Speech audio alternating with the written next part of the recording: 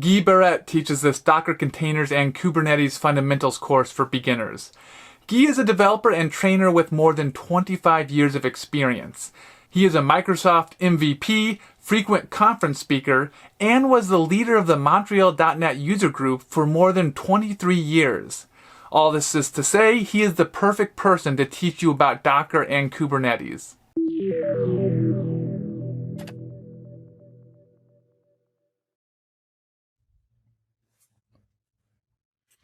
Welcome to this Docker Containers and Kubernetes Fundamentals training course. My name is Guy Barrett, and I'll be your host in your learning journey into the amazing world of containers. I'm a full-time trainer with a developer background, and I'm based in Montreal, Canada, and that's where my strange accent comes from. I'm certified on Kubernetes and also on Terraform, Azure, AWS, and Google Cloud.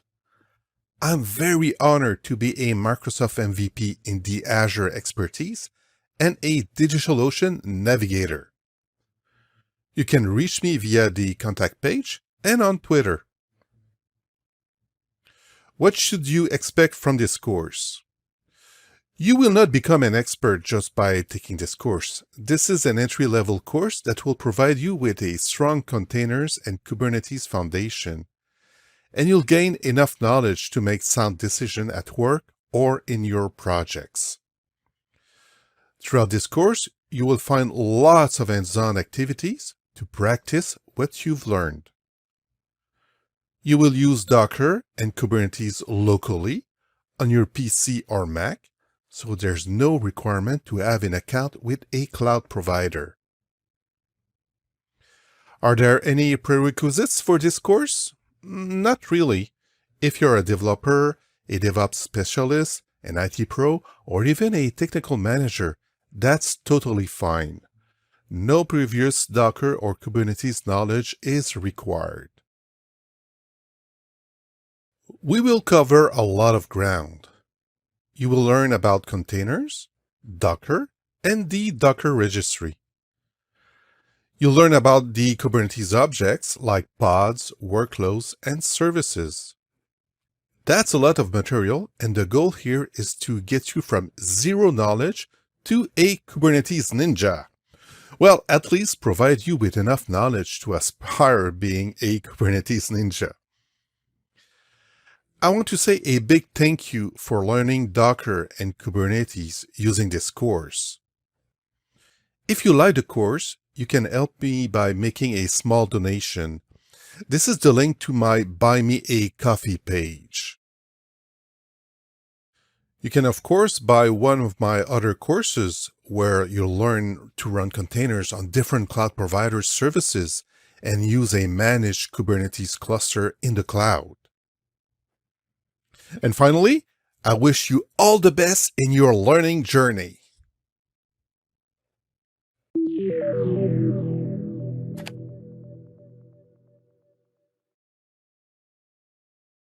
Let's see how to set up your laptop or PC for this course. You need a laptop, PC or Mac, with either Windows 10, Mac OS, or Linux. If you have a Mac with an Apple Silicon, most tools should run perfectly. I will use Visual Studio Code with the Docker extension to help build, create, and run containers. VS Code is a free IDE that runs on Windows, Mac, and Linux. On Windows and Mac, you'll need Docker Desktop with Kubernetes enabled. On Linux, refer to the documentation on how to install Docker and Kubernetes on your distro. You'll need a Docker Hub account and a few easy-to-install tools. Refer to the setup instructions located below this video. The lab files are located in a Git repo on GitHub. Simply open this URL in a browser. Click on the Code button. If you have Git installed on your machine, you can type git clone with the link displayed here. And if you don't have Git, simply click on the Download Zip button to download the code as a zip file.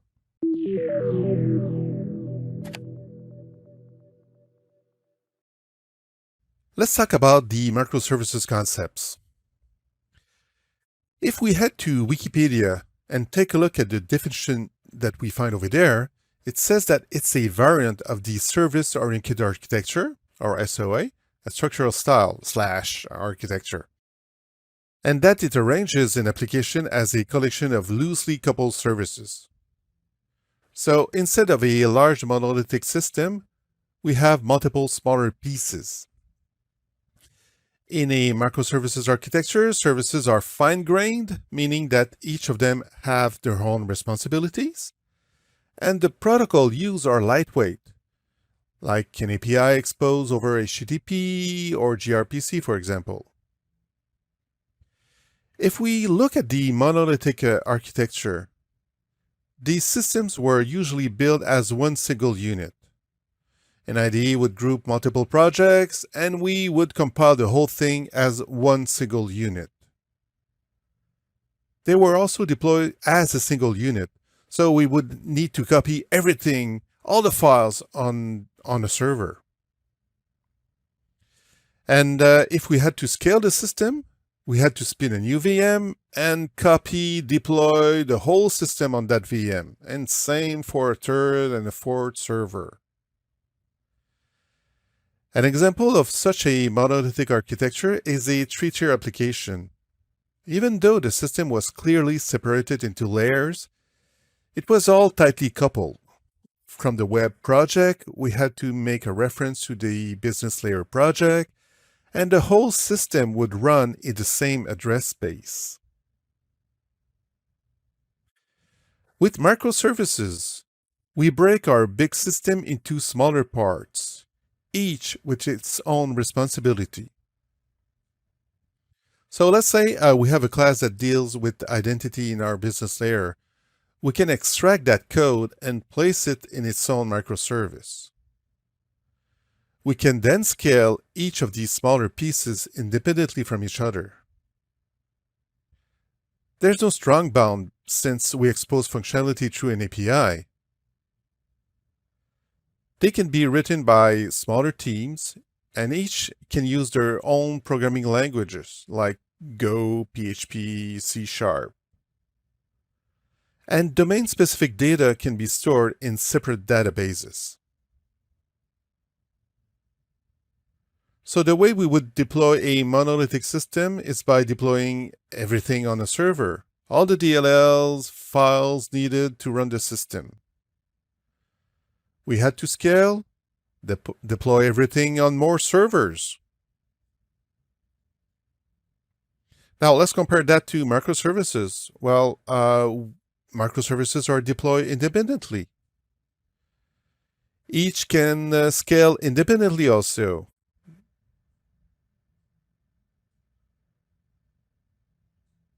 Need to scale back one service? No problem. So if you have an existing monolithic system, how can you transform it into a microservices architecture? Well, you need to break it into small units, like the code that dealt with the identity in our business layer. Martin Fowler, author of the Patterns of Enterprise Application Architecture book, documented a way to achieve such a transformation using the strangler pattern. Let's say our identity code is here in the legacy system. We can place a facade to route the calls to it, migrate the code, and have the facade route the calls to the new microservice at some point. As we go, we will end up with less code in our legacy system, and when the migration is done, we can get rid of the facade. This pattern is very useful, and you can learn more about it using the link in this slide. And this concludes this lecture on the Microservices Concepts.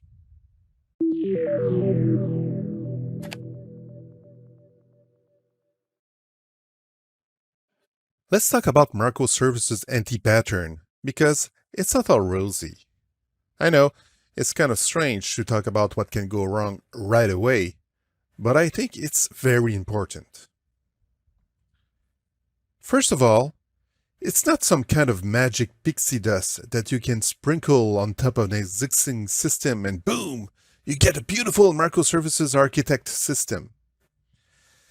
It takes effort and maturity to achieve this.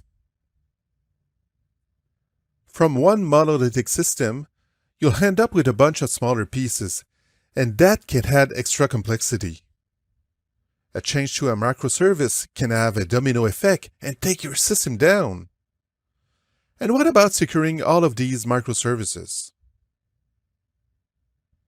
It's also essential to use or introduce new processes in the organization, like DevOps, CI/CD, and testing.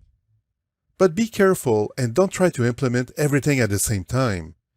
It's a recipe for disaster.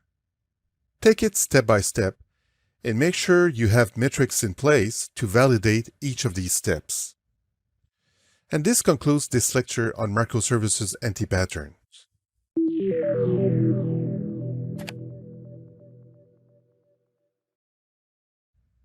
Let's talk about the microservices benefits and drawbacks. Since each microservice runs in its own address space, there are less chances that if one of them goes down, it takes the whole system down with it. A microservice runs on open source technologies, so there's less vendor lock-in. Since they are smaller, in most cases, they are easier to understand, and that makes them faster to deploy, and also easier to scale. Like we saw in the anti-patterns section, there are some drawbacks. Complexity is added over monolithic systems to resolve their complexity issues. So make sure your team is well trained and has made some proof of concept, and make sure to start small, adding one piece at a time. Testing might appear simpler since there are less functionality in a microservice to test, but make sure to test the whole system. Deployment may appear simpler, but one update can impact many microservices and have a terrible domino effect. Ready to manage multiple databases? Calls between microservices will go through APIs, and this will add a bit of latency to all calls, so make sure you test for that. Pesky transients error will appear. You'll make a call, and it will fail, but try again 50 milliseconds later, and it will work. So make sure to implement some retry strategies in your code or by using a service mesh. Instead of one big point of failure, you'll end up with multiple ones. Can your system survive if one microservice goes down? And what about security? Are you okay if all these microservices can see and talk to each other? So yes, complexity is introduced for solving complexity issues. And this concludes this lecture on the microservices benefits and drawbacks.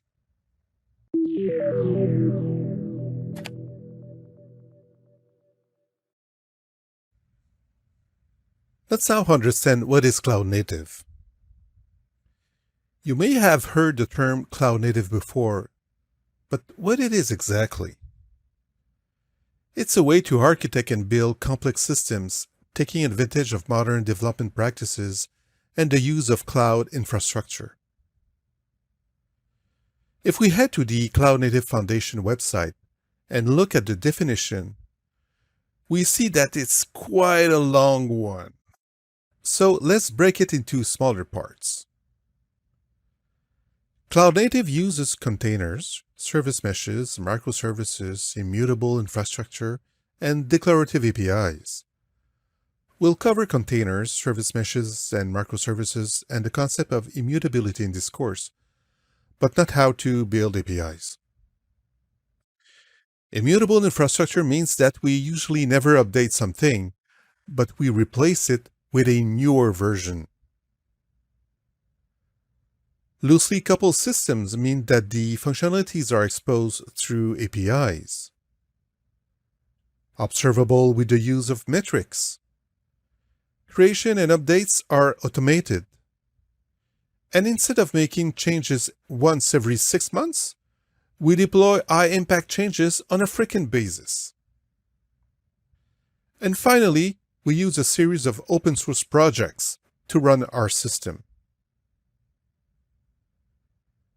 When the CNCF says to use open-source projects, they are not kidding. This CNCF landscape graph shows a ton of open-source projects that you can use, but don't worry, you don't have to use them all. The challenge really is to identify which one to use in the context of what you want and try to achieve. And this concludes this lecture on Cloud Native. Head to the CNCF website for more info.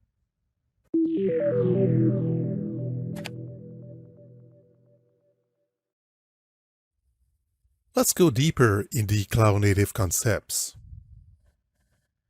Cloud Native is about speed and agility. The user wants new features right away, without any downtime. And the business wants faster release of feature to stay competitive. A Cloud Native application architecture starts with clean code. Using domain-driven design techniques, microservices, and Kubernetes. This course is all about microservices and Kubernetes. Feel free to explore the concepts of clean code and DDD on your own. With Cloud Native, we need to change mentalities. Infrastructure becomes immutable and disposable. It is provisioned in minutes and destroyed as fast. It is never updated, but it's replaced with newer versions. Traditionally, we would care about our virtual machines. We would patch the OS, update the apps. With containers, we create newer version with the software updates, destroy the previous running ones, and replace them with the newer ones. So the containers that you'll run will be more like cattle than pet.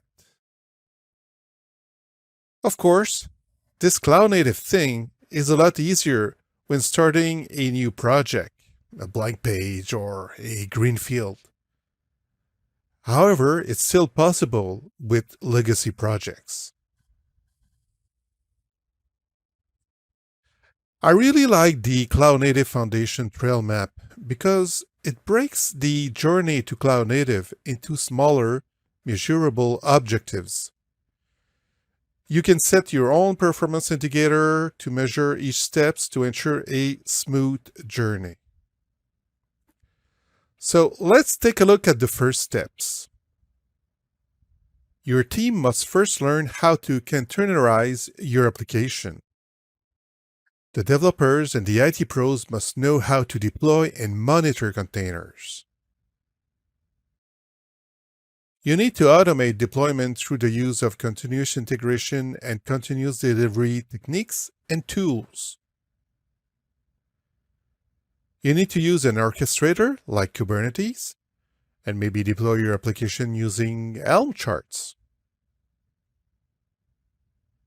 Then you need to add observability so you can understand what's happening in your Kubernetes clusters and be reactive. Use tools like service meshes to provide more functionalities inside your cluster. Implement security through policies. And wow, these were just the first 6 steps. Now, understand that you don't have to implement all of this, and especially not at the same time. I really like this trail map because it breaks the journey into smaller steps that the management can understand and measure. And this concludes this lecture on the Cloud Native concepts.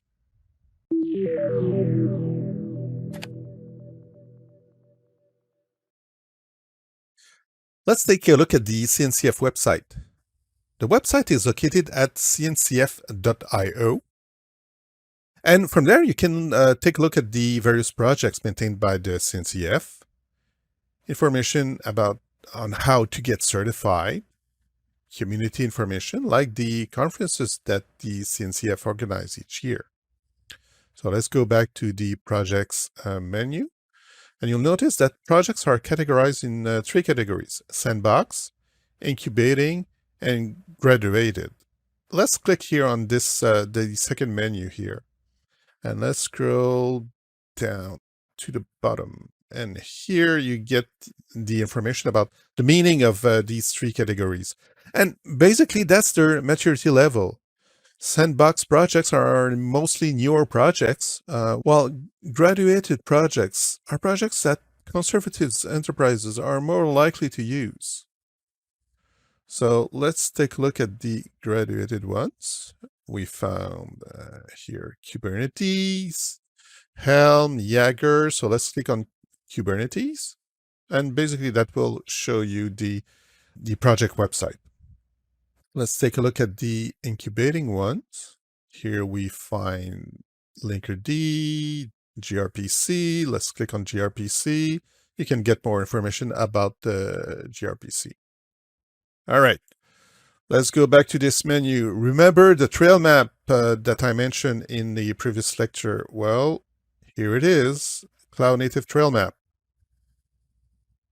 Here's the nice diagram. You can get more information. You can send that to friends, colleagues.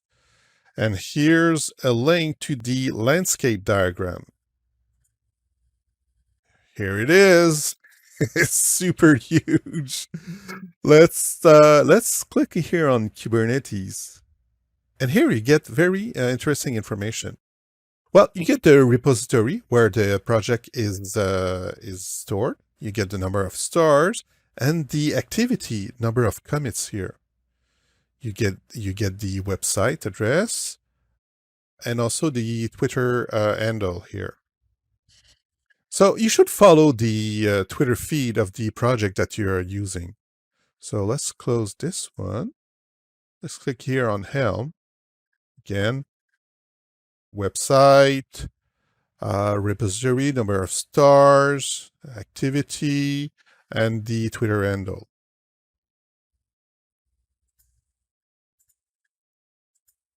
And this concludes this look at the CNCF website.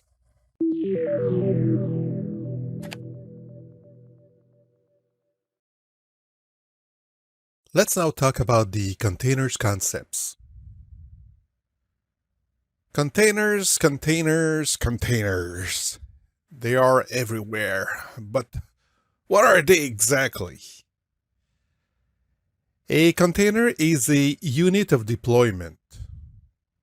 It contains everything needed for the code to run.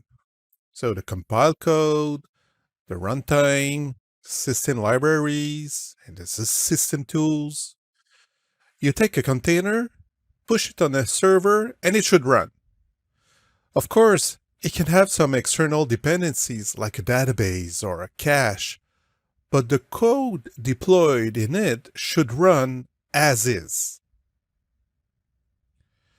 So why use containers? Because it is faster to deploy something small than something big, like a complete monolithic system. They use fewer resources. They are smaller. And since they are smaller, you can fit more on the same server. When using CI/CD techniques, they are a lot faster to deploy. You can run them anywhere.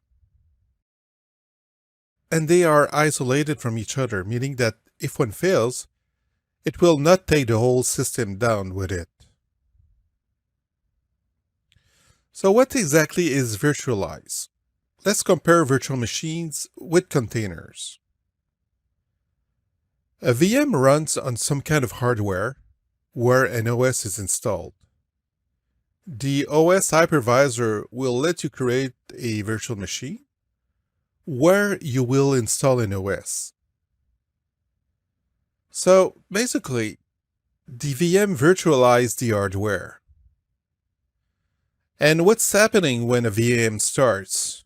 Well, you see the BIOS coming up, and then the OS boots up. And what about the size of that VM? Let's say we have a Windows Server VM. It can take 12 gigabytes of RAM and 500 gigabytes of hard drive space. And how long does it take to boot? Well, depending on multiple factors, something like 5 to 10 minutes. Now, let's compare that to containers.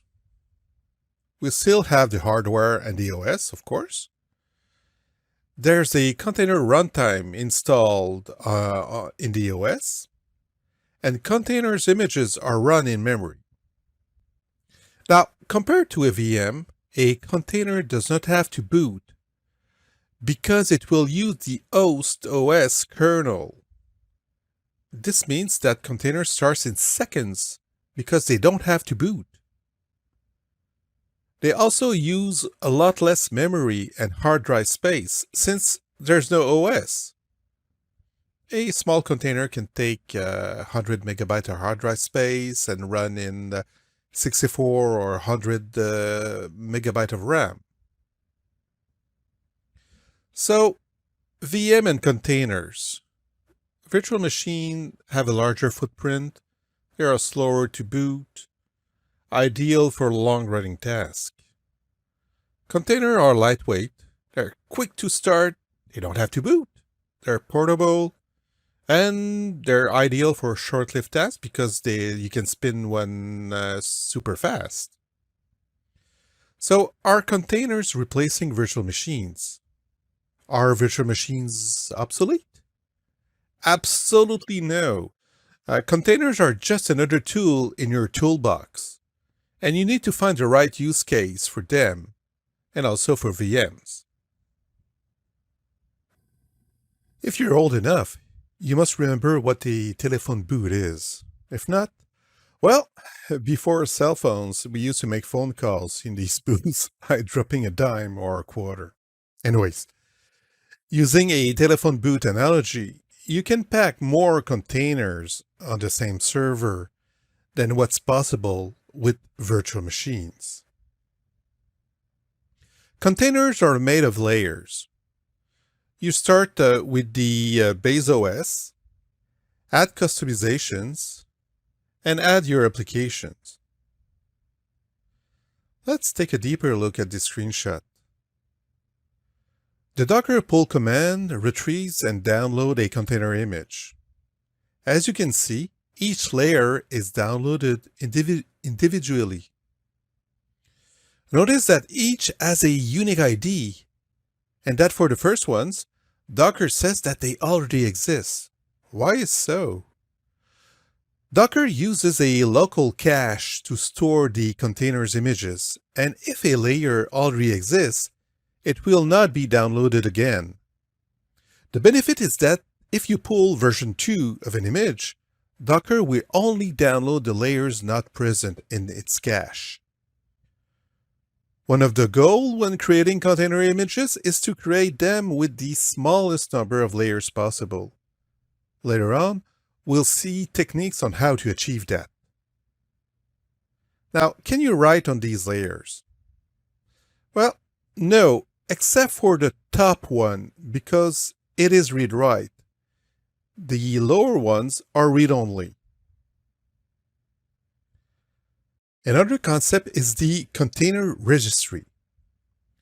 It's a centralized repository where you deploy the container images you create. Think GitHub, but for containers. Docker has one called Docker Hub that provides public and private repositories. And all major cloud providers have container registry services. The last container concept is the orchestrator. An orchestrator allows us to manage, scale, monitor the containers that we run on our servers. You can install your own or use a managed cluster offered by one of the cloud providers like AWS, Azure, Google Cloud. We will come back to the orchestrator concepts after we have a better knowledge of containers. And this concludes this lecture on the containers concepts.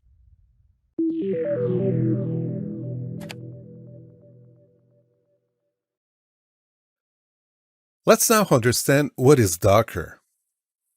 So, what is Docker? That may seem like a simple question, but there's more to it.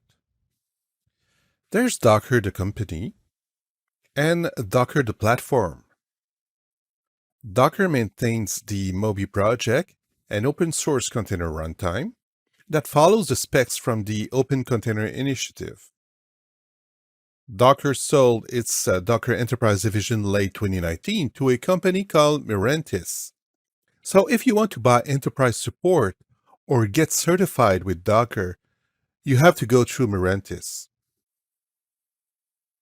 Docker provides a container runtime that runs on Mac, Windows, and Linux, a command line tool to create and manage containers, a Docker file format for building containers, and interestingly, Windows lets you create both Windows and Linux containers. A quick tip. If for some reason Docker doesn't seem to work on your machine, try restarting it by using the Restart menu from the system icon on Windows, or by clicking on the debug icon in Docker Desktop on Mac and Windows, and clicking on Restart. Docker Desktop is very stable, but I had some issues when my laptop was coming back from hibernation, but that was a long time ago, and I haven't had issues for a while. And this concludes this lecture on Docker.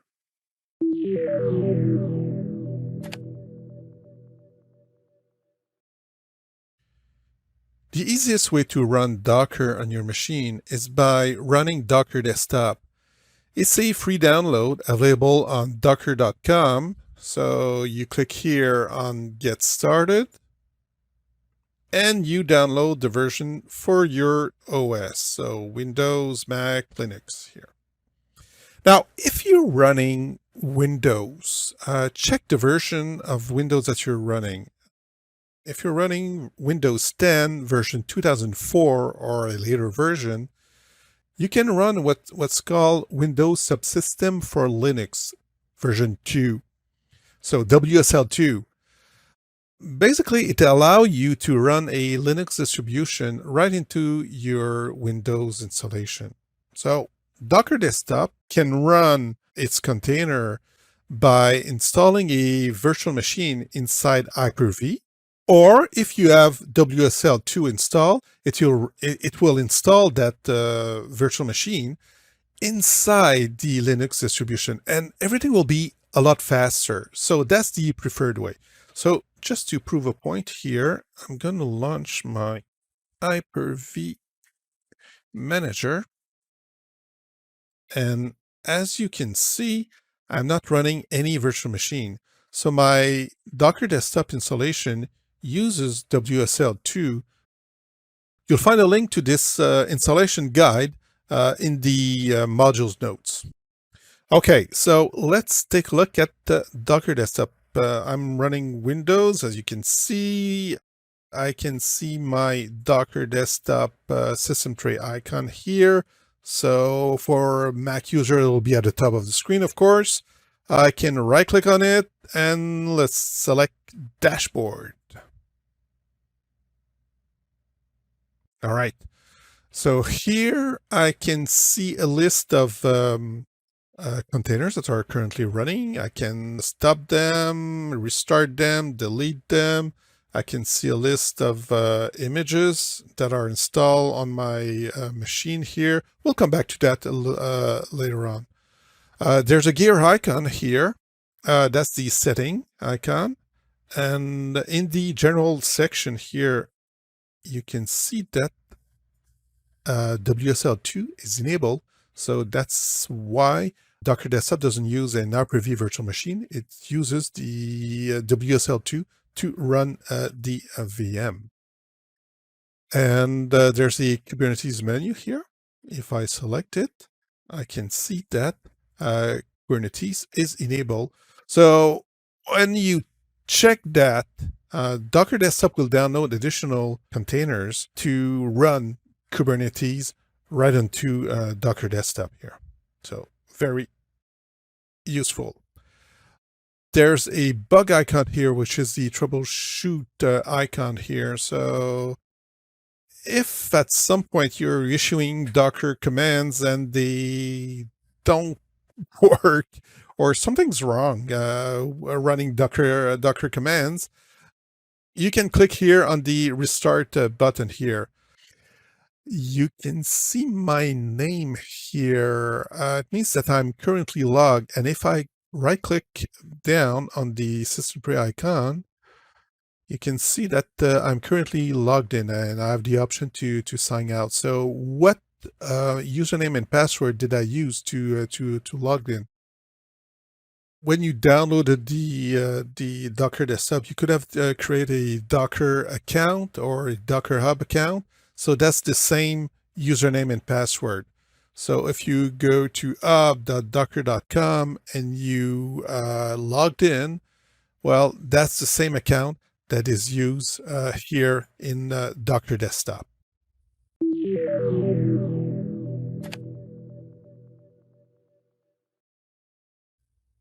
Let's take a look at your first Docker CLI commands. Now, throughout this course, I will introduce you to various commands. I will list them in what I call a cheat sheet list, like what you find on this slide. I will briefly explain what the commands are for, and that will be followed by a concrete hands-on demonstration. So when you install Docker Desktop on your Mac or PC, it also installs the Docker CLI tool. Our first command is docker info. This will display some information about the Docker installation on your machine. Docker version will display its version. And Docker login will log you into a Docker registry. By default, this login command will log you into Docker Hub, the registry from Docker. And this concludes this lecture on the Docker CLI.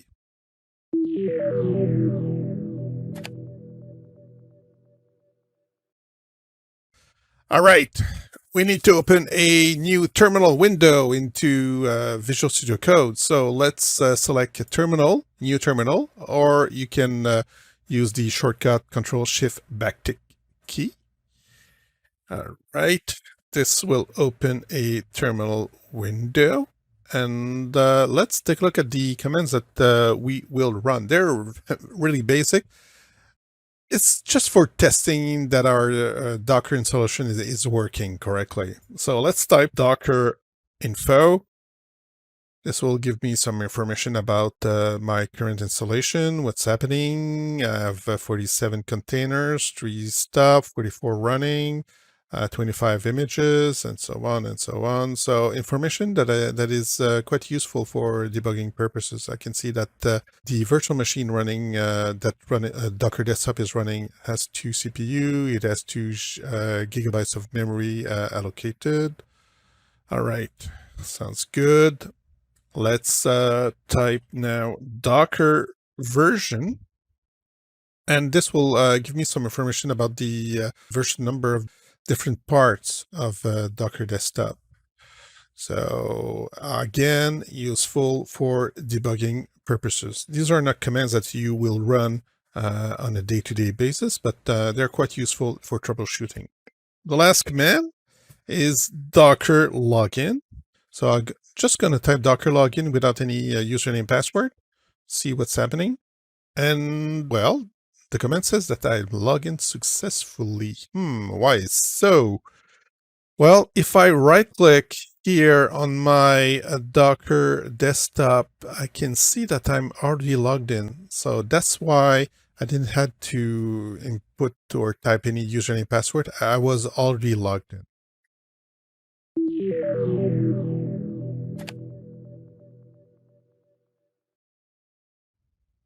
Let's now see how to run containers. The docker pull command lets you download an image from a registry. Docker run will execute an image in memory as a container. If the image is not present in the Docker local cache, it will be downloaded automatically. Using run with the -d flag will run the container in the background, giving you your command prompt or terminal back. The start command will run a container in the stopped state. Docker ps will list all the containers currently running and add the -a flag to also list all the stopped ones. Docker stop will stop a container running, but the container will still be in memory. We will see how to remove them from memory in a few minutes. Docker kill will, kill a container that might be stuck in memory. You usually don't use this command, but it's useful to know. Docker image inspect will give you some information about an image, very useful for debugging purposes. So you may notice that we have two parameters here. One is called image name and the second one container name. So what's the difference? The image name is the name of the image as you find it in the container registry, and the container name is the name of the running container. So you run an image using its name and then interact with it using the running instance name. The run command has an optional flag called --name that lets you specify a name. If you don't specify one, Docker will auto-generate one for you. You can set limits on the memory and the CPU that the container can use when using the run command. So how do you run a container? Using the docker run command, you specify the image name as found in the container registry. You specify a name for the running instance. And with the publish flag, you map a port from your local host to the port that the container is listening to. You can list the running containers using Docker ps. Notice how we stop the container by using the running name and not by using the image name. Then we remove it from memory using the remove or rm command. Containers are not black boxes. You can attach a shell to your terminal and run commands that will execute right inside the running container by using the -it switch and the name of the program you want to run. Running a Windows container? Well, you can run PowerShell. Using the docker container exec command, you can attach to a running container. Here's a screenshot showing the docker run command. And notice the terminal prompt changing when attached to a container. So how do we clean up things? The remove command lets you remove a container from memory. But first, it must be in the stop state for the command to work. Here's the remove command getting a list of the stopped container and removing them all. The images that you pull will be cached locally. You can get a list of these images using the docker images command. Use the remove image or RMI command to delete an image from your machine. After a while, you may end up with a bunch of images. To do some spring cleanup, use the system prune command. This will delete all the image currently not in use, so be careful using this command. And this concludes this lecture on the Docker CLI.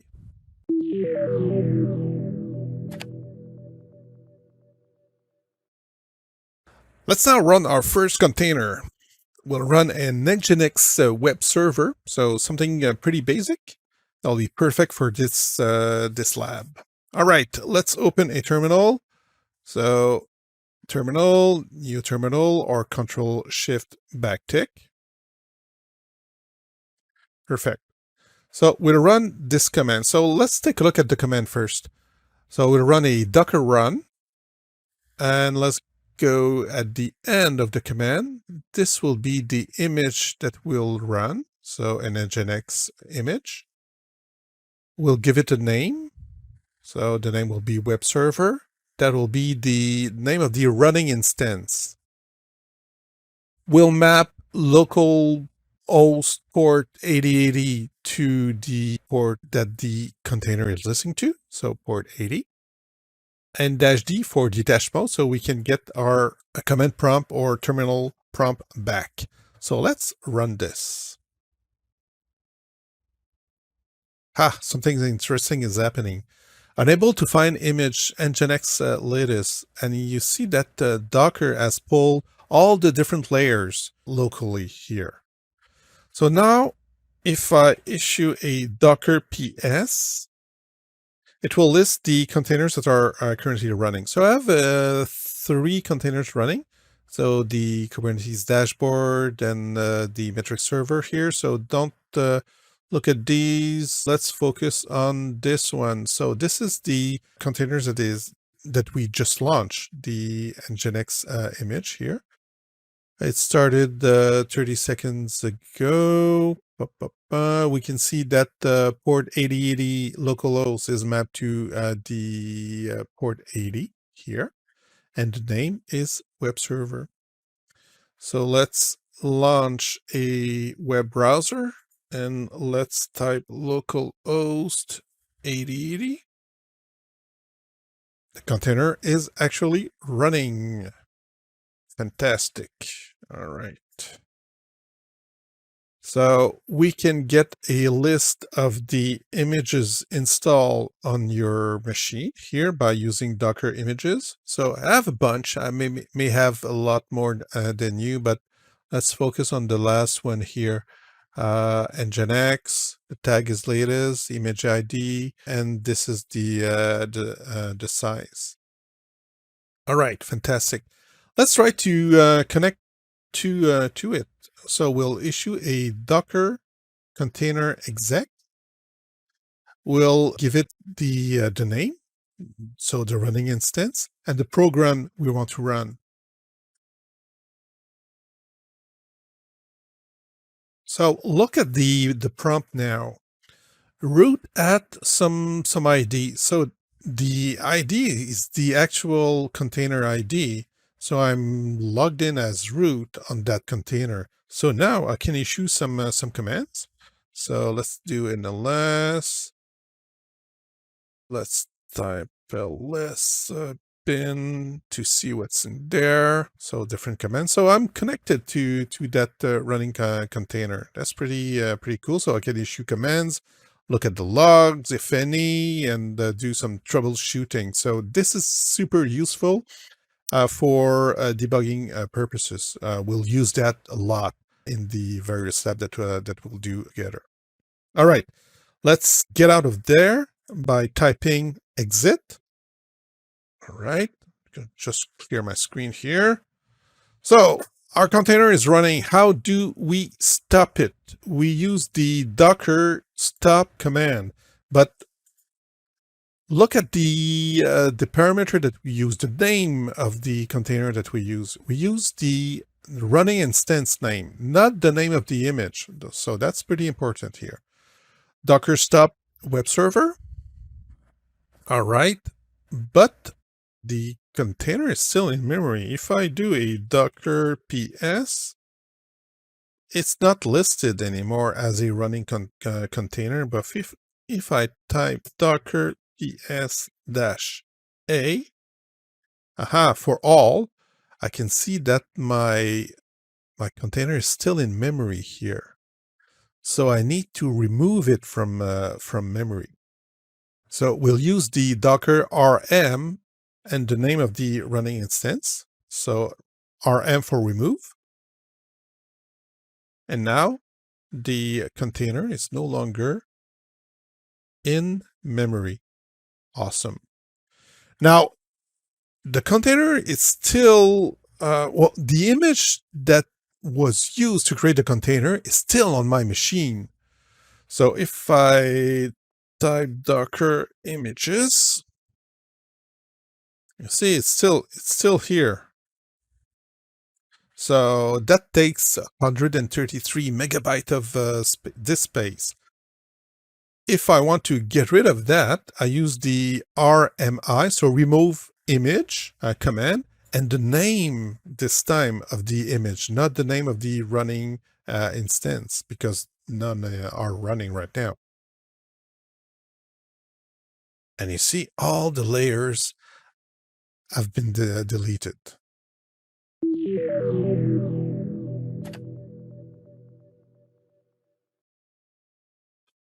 Let's now see how we can build containers. Docker build lets you create an image using a Docker file. If you run the command in the same folder where the Docker file is located, simply use a dot as the file name. If the file is located in a different folder, specify the location using the F flag. The tag command lets you assign a name to an image. This tagging has two parts, a name and a tag. The tag is usually used to specify the version number. So, what is a Docker file? Well, it's a text file listing the steps to build an image. Here's the simplest Docker file I can imagine. 2 lines. The from command specifies the base image. When building new images, you always start from something already existing. In this case, an image with the Nginx web server using the Alpine version. And then the copy command copies everything from the current folder to a folder inside the container. Using the build command, we create a new image specifying the Docker file. Remember to use the dot when the file is located in the same folder. Here's another one, this time a little bit more complex. It is used to create an image running a Node.js app. Let's take a look at it. The from command specifies the base image. Using the run command, we run the package manager inside the container to install Node.js. Next, we copy all the local files into a folder named src inside the container. We use the run command to do an npm install. We then add some metadata. In this case, we tell the container to listen on port 8080. And finally, we tell the container what to run when starting. So, as you see, this Docker file contains the steps needed to run our Node.js app. We saw what tagging was a moment ago. Let's explore this again. Using the docker tag command, we name an image using a name and optionally a tag. If you don't specify a repository name, it will default to Docker Hub. Later on, we'll see how to push images to different repositories, and we'll have to specify the repository name when tagging our images. And this concludes this lecture on how to create Docker images.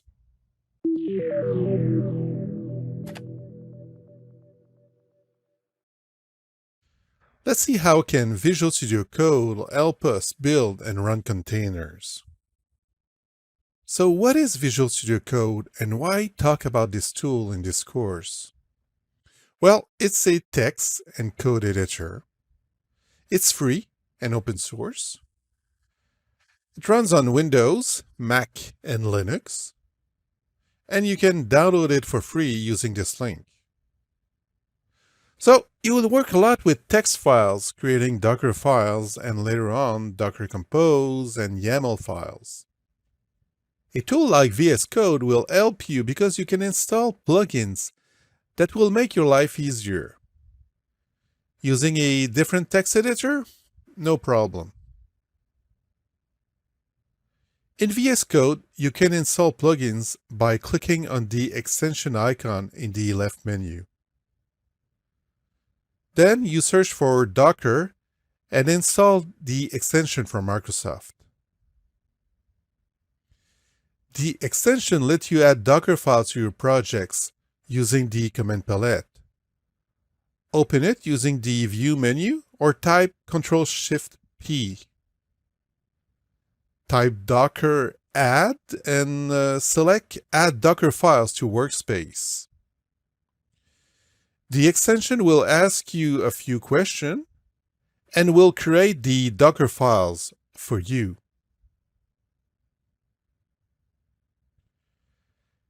VS Code has a built-in terminal where you can type commands, or you can run commands using the command palette. Here's another example when running a container. And when using the command palette, there's no magic there. The extension will simply issue a command in the terminal. But sometimes it's a great way to learn. Creating Docker files is okay, but what I like the most is the UI provided by the extension, helping me manage my container. So if you click on the Docker icon, you can see the images installed on your computer. And you can even see the containers currently running. Right-click on an image to manage it. Same thing for the containers currently running. Very, very, very useful. And this concludes this lecture on VS Code.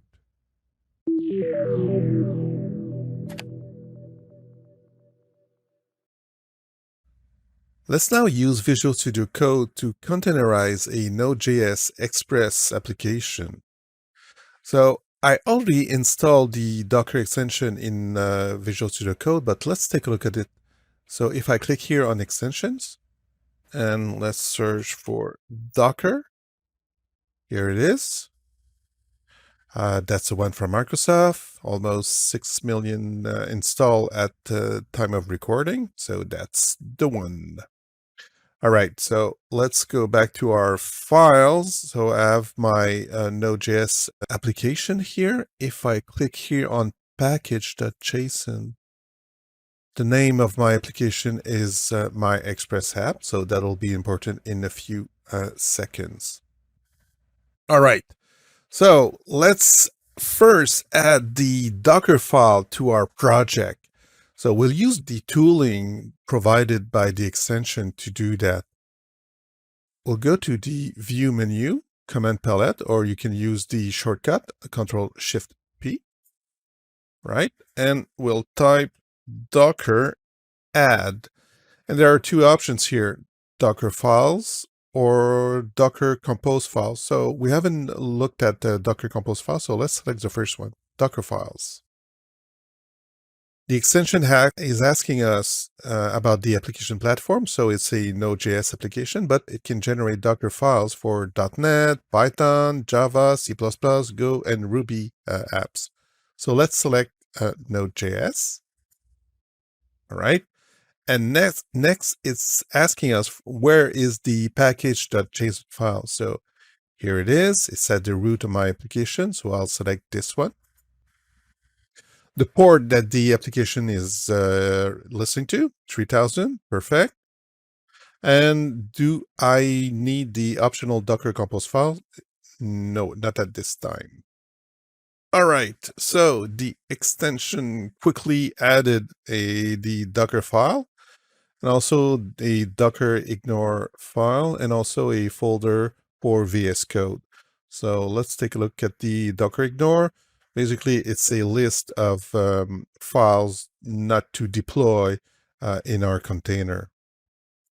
And the Docker file has been created for me. It uses a node base image. It copies everything into the container, the image, and expose port 3000. Perfect. So let's now build this image.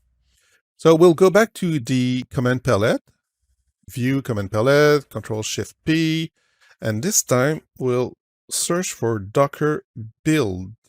All right, here it is. Docker images, build image.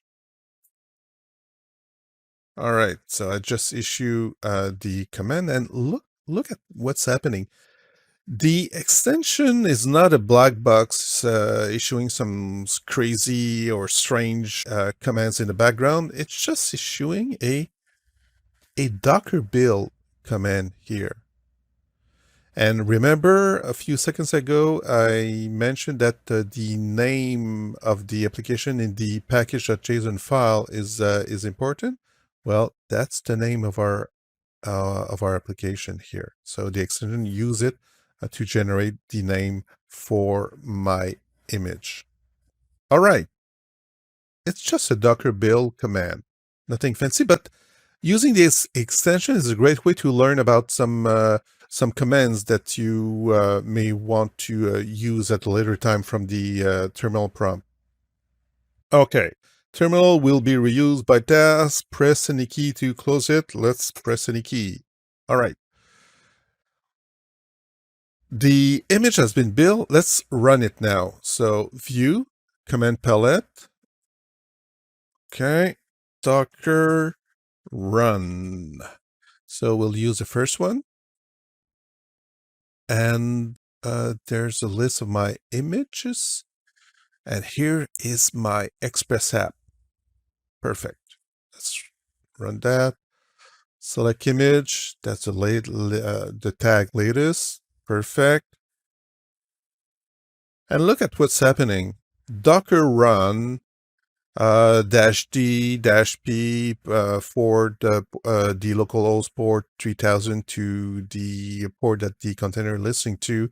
So nothing fancy here. It's commands that you can type yourself, but the extension do that for you. So if I start my browser, localhost, and I go to port 3000, there it is. So that worked. Perfect. Let's now close this. Let's now use the UI provided by the extension. So in the left menu, let's click on the Docker icon here. And from there, you have a list of the running containers, the images, and the different registries that you are connected to. All right. So here's our Express app, my Express app latest, and its running name, the instance name is called magical_direct. Why so? Well, when we issued a Docker run command using the command palette, the extension didn't provide a name, so one was generated automatically by Docker. So from there, I can view the logs, attach shell, inspect, open in a browser. So if I select that, there it is. That's my app listening on port 3000. I can stop it, restart it, remove it. So let's remove it here. So are you sure you want to remove container? Yes. It's not in memory anymore. It's not running anymore. But if I look at the list of the images that I have, here it is, my Express app. So I can right click on it and I have a few options. I can run it, inspect it, pull, push, tag, and even delete it. So let's run it. Okay, and you see at the top, my Express app, and look at the name, gifted _ El Bakian. Because if you inspect the Docker command that was issued by the extension, there's no name provided. So Docker generated one for us. All right, so let's close this. We can stop or remove it from memory. And if we no longer need the image, we can just remove it here. Are you sure you want to remove the image? Blah, blah, blah, blah. Okay, let's remove it. And it's gone. So what's happening in the background is that the extension is simply issuing a Docker remove image, RMI, to remove the image from this. So nothing really fancy. The extension is not a black box that is issuing some strange commands. It's just regular Docker commands. But I really like the UI provided here. And so instead of typing, okay, let's try this. Let's clear this and let's type Docker images. Here's a list of all my images, but here I have a nice UI listing all the same images here. So sometimes it's easier having a little UI to help you accomplish some task. Other times it's easier issuing the commands from the terminal or the command prompt. So it's up to you. You can use the UI or the terminal.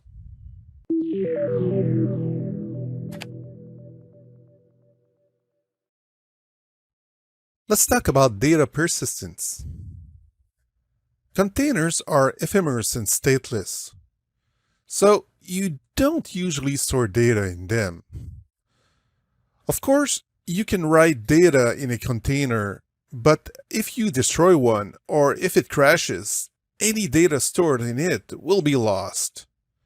So it's okay to write some log files or scrap data that you don't want to keep, as long as you understand that you will lose these files at some point in time. To persist data, you need to store it outside the container in what we call a volume.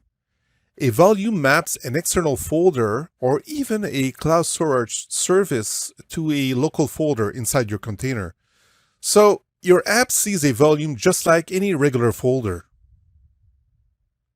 The O's in this diagram represent the server or the virtual machine where the container is running.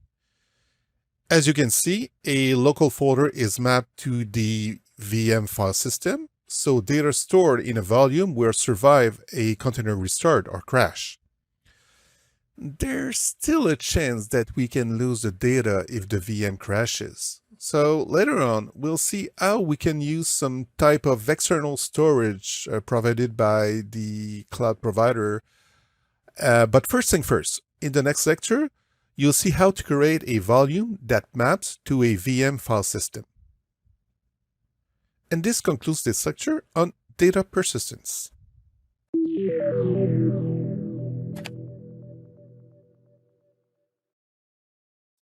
Let's see how to create volumes. Here's a cheat sheet listing the Docker commands for managing volumes.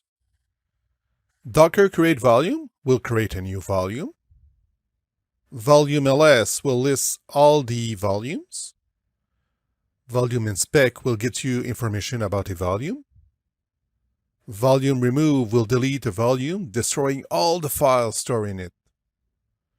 And volume prune will delete all the volumes currently not mounted or not in use. So be super careful using this command. All right. You first need to create a volume using the docker volume create command. Then, when you run a container, you need to use the vSwitch, or the volume parameter, specifying the volume name, a colon, and the name of a local folder. That folder will be a logical folder in your code. So your code will see it just like any regular folder. If you use the inspect command, you'll see the logical folder location in the VM. Instead of using a volume, you can specify a local folder. This is great for testing purposes. Let's say you started developing a service and that you want to test on your dev machine if your code can read and write some files correctly. You can use this kind of mapping, but don't use that in production. Using the inspect command, you can see the local folder path. And this concludes this lecture on volumes.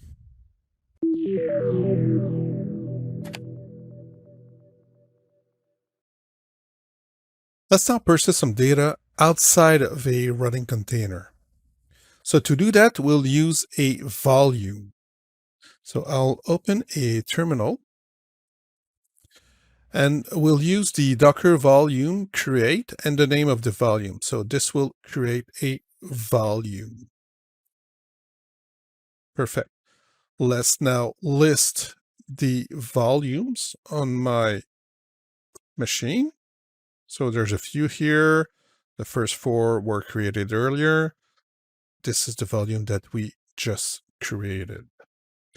Now let's run an Nginx image and let's attach or map a local folder to that volume. So we'll use docker run -d for detach. We'll name our instance vol test. With the -d for volume, we'll use the volume name that we created earlier and map that to a folder called app on our Nginx image. All right, let's do that. Okay, excellent. So that worked. Now let's connect to our running instance. So docker exec -it, the name of the instance, and we'll run bash here. Perfect. Let's first do an ls to see if we see the app folder. There it is. So that folder is mapped to the volume. So anything that we store or write in that folder will be written externally outside of the container. So that will persist. All right. Just for fun, instead of doing a cat, let's install nano inside the running instance. So I'll do first an apt-get update. Remember, this is running inside the container, and we'll install nano apt-get install nano, which is a small editor. Perfect. I'll cd into the app folder and open nano. So nano, and we'll create a file called test.txt. Hello volume. All right. And we'll use Control O to write to disk. Control O, enter, and Control X to exit nano. Perfect. If I do an ls here, I should see my file. There it is, test.txt. So let's exit the running instance. And what we'll do, we'll stop the running instance and we'll remove it from memory. Stop it here. And we will remove it from memory with rm. Okay, so now the container or the instance is gone. If we would have stored some data inside that container, it would be lost at this point. But we use a volume, so the data was stored externally. So let's try to create a second instance. Same thing, using the same volume, and let's exec to it. Perfect. Let's see what is in the app folder. Here is our file. So let's do cat test.txt just to prove hello volume. That worked. Let's exit here. This proved that by using a volume, your data persists, a container restart or crash here. The data is still there until I remove the volume. So if I issue a Docker volume remove and the name of the volume, you see, doesn't work. Why? The error says that the volume is in use. Interesting. So I need to stop any container instance that is running and remove it from memory before deleting or removing a volume. Let's try again. Docker volume rm for remove my volume, and this time it worked. Now, another thing I want to show you, let me create it again. Perfect. And let's switch to the Docker UI here. If I click Docker here, there's a section that lists the different volumes here. So my vol is listed here. So here I can inspect. I cannot look at the files, but I can manage it. So I can click here on remove. That will delete the volume. Are you sure? Yes.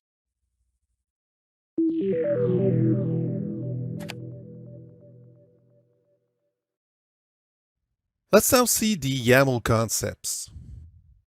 YAML stands for YAML Ain't Markup Language. It's a way to serialize data so that it's readable by human beings. It's the file format used by Docker Compose and Kubernetes. Here's a sample YAML file.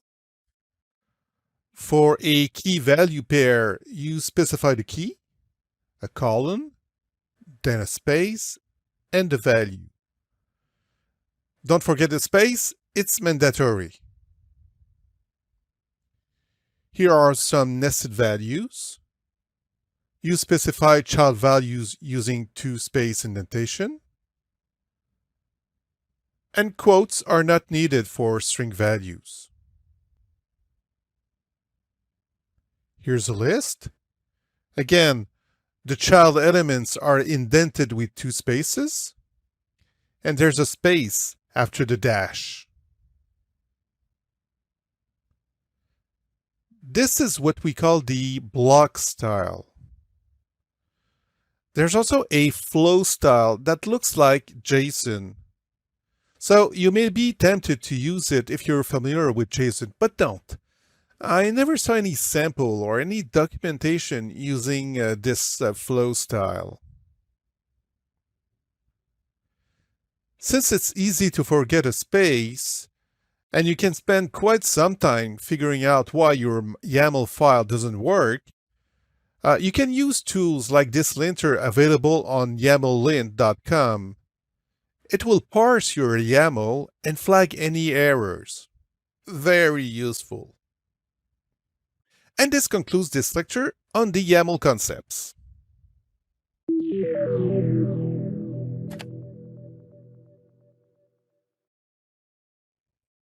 Let's now take a look at the Docker Compose concepts. Let's say that your app is composed of multiple containers. You run the front-end container using a docker run command, docker run again for the backend container, and again for the Redis cache container.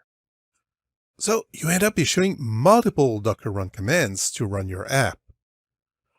Would it be nice if you could deploy your app using one single command? Well, that's the Docker Compose goal, to define and run multi-containers application using a single YAML file. There's a Compose plugin that extends the Docker CLI and lets you run those Docker Compose files.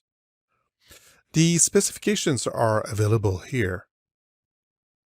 If you looked at Docker Compose before, you may have seen that sometimes the commands are using an hyphen, so docker-compose, and sometimes they do not. Why is this? At the DockerCon conference in 2022, Docker announced the general availability of Compose version 2. Okay, this means that there was a V1 before, and the V1 command line tool was installed separately from the Docker CLI. It was built using Python, so you needed to have Python installed to run Compose V1, and the syntax was docker-compose. Compose v2 is a drop-in replacement, meaning that all the v1 commands are working as expected. It's installed as a Docker CLI plugin automatically by Docker Desktop. To use it, you type docker space compose. No hyphen needed here. It's written in Go, so no need to have Python installed to run the command. In summary, it's simply a faster version of the Docker Compose tool shipped as a Docker plugin instead of a Python application. Here's a Docker Compose file. There are 3 containers defined in it: Web API 1, Web API 2, and API Gateway. The name that you use here defines the network or host name for that container. The code running inside your container can use these host names to communicate between each container. For each of them, you specify the image to run. You set the internal and external port the container will listen on. Note that the API version is now optional, so it's okay to skip it. You may ask yourself, should I use Docker Compose or not? Docker Compose is perfect for small workloads that don't require a full orchestrator like Kubernetes. It's perfect when developing and testing locally before deploying to Kubernetes. Some cloud providers offer services that support Docker Compose, like App Service on Azure and ECS on AWS. And of course, you can simply use a virtual machine or a VPS, virtual private server, with DigitalOcean or Linux. And this concludes this lecture on the Docker Compose concepts.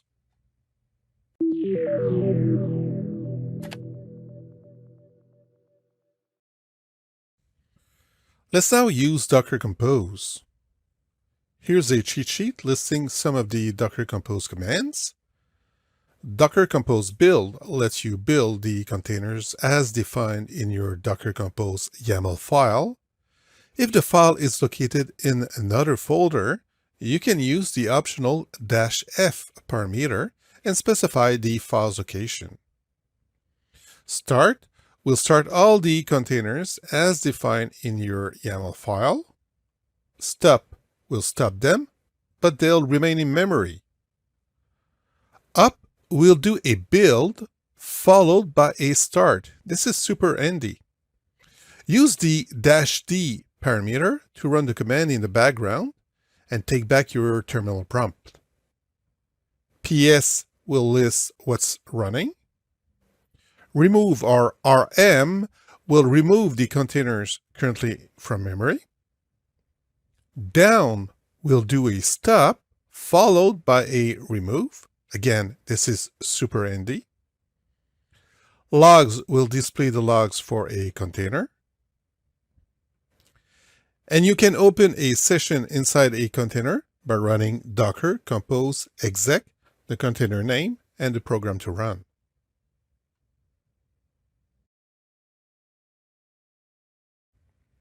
The Docker Compose file is located inside a folder.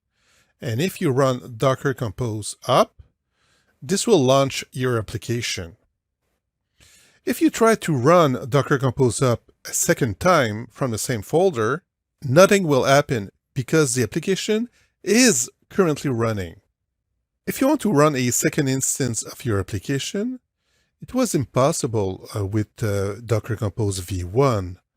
But with v2, you can use a project name to launch a second instance of your application from the same folder. Here's a cheat sheet for some of the new commands. Docker compose -- project -name followed by a project name. This will run an instance of the application as a project. The shortcut is much shorter to type. -p instead of -- project -name. You can list the project currently running by using compose ls. CP will allow you to copy files from the containers. So this is super handy to retrieve, let's say, log files. And you can copy files to the container. So from your machine, your desktop or laptop, to the container by using Docker Compose CP, the source path, the container ID, and the destination path. Here's an example. Imagine that the Docker Compose file is located in the same folder where you run these commands. You simply use the up command to build and run the containers. And to take them down, simply use the down command. And this concludes this lecture on Docker Compose.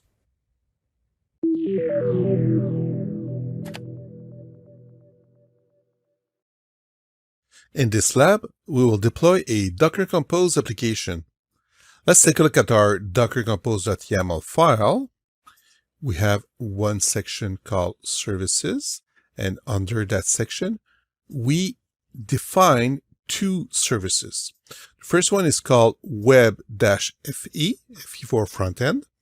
It's a Python application, and instead of using an image from Docker Hub, we'll be building that image using the build parameter. The dot means that the Docker file is at the same level as the Docker Compose file. So here it is.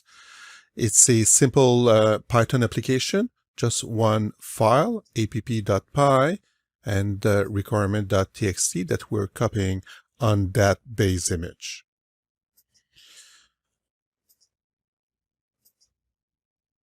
It will be listening on port 5000, and this is our second service. It's a Redis cache, and this time we'll be using an image from Docker Hub. All right, let's open a terminal. And let's build the image using Docker Compose build.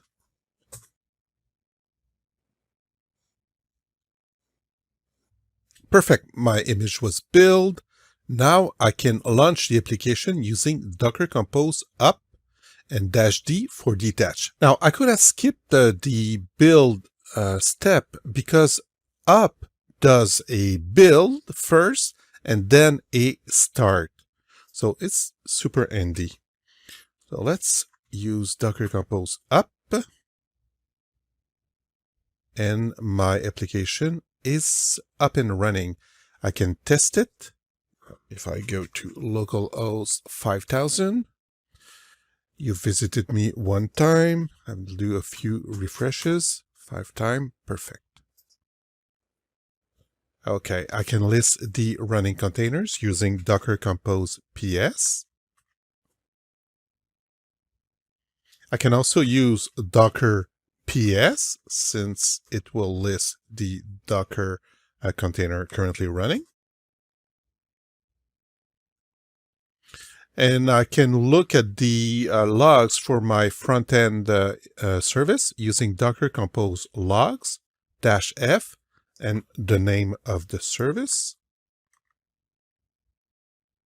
And if I move that a little bit and hit F5 a few times, you see, new entries are logged. Perfect. That works. Let's do a Control-C to terminate the log streaming. And we'll use Docker Compose ls to list the currently running projects. I have one project running. It's called L09-04 Docker Compose. Well, basically, when I use Docker Compose up, I didn't specify a project name. So Docker Compose used the folder name as the project name. Now let's try to create a second instance of our application. If we use Docker Compose up-d again, well, Docker Compose tell me that the application is running, so it will not start a new version. We can try to deploy our second version using a project name. So Docker Compose -p for project name. We'll name it test up-d. Let's see what will happen. Starting. Oops, we have an error here. Bind for localhost 5000 failed. Port is already allocated. Of course, my localhost port 5000 is in use right now.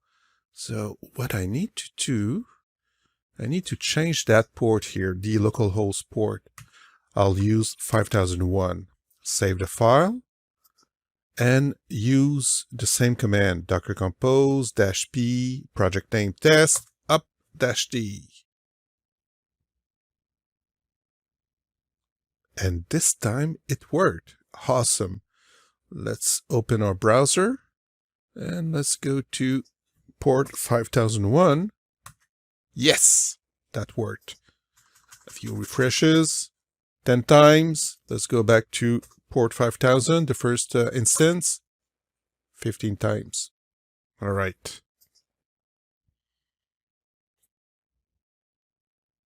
So let's do a Docker Compose ls again to list our projects. Now we have two projects. The first one that we deploy without specifying a project name, and the second one with the project name test. Let's delete our first instance by using Docker Compose down. So I didn't specify a project name. Docker Compose used the folder name as the project name. Now, if I do the Docker Compose ls, I should have only one project running. Yes, it's test. Now I can delete that one using Docker Compose, specifying the project name, and down.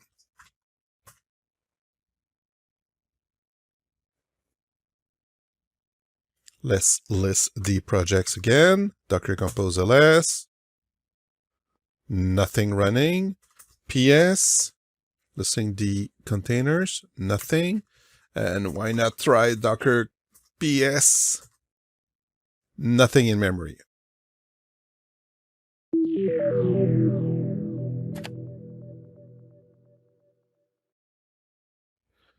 In this lab, we will deploy a Docker Compose sample application that is composed of 3 services: a web front-end built with React, a Node.js backend, and a MariaDB database. Let's take a look at our Docker Compose file. This is more complex than what we saw so far, so let's try to break it into smaller pieces. Here we have the definition of our 3 services. If we start from the left, we have the backend service. Top right, the database, DB, and the front end. Now, if you look at the DB service, you can see that we're referencing an image that will pull from Docker Hub. And the other 2 services, we're using the build parameter. This means that we will build these two images. Looking at the backend service, we can see that we specify build and context. Context with the value of backend. Backend is actually a subfolder where the Docker file is located. Next, we're defining two networks, public and private. We can see that our front-end service is using the public network. The back-end service is using public and private. And the database service, the DB service, use only the private network. Front-end being in the public network cannot communicate directly with the DB service. But backend, being in both public and private, can communicate with both DB and front-end services. We're defining also two named volumes, backend-modules and db-data. And we can see highlighted in yellow that our DB service is using DB data and our backend service is using backend modules. Highlighted in yellow, we also see that we're using other volumes. These volumes are scoped at the service level and are not shared between services. To create an instance of our Docker Compose application, we simply use Docker Compose up, and to bring it down, Docker Compose down. In Visual Studio Code, let's take a look at the Docker Compose file. So it's called compose.yaml. Here we have our services section, network section, where we define two networks, the name volumes, backend modules and DB data, and secrets that we haven't seen yet, where we're defining one key value pair. So the key is DB password, and we get the secret from a file. The file is located in the folder called DB, and it gets the value from a file called password.txt. If we open the DB folder, here's the file with the value, the secret. And that will be injected when we run Docker Compose up. Okay, let's go back to the services section.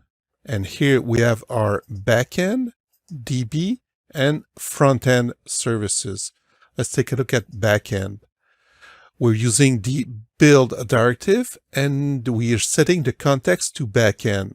It points to this folder called backend here, and the Docker file is located inside that backend folder with the application.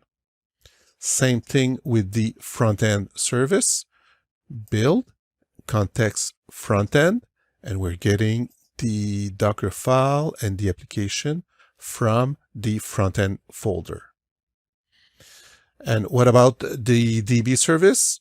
Well, we're using an image that will pull from Docker Hub. Okay, let's build our two images. We'll open a terminal and run Docker Compose build.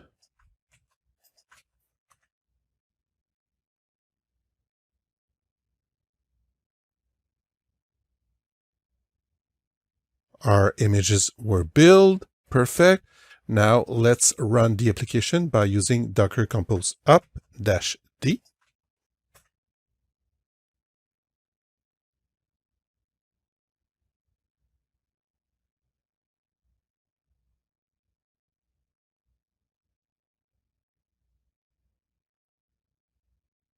Perfect. The application is listening on port 3000. So let's open a browser and type localhost 3000. Here's our React application. It's working. Awesome. We can list the containers that are currently running by using Docker Compose PS. We should have 3. Backend, DB, frontend. Awesome.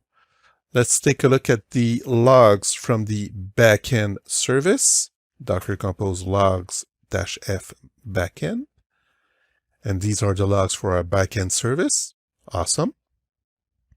We can type Control-C to stop the log streaming. And we can take our application down by using Docker Compose down. This will stop and remove the containers from memory. Do we have something else in memory? We should not. Perfect. And even if I type Docker PS, there's nothing. However, the volumes are still there. When you do a Docker Compose down, it will remove the containers from memory, but will not remove the volumes. So if I open the Docker desktop application and I click on volumes here, I can see that I have three volumes that were created a few minutes ago. So I need to delete them manually. I can select them right here and click on delete, or I can do the same thing by clicking on the Docker icon in VS Code, locating the volumes here and delete them. Found it easier to do that in Docker Desktop because we see when the volumes were created.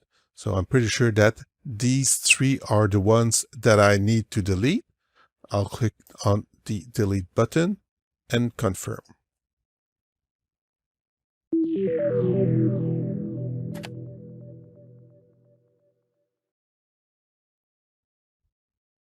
Let's take a look at some of the Compose file features. It's a good practice to set limits on the resources that your container will use. In this example, highlighted in yellow, we tell Docker to start the container with a quarter of a CPU and 20 megabytes of RAM. The green section is the limits that we are allowing. In this case, half of a CPU and 150 megabytes of RAM. To set an environment variable that will be injected in the running instance, simply set the key value pair in the environment section. Those values can be overridden at the command line using the -e parameter. You can reference an environment variable using the $curly bracket syntax. This way, you can set the variable on your machine or server and use it directly in the compose file. You can place the values in a file that you'll name .env, located in the same folder as the compose file. The compose command will automatically read the values from that file. By default, all containers specified in a compose file will see each other using their service names. Here, we have two services, web and DB. The code running in the web service can communicate with the second one using DB as the host name, and vice versa. The web container is visible from outside of the Docker network using the port number configured in the left portion of the port's value. Web is listening inside the Docker network on port 80. DB can reach web on port 80. Finally, DB only exposes one port number. That's the internal port. Web can reach DB using port 5432, but DB is not visible from outside the Docker network. If you have a Compose application with multiple containers, you can restrict who sees who by configuring networks.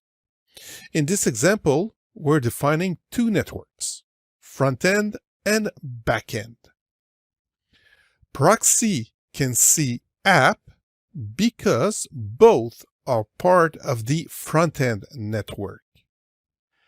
However, proxy does not see DB because it's not part of the backend network. When using multiple containers, you may want to start some of them first and wait until they are running before starting the other ones. A typical use case is a database that you want to run before starting the main application. Doing so is easy using the depends on parameter, where you simply specify what is the service name that the service is dependent on. In this example, app depends on DB, so Compose will first start DB, and when DB is running, Compose will then start app. You can declare volumes in the volumes section. These are called named volumes, and they can be used by all these services that you are declaring in the Compose file. To use a volume from a service, map it to a local folder using the volume name, colon, and the virtual path inside the container. Optionally, you can make the mapping read-only by appending colon RO to the mapping. You can also create a mapping without using a named volume. This mapping can't be shared across services. It's also a good practice to set a restart policy. Let's say that you deploy your Compose app in a VM, and at some point, you need to install some OS patches, and you need to restart or reboot the server.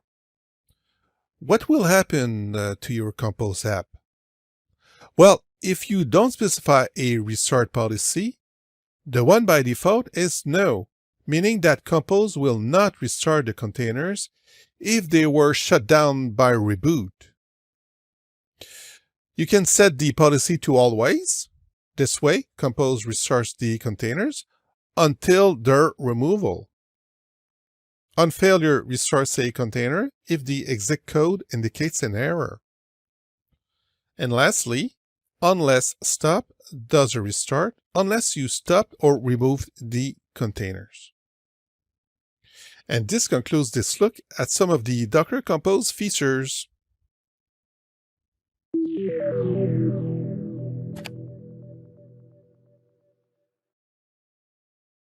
Let's now talk about container registries. So, what is a container registry? It's a central repository for container images. You build an image locally, then you push and store the binary, the different layers, to the repository. They can be private or public. The default one is Docker Hub.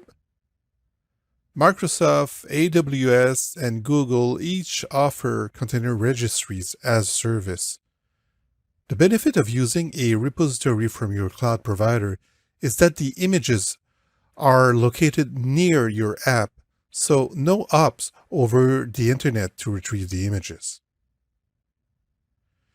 So let's say we want to retrieve an image from Docker Hub.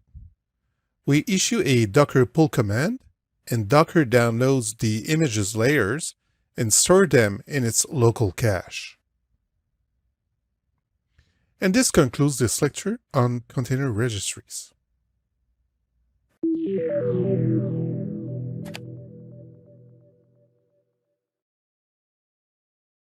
Let's see how to push and pull images to Docker Hub. Make sure you are logged in with your Docker user account. To be sure, simply type Docker login without a username and password. Docker will tell you that you're already logged in. If not, enter your Docker username and password. You need to tag an image with the repository name. By default, it's your username. If you have created some organization in Docker Hub, prefix it to the name of the image. In this example, I want to push this image to my Kate's Academy organization. Then, use the push command And don't forget to specify the organization name. It's part of the image name. To retrieve the image, we use the pull command with the image full name. On Docker Hub, public images are available for download to anyone. If you don't want to share them, you need to create a private repository. Later on, we will create one using our cloud provider. And this concludes this lecture on Docker Hub.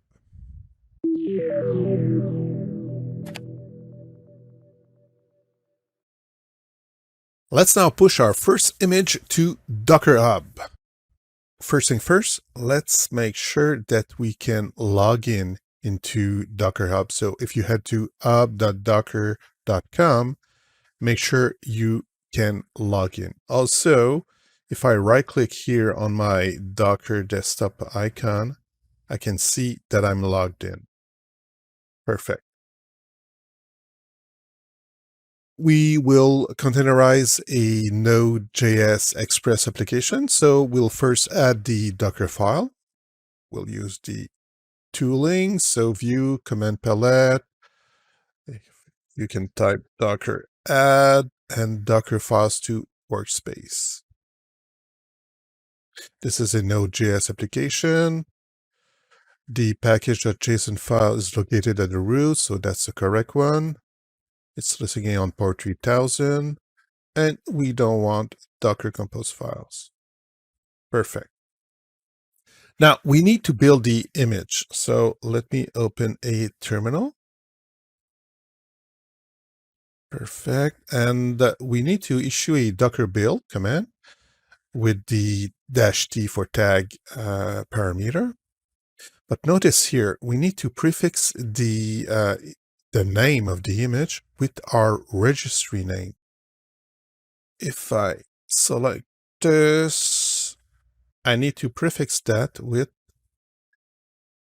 my name here, the name of my registry.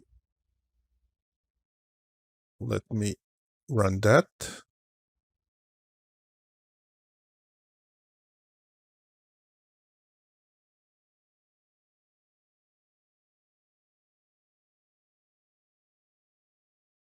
The image was built successfully. Now, I need to use the push command to push that image onto Docker Hub. Again, I'll select this, and let's replace the registry name with mine. Use your own. And see what's happening here. Docker is pushing each layer to my Docker Hub account here. All right. No errors. Things went fine. Let's go back here. I'm going to refresh this page. And here it is. Here's my image here, my Express image. So I can click on this. I can edit the information. I can see that I have my tag is v1, right? I can get more information here. I can here click on public view. So by default, the repositories on Docker Hub are public. Anyone can download and view and download your images. This is the view for someone who would look at my image. So with the pull command, Docker pull, let me go back here. I can see the tags and so on and so on. And if at some point you want to delete this, you go into the settings tab here. You scroll down and you can delete that repository here. All right, let's go back. Now let's try to pull that image to our computer here. The first thing I will try to do is remove it from my computer. Let me type this, RMI, so remove image. The image has gone completely. So now let's try to pull it from Docker Hub. Okay.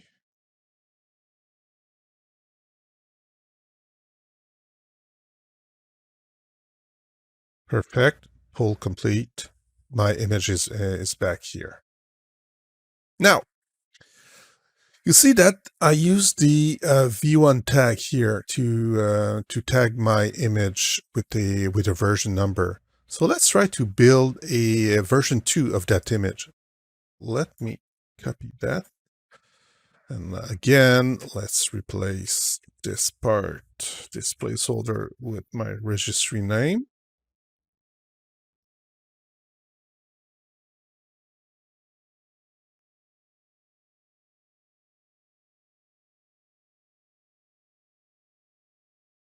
Image has been built. So let's now push it to Docker Hub. Same thing as we did before, but this time we're pushing version 2.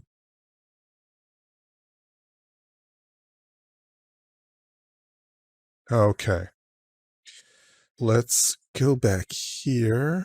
Let's go back to my Express or the General tab. Look here, I have v1 and v2. If I click here on tags, I can see when the image was pushed, tags, and people can download v1 or v2.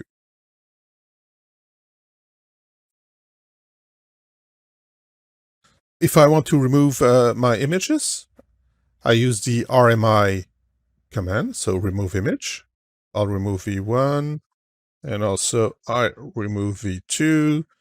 And on Docker Hub, if I no longer need this repository, I click here, Settings, scroll down a little bit, click on Delete Repository, and I need to enter the name of my repo just to make sure, and click on Delete.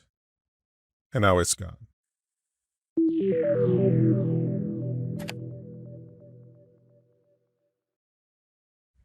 Time to introduce Kubernetes. So Kubernetes, or also known as Kates, so the letter K, followed by the number 8, so 8 letters, and then the number S, and it's pronounced Kates. So Kubernetes is a project that was created at Google. Version 1 came in July 2015. It was the third generation of container scheduler from Google. Previous projects were Borg and Omega. And Google donated the Kubernetes to the CNCF, so now the development is supervised by the CNCF. It's currently the leading container orchestration tool. It's designed as a loosely coupled collection of components for deploying, managing, and scaling containers. It's vendor neutral, so it's not attached to a single company, and it runs on all cloud providers. And there's a huge community ecosystem around Kubernetes. So what Kubernetes can do? Service discovery, load balancing. It can bridge to the cloud provider's storage services. It can provide rollout and rollbacks capabilities. It can monitor the health of the containers, can manage configuration and secrets. And the same API is available either in a on-premise installation or in every cloud provider. So what can't Kubernetes do? It can deploy or build your code. And it does not provide application-level services like databases, service buses, caches. Here's a quick look at the Kubernetes architecture. This diagram was taken from the Kubernetes documentation. We'll take a closer look at each component, but for now, let's just say that it's composed of a master node, also called the control plane. So that's the portion to the left. And the control plane runs the Kubernetes services and controllers. And you have the worker nodes. These nodes runs the containers that you'll deploy in the cluster. So a container will run in a pod runs in a node, and all the nodes form a cluster. And this concludes this intro to Kubernetes.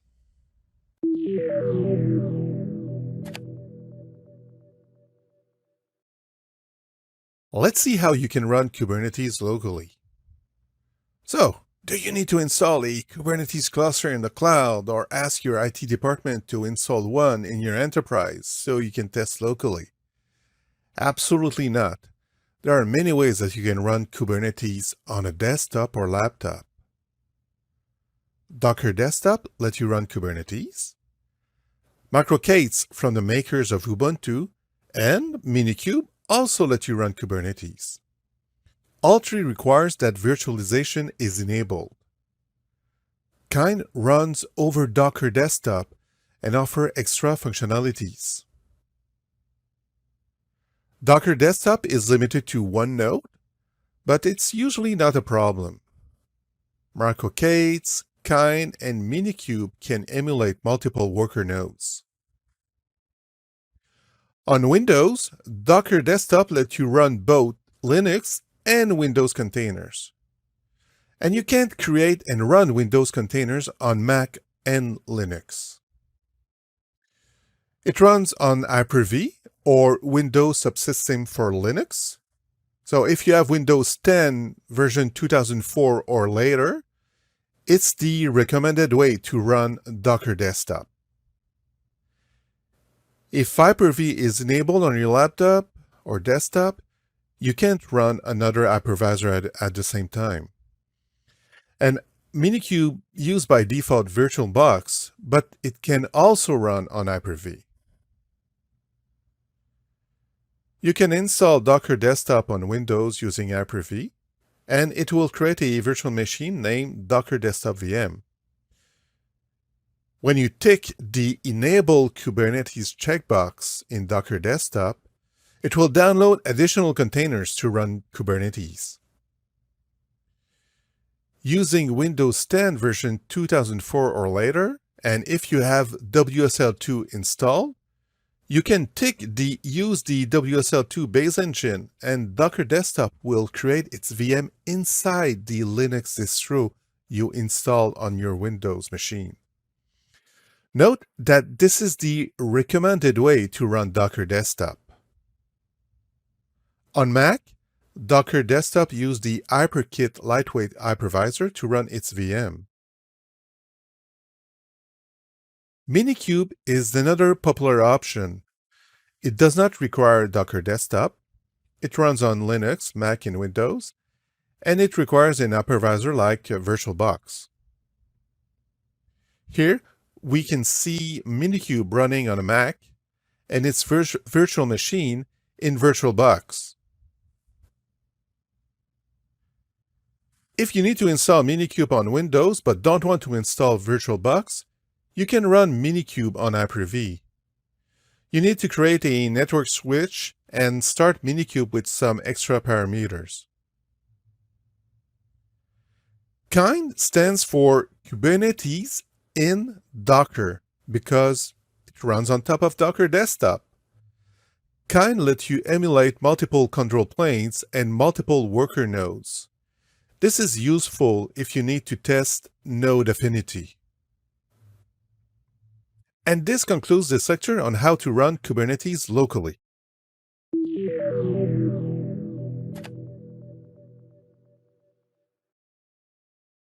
This will be a super quick lab just to validate that our Kubernetes installation is working locally. So here I'm on Windows and I'm using Docker Desktop, and I installed Kubernetes with Docker Desktop. In the system tray, I can right-click on the Docker Desktop icon. On a Mac, you can do that from the top of the screen. And I will select Dashboard. And from there, I'm going to click here on the gear icon, the settings icon. And I'm using WSL2 to run Docker Desktop, so that's the recommended way. And here, if I click on Kubernetes, enable Kubernetes is checked, so Kubernetes is installed. But is it running correctly? Let's find out. Let me go back here. Let's open a terminal. And let's run this command, kubectl cluster info.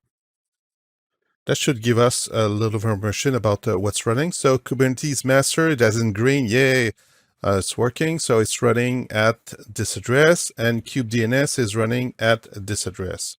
So by running kubectl cluster info, you get some information about the Kubernetes installation and its health.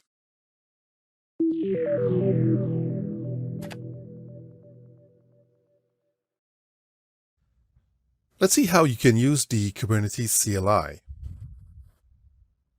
The Kubernetes API server is a service running on the master node.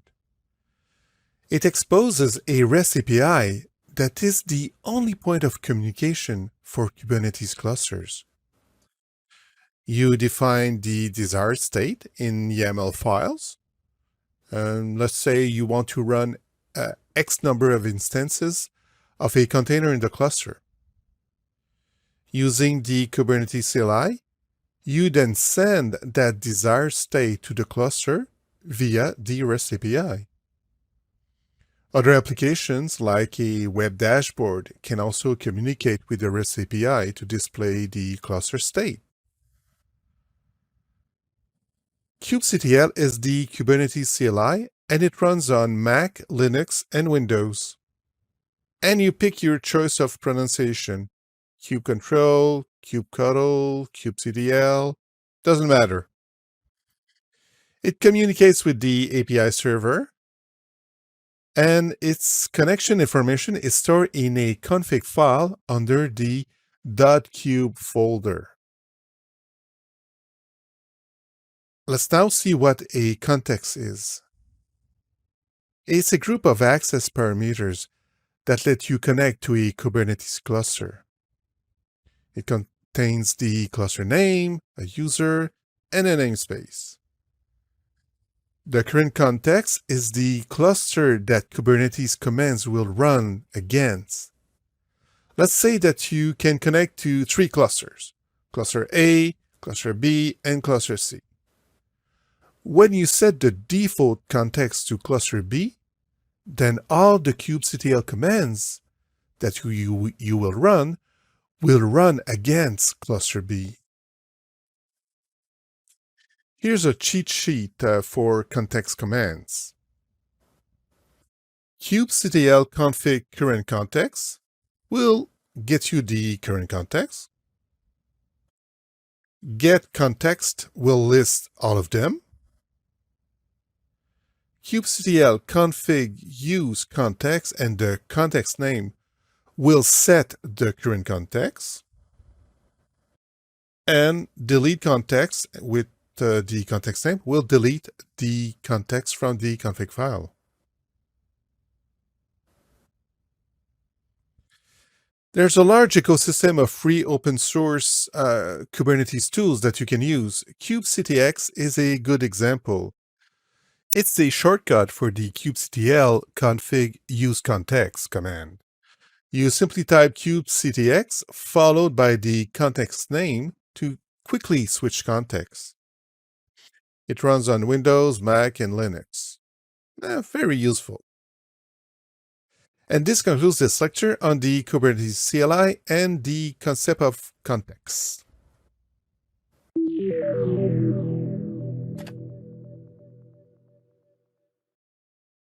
A context contains connection information to a Kubernetes cluster, and you can have one or more than one context set on your machine. It's super important to know how to figure out in what context you're currently in and how to change context. So first thing first, let's figure out in what context we're currently in. I'm going to use kubectl config current context. And this will print the name of the context we're currently in. I'm currently in the Docker desktop context.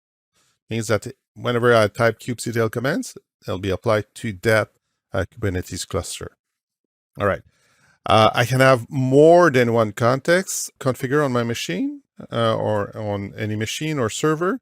To list them, we use kubectl config get-context.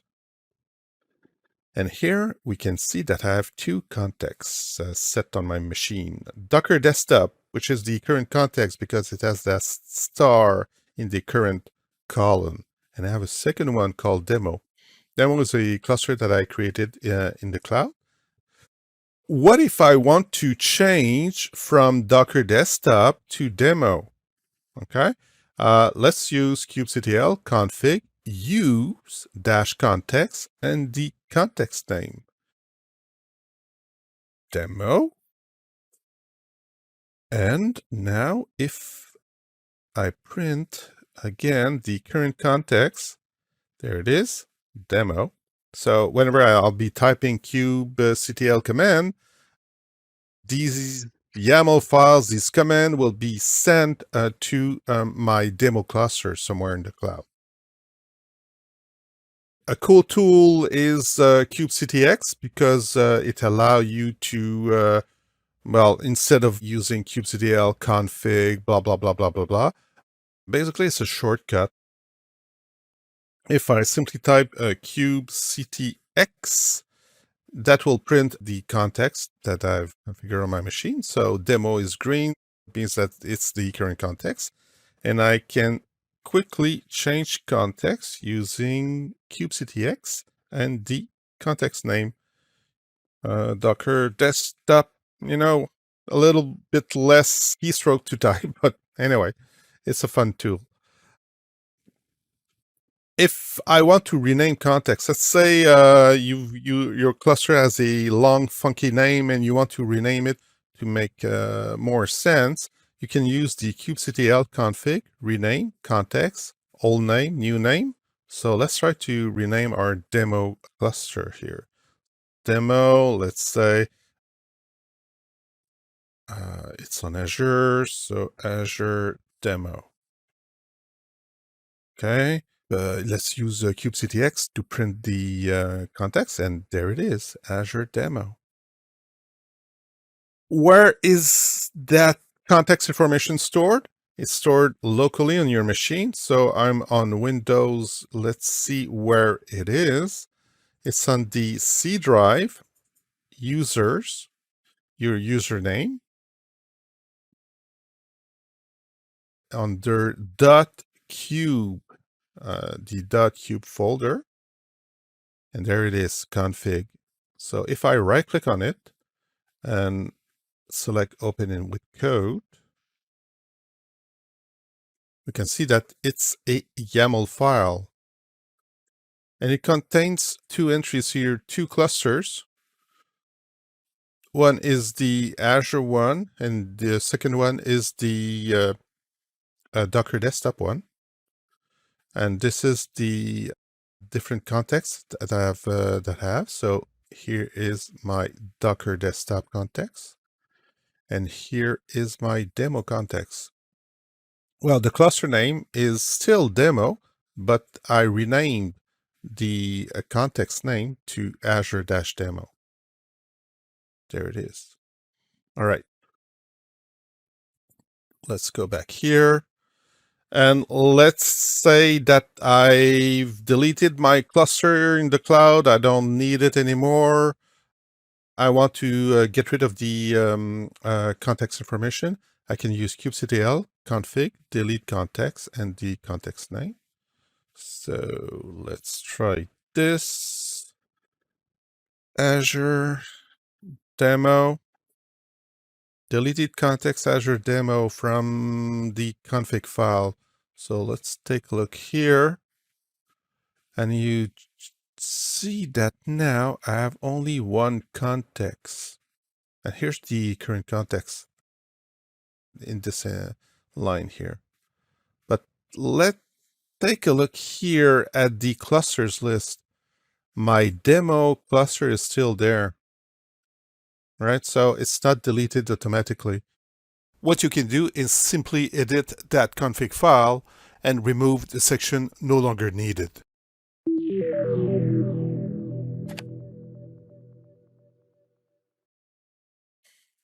Let's talk about the declarative and the imperative ways to create resources in Kubernetes. There are two ways that you can use when you want to create resources in Kubernetes: the declarative way and the imperative way. Using the imperative way, you use kubectl to issue a series of commands to create resources in the cluster. This is great for learning, testing, and troubleshooting. Using the declarative way, you define the resources needed in YAML files and use kubectl to send the content of these files as the desired state to the cluster. So instead of a series of commands, this is reproducible, and you can even store these YAML files in a source control system. Here, we can see a series of commands to create resources. That's the imperative way. You can create a pod using the run command, create a deployment or service using the create command. Using the declarative way, you would use a YAML file to define the resource and then send the content of that file to the cluster to create these resources. So, what's a YAML file? Well, it's a text file that contains properties that define the resource. It has some required properties like the API version, the object kind that defines the type of object you want to create. We'll take a look at these later on. You can use the kubectl create command to send the information to the Kubernetes cluster. We will take a deeper look at YAML files in the further lectures, but right now you may be wondering, do you need to type all that YAML manually? The answer, of course, is no. One way to get the correct syntax is to copy one from the official Kubernetes documentation at kubernetes.io/docs. You then search for the object you want to create and click on the copy icon. Another way is to use templates offered with an editor like Visual Studio Code. Let's say you create a new YAML file, then you type Control Space and select the template to generate the manifest that you can edit. Neat. You can also use the Kubernetes CLI to generate a YAML. Add -- dry run equals client and -o for output, specifying a YAML to output the YAML to the console. You can even send the output to a file using the greater than sign and a file name. And this concludes this overview of the imperative and declarative ways to create resources in Kubernetes.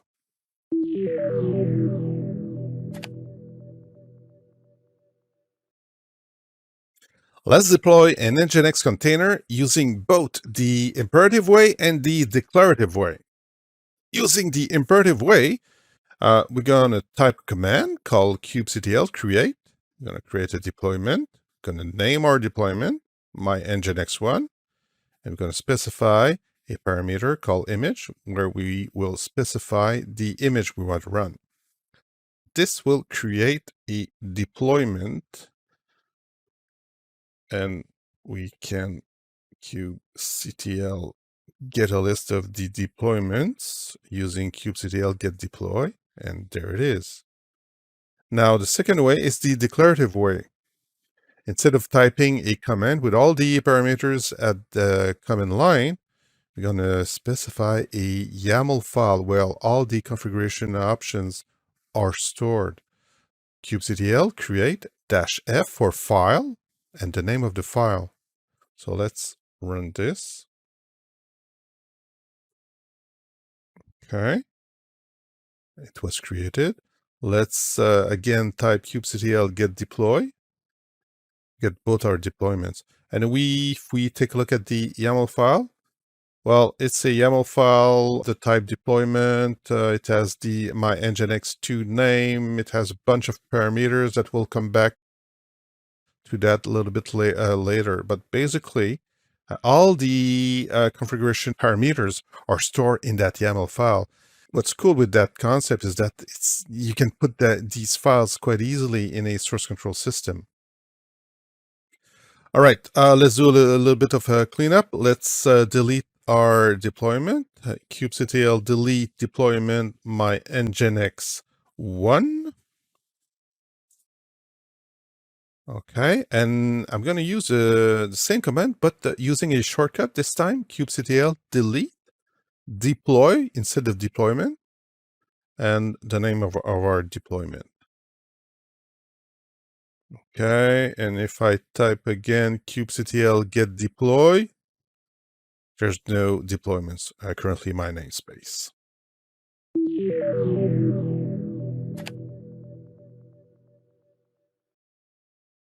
Let's take a look at namespaces.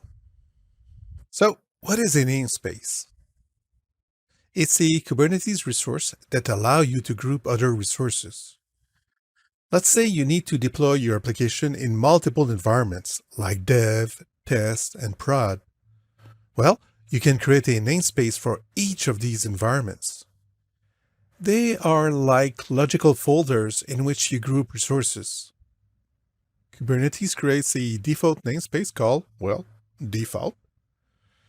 Objects in one namespace can access objects in a different one. The Kubernetes internal DNS assigns network names to some resources. Deleting a namespace will delete all its child objects. This is super useful when doing tests. Create a namespace in the morning, create resources under that namespace during the day, and at the end of the day, simply delete that namespace. This command lists all the namespaces existing in a cluster. We'll take a look at this command in more detail. Okay, first, you create a namespace. This YAML file defines a namespace called prod. Then, you use that namespace when you create other resources. In the metadata section, you set the namespace key to the name of the namespace you want this resource to be created in. So namespace prod. You can assign network policies and limit the resources that you can create in a namespace using the resource quota object. Here's a cheat sheet for the namespace commands. So kubectl get namespace lists all the namespaces. And if you don't want to type namespace each time, you can use a shortcut ns. So kubectl get ns is the same thing as kubectl get namespace. You can set the current context to use a namespace in the next commands that you'll type by using kubectl config set context current, which will use the current context, and then namespace equal the namespace that you want to use. So the next commands that you'll type will be under that namespace. kubectl create ns and the name of the namespace. So you create a namespace, you delete it using kubectl delete ns and the namespace name. And you can also list all the pods or the objects from another namespace. So kubectl get pods or any objects, and then you pass the flag -- all - namespaces that will list all the objects in all the different namespaces. And this concludes this look at namespaces.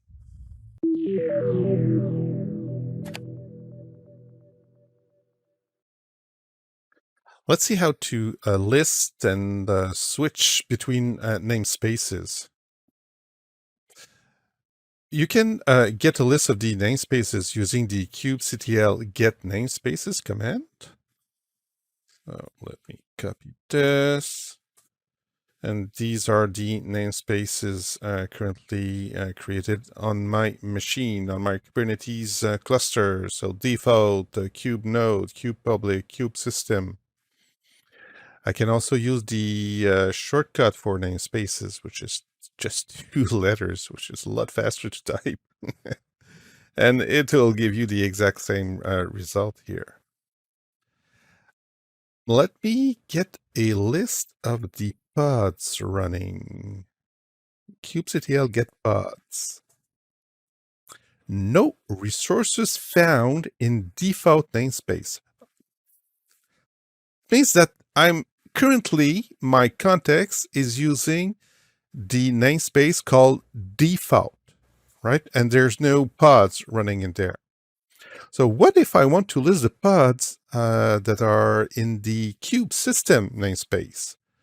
Well, I can use the same command, kubectl get pods, specifying the namespace switch and specifying the name of the namespace. Let me copy this. And there are many pods running here. I can use also the shortcut. So instead of typing dash namespace equal, I can just use the shortcut -n. So only one dash here, 2 dashes here, and the name of the namespace. So let's try this. And it works. Perfect. Now, what if I want to change from the default namespace or the namespace called default to a namespace called kube system, right? And then apply all my commands so all the objects will be created in that namespace. Well, I can do that by using the kubectl config set context -- current. So here we're modifying the context and passing a switch called namespace and the name of the namespace we want to change. So we want to change, instead of being the default namespace all the time, we want to be in the kube system. Okay. And now let's see if we run kubectl get pods, if we would get some pods. Of course, because we're currently in that kube system namespace. Okay, now let's change back to the default namespace. And let's get a list of the pods. There should be none. Perfect. Okay, so this is how you change namespaces. Perfect. Of course, we can create new namespaces by using the kubectl create ns for short for namespace and a namespace name. So hello. Okay, kubectl get ns, and my namespace here was created 7 seconds ago. And I can delete a namespace using kubectl delete ns and the namespace name. Copy that. And hello. Now, a bit of a warning here. If you have resources under that namespace, these resources, the pods, the containers, whatever running, will also be deleted. So use this command with caution. Take a couple of seconds. Okay, let's get the namespaces, and our hello namespace is gone.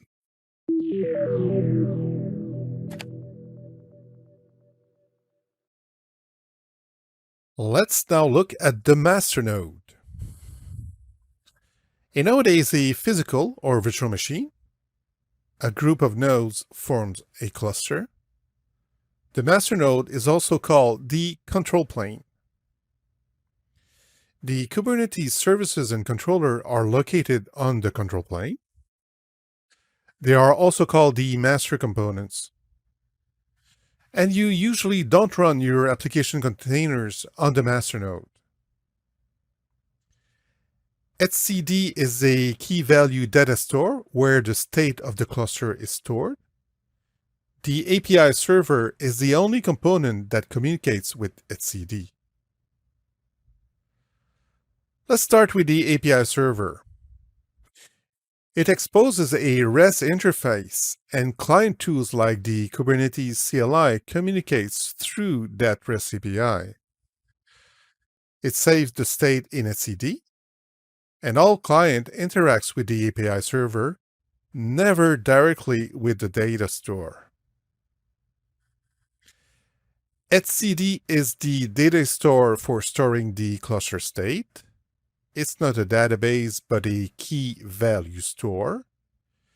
It's the single source of truth inside Kubernetes. The Kube Control Manager is the controller of controllers. Its job is to run the other Kubernetes controllers. The Cloud Control Manager job is to interact with the cloud providers. It checks if nodes were created or deleted, route traffic, create or delete load balancers, and interact with the cloud provider's storage services. The Kube Scheduler watches for pods that are not created yet and selects a node for them to run on. It checks for various rules and then assigns the pod creation to a node. Finally, you can install various add-ons on the master node. These add-ons provide additional functionalities in your Kubernetes cluster. And this concludes this look at the master node.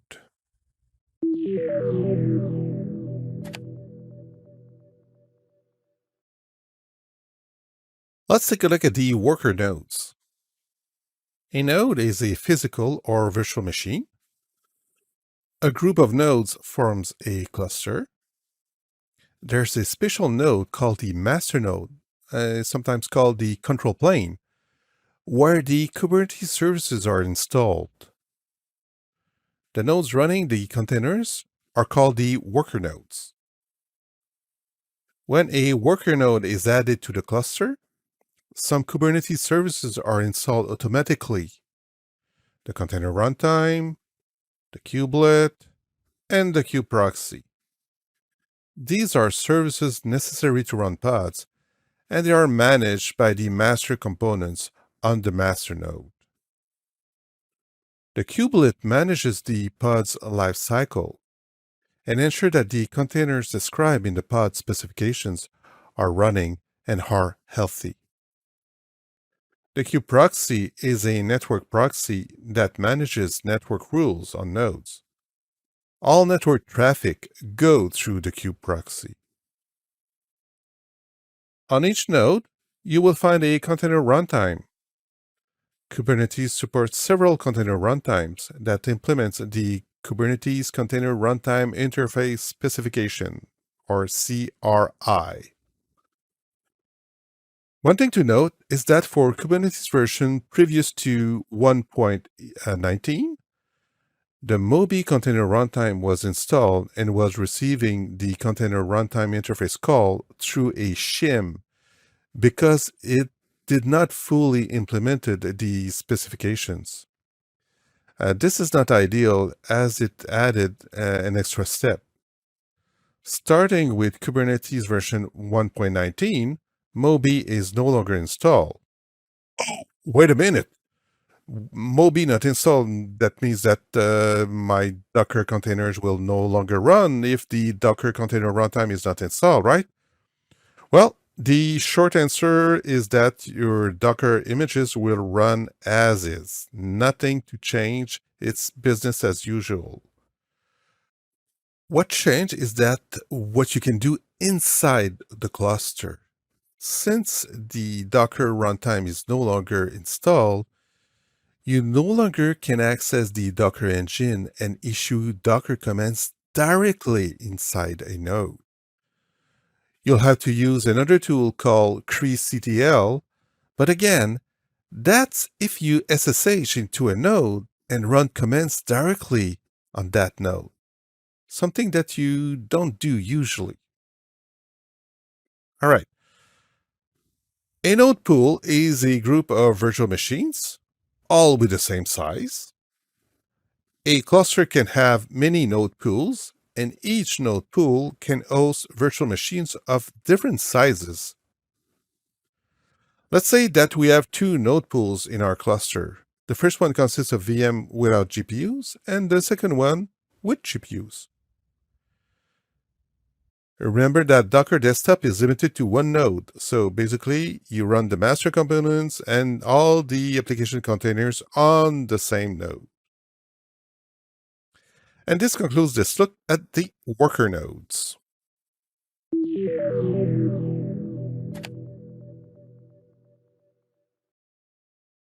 So let's get some information about our nodes. I'm going to run a kubectl get nodes. And since I'm running on Docker Desktop locally here, I have only one node. Name is Docker Desktop, status is ready, role is master. Here's the revision, the version number, and it was installed 72 days ago. All right. I can get more information about the node. Since I only have one node, I can skip the node name parameter. And here's a bunch of information. The name, the role, some labels, creation date. What else? The capacity to CPUs, number of pods, maximum number of pods that I can run, 110. The architecture, the OS, Linux, architecture, AMD, the pods running, and the CPU request, CPU limits, memory. So all useful information when you need to troubleshoot and debug. So that's pretty interesting. Now, I'm using locally Docker Desktop, so I'm limited to one node. Let's switch to my demo cluster running in the cloud. So let's do the same thing. kubectl get nodes. Aha, have more nodes now. So I have a cluster in the cloud running 3 nodes in a node pool. So 1, 2, 3, status ready, agent, and the version of Kubernetes that is running. That's interesting. Let me grab kubectl describe node, and let's say use this one. So I can get the same information that I was getting earlier, but this one is running in the cloud. That's the name. Role agent pool, the different labels, annotation, the number of CPUs, memory, system info, it's running Ubuntu, Linux, AMD 64. What else? And the different pods that are running on this node.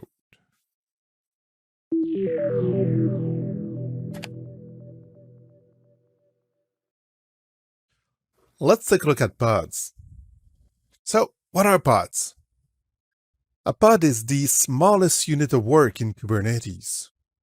It encapsulates an application container and represents a unit of deployment. Pods can run one or more containers. Inside a pod, containers share the same IP address space and volumes, and they communicate with each other using localhost. That's inside the pod. Pods are ephemeral. Deploying a pod is an atomic operation, so it succeeds or not. If a pod crashes, It is replaced by a brand new one with a shiny new IP address. You don't update a pod that is currently running. You create an updated version, deleting the first one and deploying the new one. You scale by adding more pods, not more containers inside a pod. I used this analogy in a previous lecture. Pods are like cattle, they are ephemeris, and you just replace them. A node can run many pods, and a pod can run one or more containers. If a pod runs multiple containers, there's usually one that is the main worker, where your application logic is located. And the other ones are helper containers that provide services to the main worker. We will come back to this concept in another lecture. And this concludes this look at pods.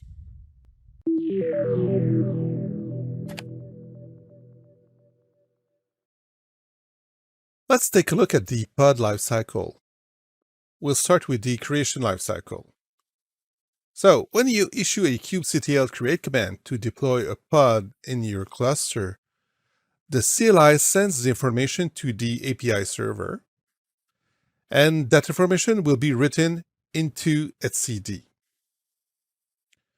The scheduler will wash for this type of information, look at the nodes, and find one where to schedule the pod and write that information, of course, in etcd.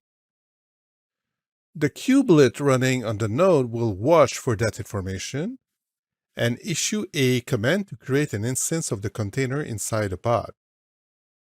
And finally, the status will be written in etcd. One thing to notice is that each time an operation is taking place inside the cluster, the state is written in etcd. So etcd is the single source of truth in the cluster. All right, so let's take a look at the deletion lifecycle now. When you issue a kubectl delete command to delete a pod from your cluster, the CLI sends the information, of course, to the API server. That information will be written in etcd. And notice that a grace period of 30 seconds will be added. So the kubelet picks that information and sends a terminate signal to the container. If the container hangs, it is killed after the 30-second grace period. And finally, the state is stored in etcd. The pod state will give you a high-level summary of where the pod is in its life cycle. Pending means that the pod is scheduled for creation, but is not created yet. If you run out of resources in your cluster, Kubernetes may not be able to create new pods. And if this happens, the pods will be in the pending state. Running means that the pod is currently running. Succeeded means that the code exited without any errors. Fail means that the code inside the pod exited with a non-zero status, so some kind of error occurred. Unknown means that Kubernetes can communicate with the pod. And finally, crash, loop, backup. Oh, I love this, this state name. So crash, loop, backup means that the pod started, then crashed. Kubernetes started it again, and then the pod crashed again. So Kubernetes said, okay, hold on, I'm stopping here. So we'll take a look in a future later of where to look for these states. And this concludes this look at the pod lifecycles.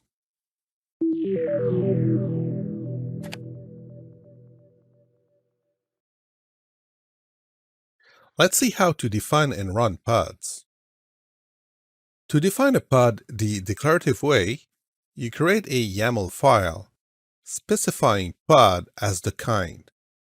That's the type of resource you want to create. You specify an image location. In this case, the Nginx image will be pulled from Docker Hub. That's the default container registry. You set the port that the container will listen on. You can add labels. They are used to identify, describe, and group related sets of objects and resources. You can set environment variables directly here. Might not be the best idea to place configuration values. In a later lecture, we'll see how we can externalize that by the use of a config map object. You can even specify a command to run when the container starts. If you have created a YAML file with your pod definition, you use kubectl create -f specifying the YAML file location and name, and this will create your pod the declarative way. Now, if you don't have a YAML file and you just want to run a pod the imperative way, you use kubectl run. You specify a name for your running pod, --image, the image name. You can specify a program to run. In this case, it's sh. And -c, you can specify a parameter that you want to pass to the program. kubectl get pods will list all the pods that are currently running. -o wide will get you the same information, but with a few columns more. kubectl describe pod and the pod name will show the pod information. You can use kubectl get pod with the pod name, -o for output in YAML format, and you can pipe that to a file name. So this is pretty cool because it will extract the pod definition in YAML and save it to a file. So if in case you lost that YAML file that was used to create a pod, well, you can recreate it quite easily. kubectl exec-it specifying the pod name and the program to run will get you inside that pod in the interactive mode. You delete a pod using kubectl delete -f specifying the YAML file, or if you don't have the YAML file, simply use kubectl delete pod and the pod name. That will result in the same as the previous command. And this concludes this look at how to define and run pods.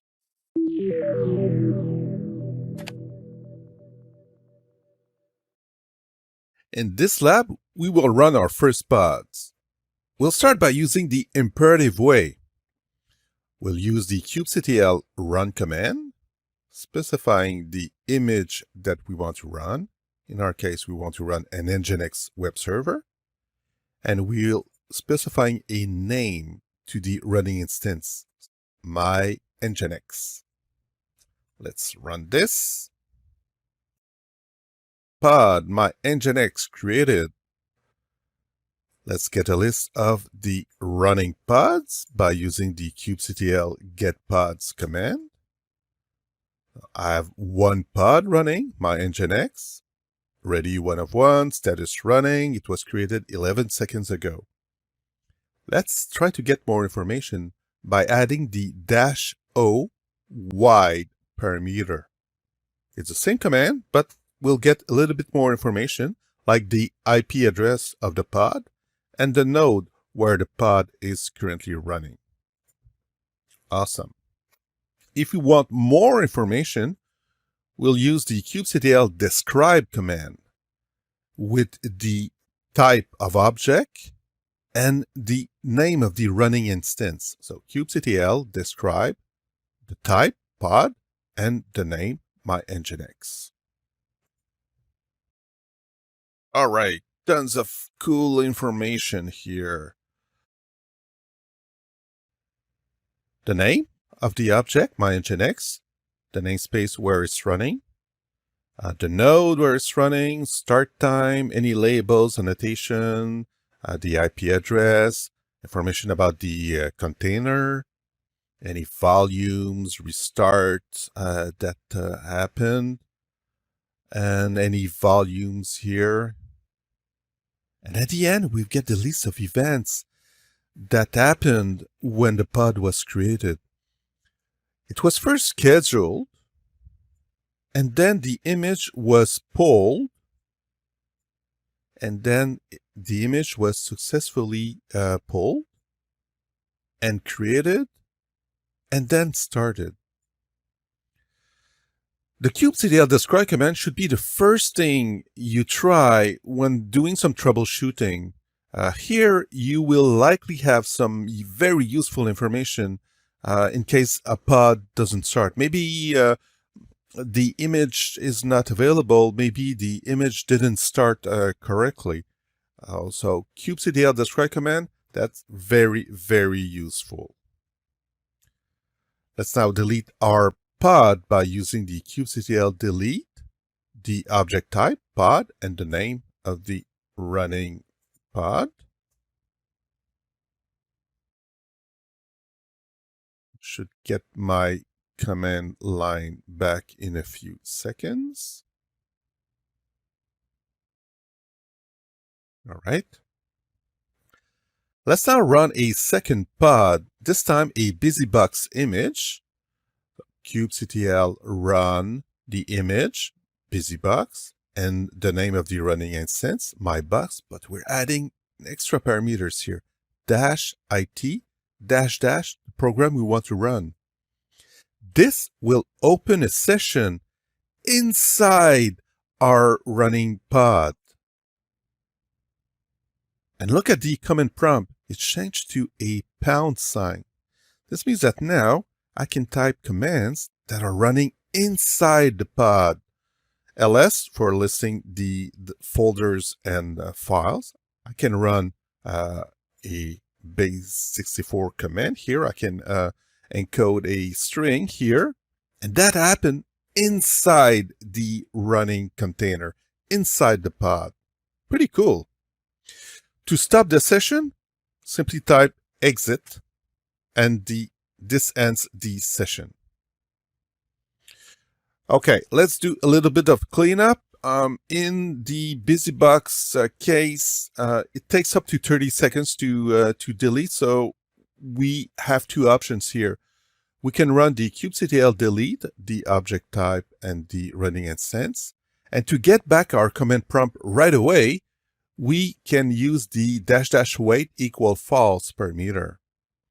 Or if we simply want to kill the pod brutally, we use --force and with a grace period of 0 seconds. Let's run this. And this will kill the pod brutally. All right.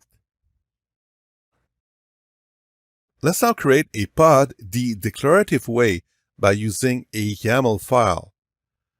We have a YAML file here called myapp.yaml. The kind is a pod. We give it a name, myapp-pod, a few labels, the image we want to run, any limits here for the resources in CPU and memory, the port that the container is listening to, and some environment variable. We're defining an environment variable called dbcon that will have a value of my connection string here. Awesome. Let's use the kubectl create -f for file and the name of our YAML file. Pod myapp-pod created. Perfect.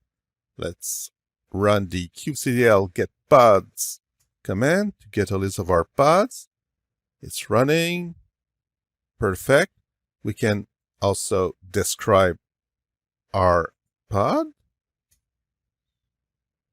Again, the same information that we saw earlier. right? The default names, the namespace. And here, look, we have our environment variable and the same events that we saw earlier. Previously, we used the kubectl run command with the -it parameter to open a session to our busybox container. Now, what is the pod is currently running? Well, we can use the kubectl exec command with the same it parameter here. We specify the pod name and the program we want to run. That will open a session to a pod that is currently running. Okay, let's output the dbcon environment variable, my connection string. Awesome, that worked. So let's exit or stop our session. And this time we'll use the kubectl delete command, specifying our YAML file to delete our pod.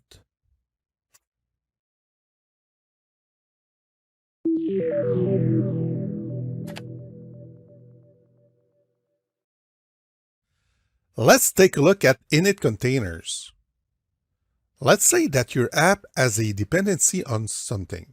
It can be a database, an API, or some config files.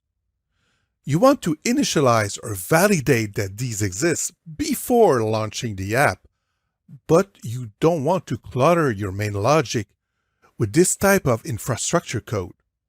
So what do?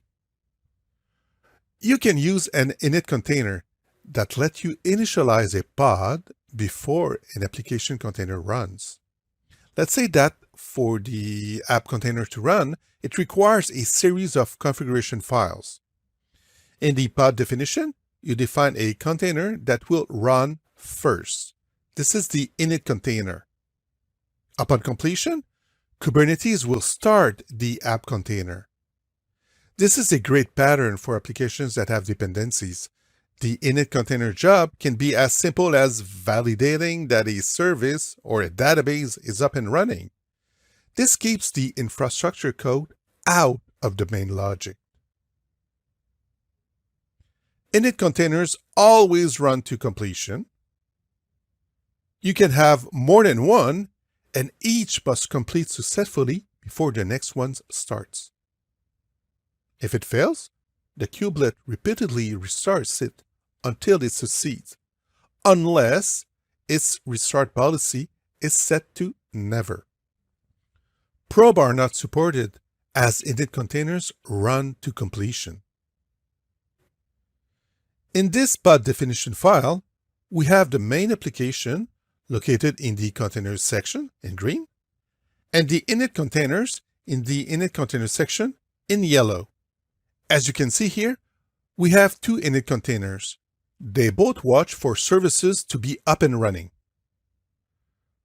So the first one will run to completion, then the second one, and finally, Kubernetes will start the app container. And this concludes this look at init containers.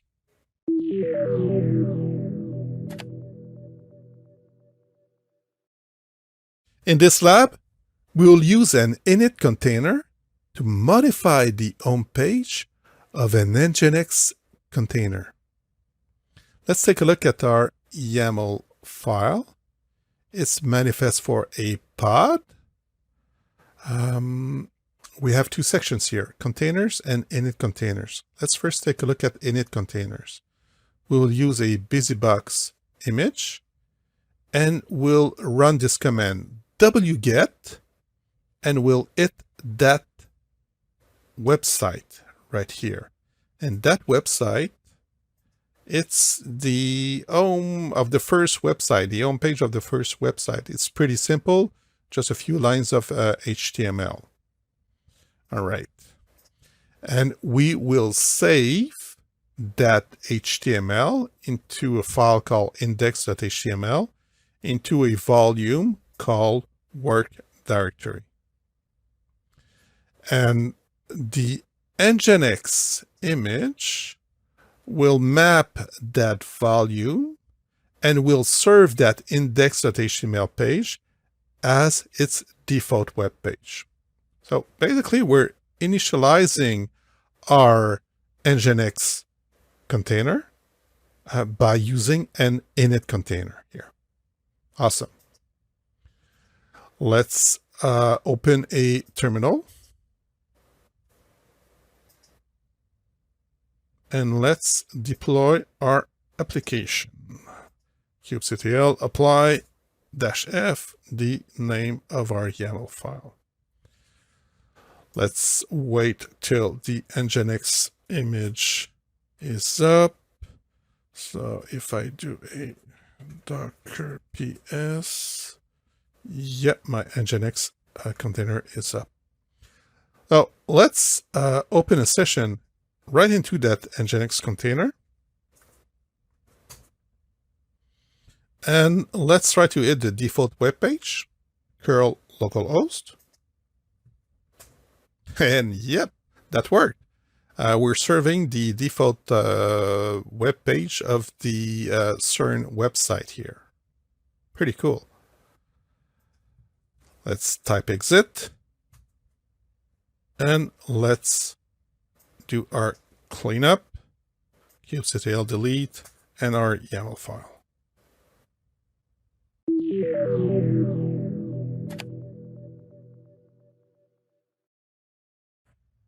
Let's now look at selectors. When defining Kubernetes resources, you can use labels. These labels allow you to identify, describe, and group related set of objects or resources. They are simply key value pairs that you define yourself. In this pod definition, we see two labels: app with a value of my app, and type with a value of front end. Note that the app and type keys are not something defined by Kubernetes. They are defined by you for your application. Okay, but what does labels have to do with selectors? Well, selectors use labels to filter or select objects. Here we see a selector in this pod definition. The selector type is node selector, and the key value pair is this type equals superfast. Okay, but how does that work? Here we have a pod definition with the node selector set to this type equals superfast. We're telling Kubernetes that we want to run this pod on a node that has a label set to this type equals superfast. Node A does have such label, so Kubernetes will schedule the pod creation on that node. The simplest way to picture what selectors do is by comparing them with a SQL query. It would be something like select star from nodes where this type equals superfast. And this concludes this look at the selectors concept.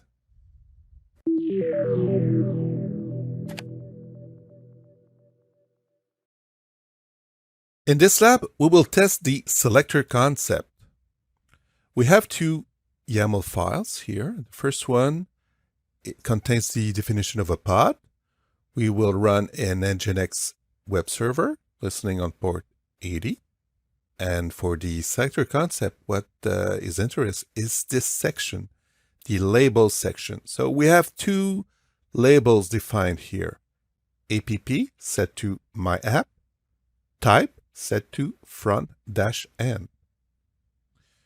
Let's take a look at the second YAML file. That's a service of name myservice.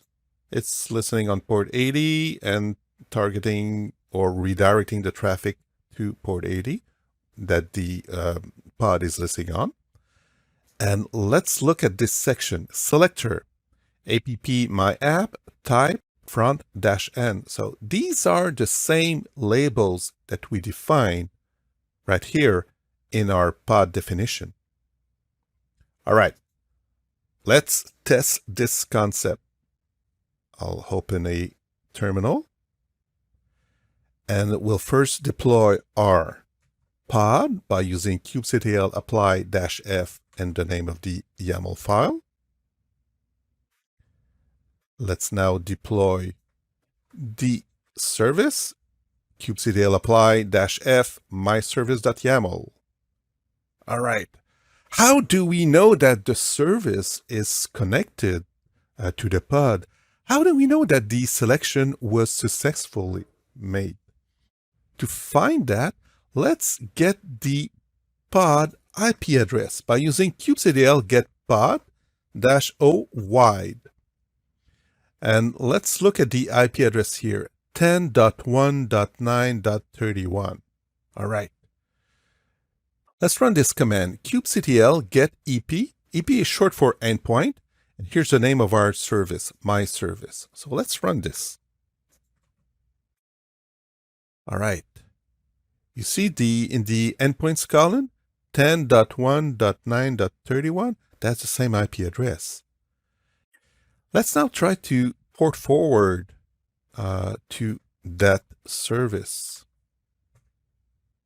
Okay, we get an immediate result here.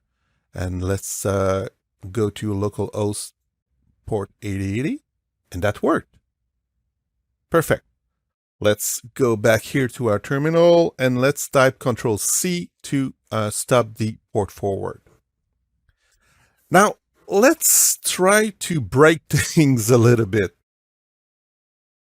We'll open the myapp.yaml file, and let's change one of the labels. So app will set it to myapp2.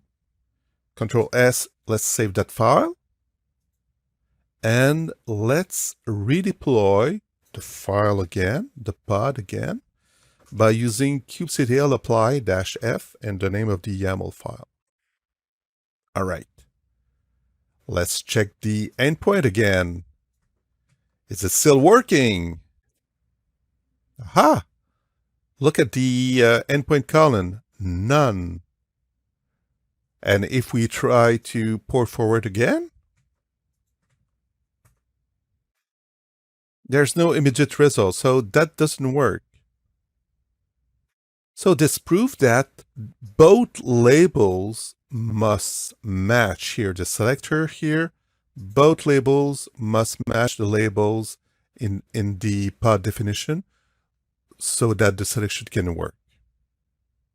All right, let's type Control-C to stop this. And let's do our little cleanup by deleting the service and then the pod.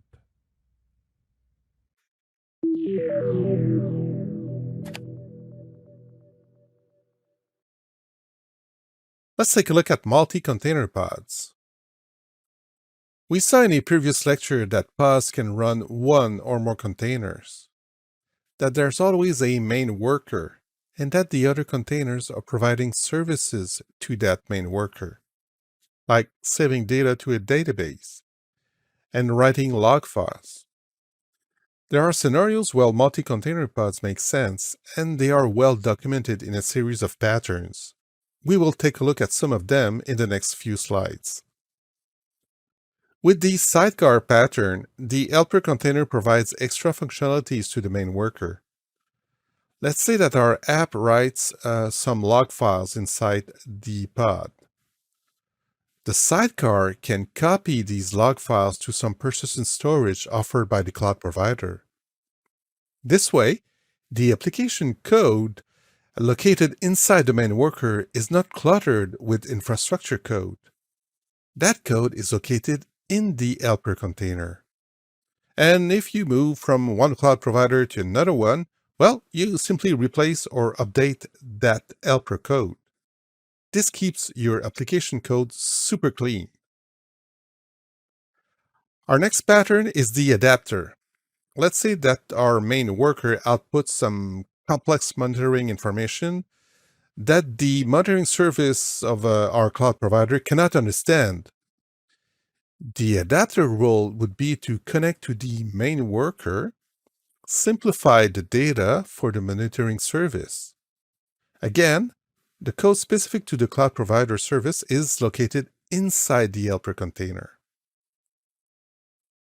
The ambassador pattern is another type of man-of-the-middle role. Let's say that our application code needs to write to some NoSQL database, but the code has no clue on how to do that. No problem. You can send that data to the ambassador. That in turn will write the data to the NoSQL data store. The code specific to the data store service is located inside the helper container. If you're curious about these patterns, I suggest you get a copy of the Design Distributed Systems book. The author is Brendan Burns. Brendan worked at Google where he co-created Kubernetes. He now works at Microsoft. So, how can you define multi-container pods? Well, if you remember the lecture about YAML files, you see that the container sections is actually a list. This means that you can define multiple containers. Highlighted in yellow, you see container number 1, and in green, container number 2. And when you create a pod, both containers will be created at the same time. Pretty cool. Here's a quick cheat sheet for multi-container pods. So after you created your YAML file, you simply use kubectl create-f, specifying the YAML file name. So same thing as creating a single container pod. If you want to exec into one of the container, you simply use kubectl exec-it, the pod name, and specifying -c and the container name. This way, you can jump into one of the containers running inside the pod. You get the logs for a container using kubectl logs, the pod name, -c, the container name. And this concludes this look at multi-container pods.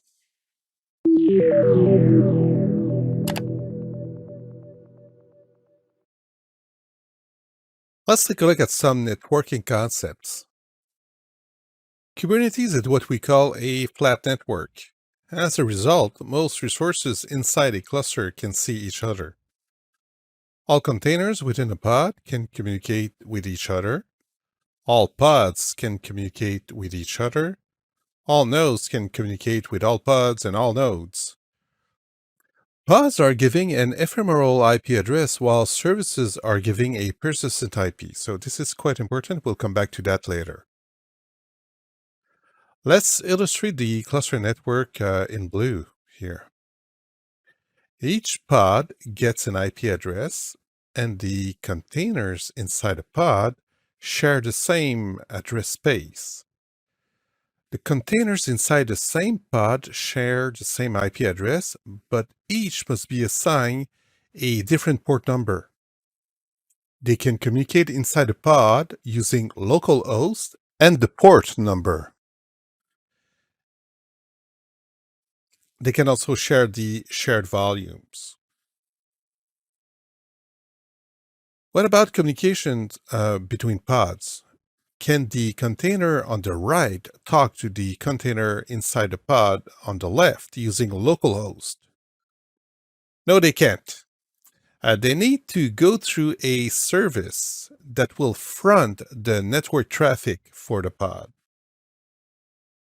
For external access to the cluster, traffic goes through a load balancer service offered by the cloud provider. In future lectures, we'll look at different types of services that we can use in Kubernetes. And this concludes this quick look at networking concepts.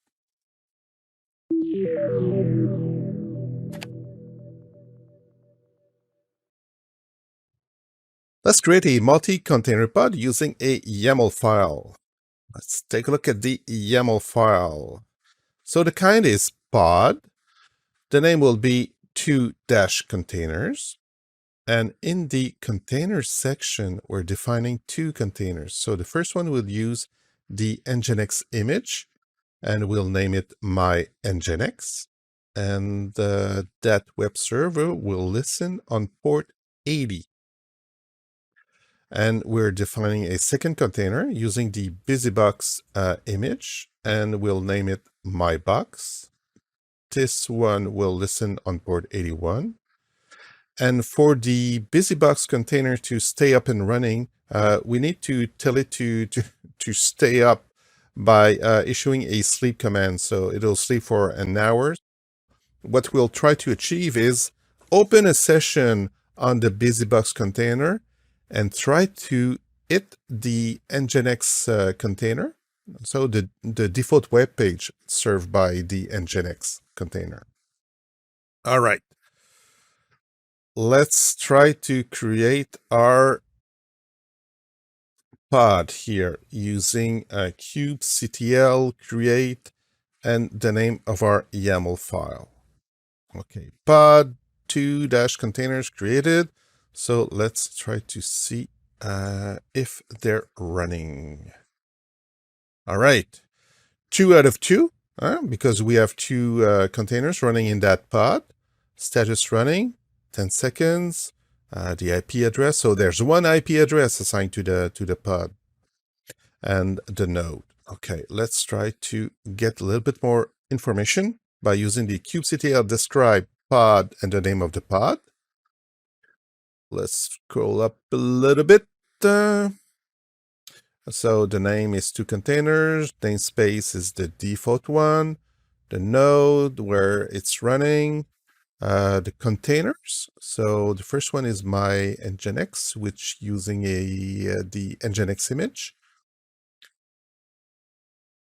We have information about the limits that we set earlier in the YAML file. My box using a BusyBox image, listening on port 81. Right? There's that sleep command. So useful information here.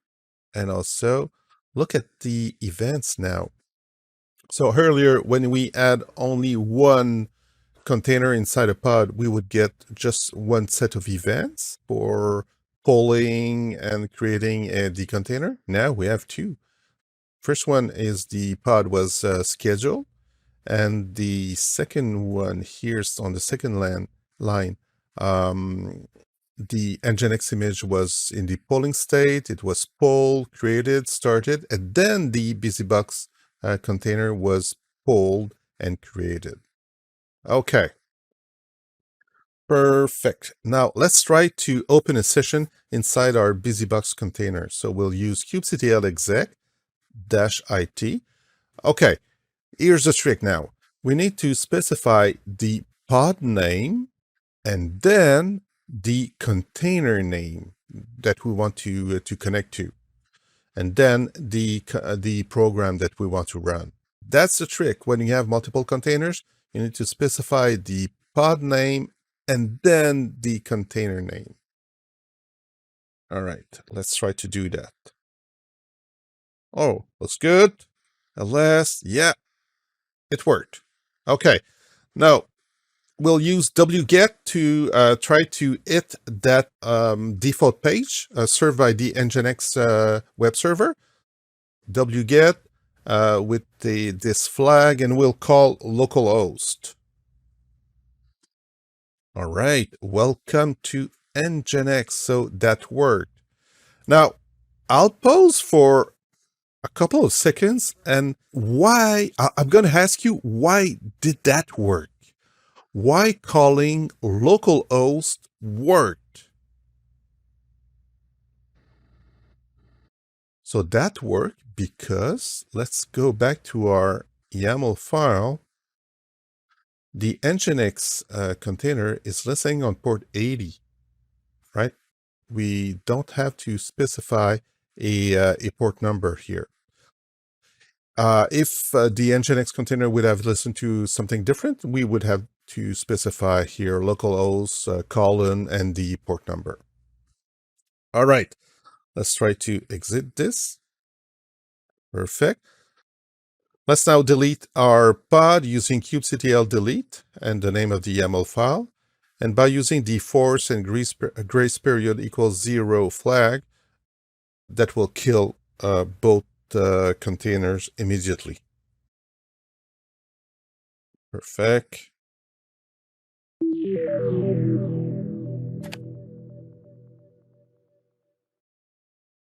This is a super short lecture just to introduce you to the concept of a workload.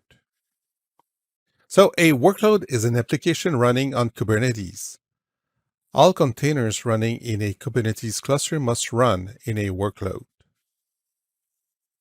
The pod is the atomic workload. It represents a set of running containers, and all workloads will create pods. The replica set and the deployment will provide extra functionalities on top of the pod, like the ability to define how many instances of a pod we want.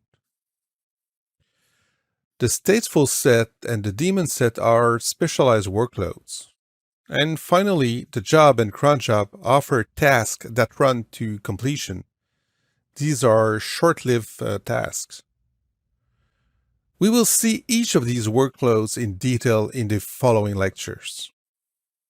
And this concludes this super short lecture on the workload concept.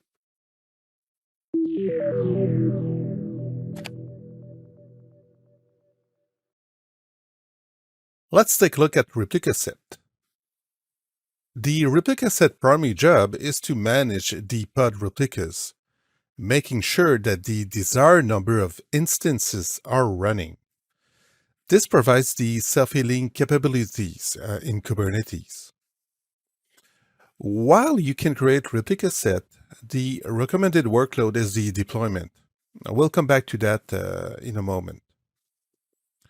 So let's say that you want 3 instances of a pod to run at all time. You create a replica set and specify that you want 3 replicas. If for some reason one pod crashes, Kubernetes will replace it automatically without any human intervention. Pretty cool, eh? Let's see how to define a replica set by starting with a pod.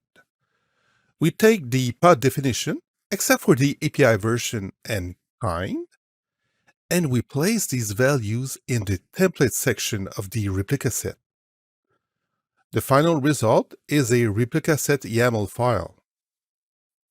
So basically, in the section highlighted in green, you will find values specific to replica set, and under the template section, the values that define the pod you want to run. Here, you set the desired number of instances with the replicas property. Again, while you can create replica sets, the recommended workload to use is the deployment because it provides extra functionalities on top of the replica set. So why bother and learn about replica sets? Well, in the deployment lecture, you'll see that when you create a deployment, that will also create a replica set in the background. That's why it's important to learn about the replica set's functionalities. Here's a cheat sheet for replica sets command. You create one using kubectl apply-f and the YAML file. You get a list of the replica sets by using kubectl get rs. You get some information about a replica set by using kubectl describe rs and the replica set name. You delete one using kubectl delete.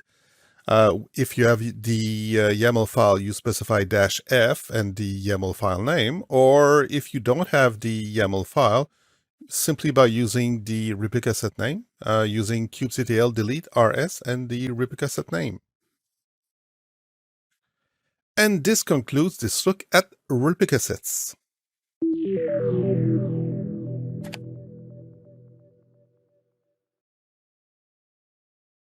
Let's create 3 instances of an Nginx container using the replica set template. So let's take a look at our YAML file. The type of object we want to create is the replica set. This will be the name of the replica set, rs-example. We want 3 replicas running at the same time. And we want 3 replicas of this container. Name will be Nginx, and the image Nginx :Alpine. So it's a smaller version. And we define the resources and also the ports that each is listening on. All right. Let's try to create that. So kubectl apply or create -f and the name of our YAML file. Okay, replica set created. Let's take a look at our running pods and have 3 pods running. Okay, and look at the names that were assigned to each of these pods. rs-example, and then some kind of a unique number here. Each one must have a different or unique name. So each one is ready, running, and look here, each one has a different IP address. Perfect. So let's take a look at our replica sets that we've created. So kubectl get rs. So there's 1, rs-example, 3 desired, 3 current, 3 ready. Everything's green, everything's okay. Let's now describe our replica set. So kubectl describe rs for replica set and the name of our replica set.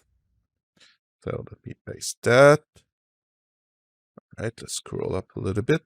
So the name is rs-example. It's running in the default namespace. Any labels or annotations are listed here. Number of replicas that we set, so 3 current, 3 desired, and the current pod, the status is 3 running and 0 failed. The container information, so Nginx, we want to run Nginx Alpine image, listing on port 80, the limits, and so on, and these are the events that were raised here. So each pod was successfully created here. All right. So last thing, we need to delete what created using kubectl delete -f and the name of the YAML file.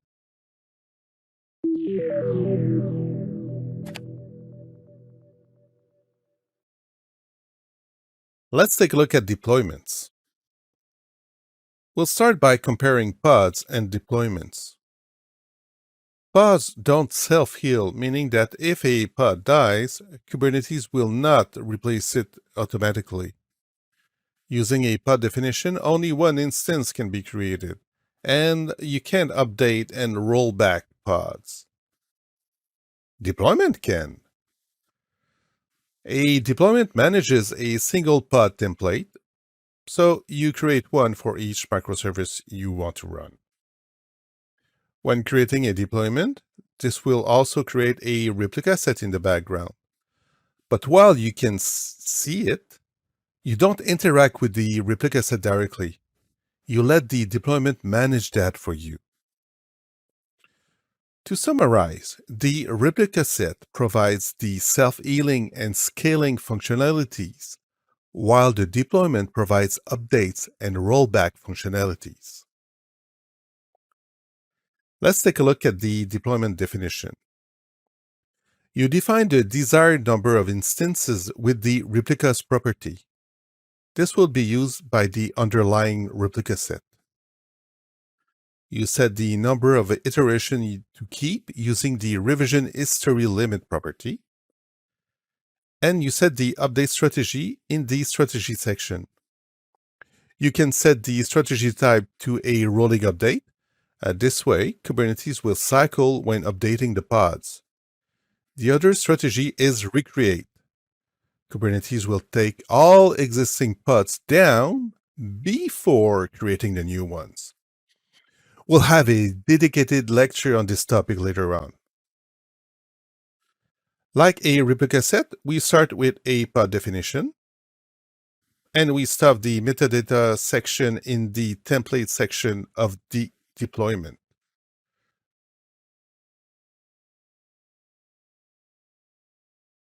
The final deployment definition looks like this. Highlighted in green, we see the properties specific to the deployment, and in yellow, the ones defining the pod we want to run. Here's a cheat sheet for deployments command. So if you don't want to use a YAML file, you can create a deployment using the imperative way. So you use kubectl create, deploy, you specify a name. Then with the image property, you specify the image, replicas, the number of replicas you want to run. And you can specify also other properties like the port number that the pods will listen on. If you have a YAML file, well, you simply use kubectl apply -f and the YAML file.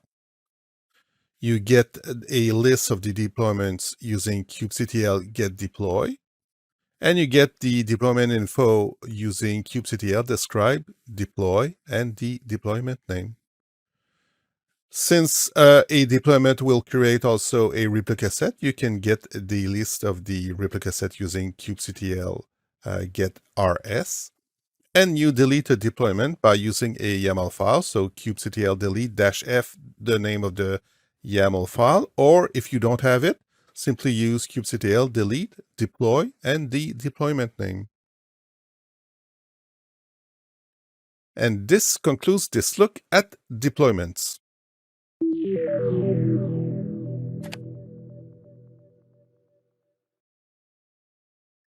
Let's use the deployment template to create 3 instances of an Nginx container. So let's take a look at the YAML file. This time, we want to use the deployment kind. Type of object we want to create is a deployment. We name it deploy example. We want 3 instances, 3 replicas. And we want to keep 3 versions, 3 replica sets versions in the history inside Kubernetes. And if we scroll down a little bit, we see that we want to run an Nginx, the Alpine version, because it's a little bit smaller. And we name it Nginx. We set some resource limits, and each pod will listen on port 80. All right, quite similar to the replica set template that we saw earlier, except maybe for this parameter here. All right. Now let's create our deployment using kubectl apply or create -f deploy example. And let's get a list of the pods that are currently running. Kubectl get pods -o wide. And yes, we have 3 pods, 3 lines here. So look at the names given to each pod. So deploy example, that's the name of the deployment object. The name of the deployment object dash something unique. So to make sure that each pod has a unique name, Kubernetes has a random number like this. Only one container is running inside each pod. It's in running state. Each pod gets its own IP address. So that's perfect. Okay, let's now try to describe our pods. So we can use the kubectl describe pod and deploy example name. But we just saw that the names work a little bit different. Let's see if this works. Yep, it worked.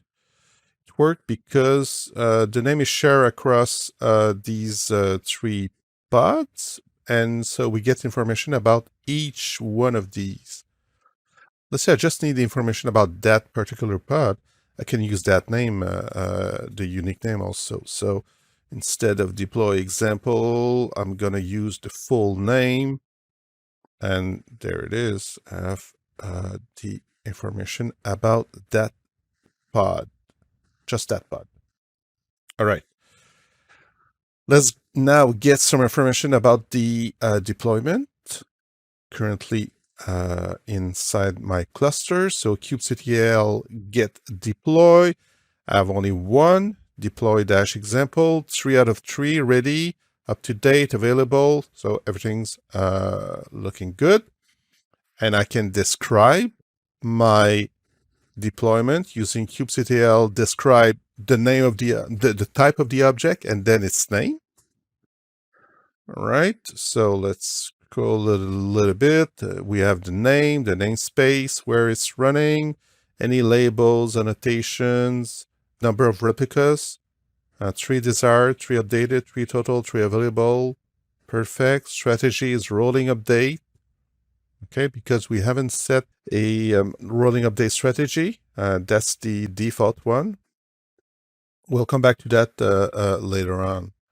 The pod template, Nginx, Alpine, listening on port 80, right? And the events here.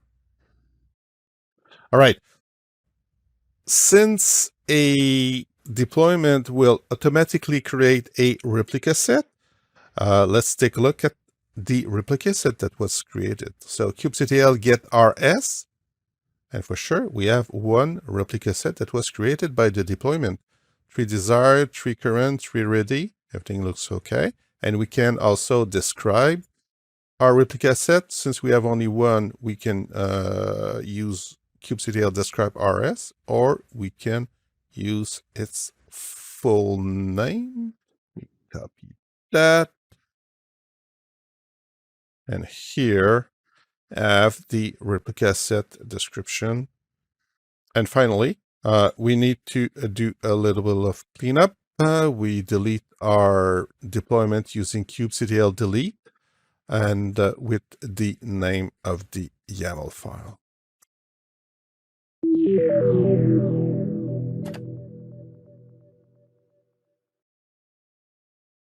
Let's take a look at daemon sets. The daemon set is a specialized workload. Its role is to ensure that an instance of a pod is running on all nodes. The pods are scheduled by the scheduler controller and run by the daemon controller.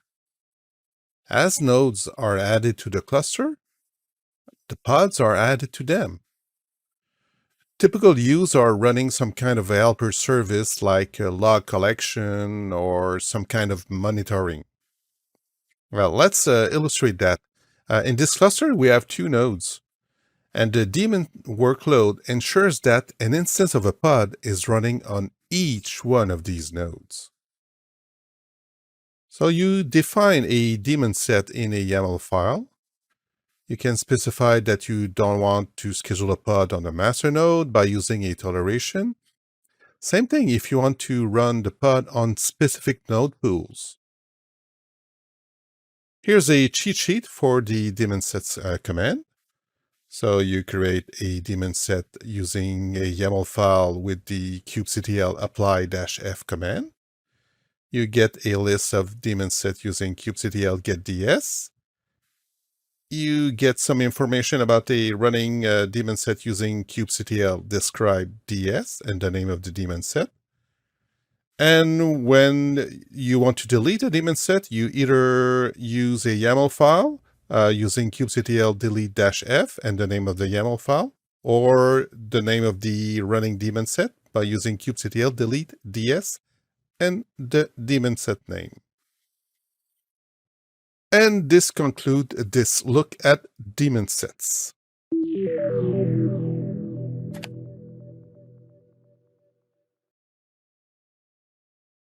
Let's run a busybox image as a daemon set to ensure that we have one instance of that container running on each node in our cluster. So let's take a look at the YAML file. All right. The kind is daemon set. We give it a name, daemon set-example. And the container that we'll run is a busybox. And here in the toleration section, we specify that we don't want to schedule a daemon set on a node role that is master. So we don't want to run that daemon set, that the busybox on the control plane on the master node. All right. Let's deploy our daemon set. So here I'll be deploying that daemon set on a cluster in the cloud that has 3 nodes, because if I would try to do that on Docker desktop with just 1 node, won't be interesting. So let's try to do that. Doesn't matter what cloud provider I'm using right now. Okay, let's get a kubectl get pods. We'll come back to the rest just after that. So here have 3 pods, daemon example with a unique name here. Let's add the -o wide flag. Let's examine the node column. So you can see that each pod is running on a unique node. So 0, 3, and 4 here.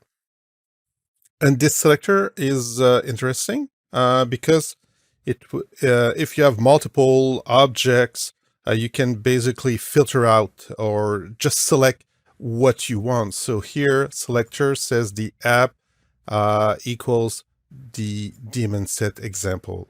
That's the name of our object here. So that worked. One instance of our busybox is running on each node. Let me add a 4th node.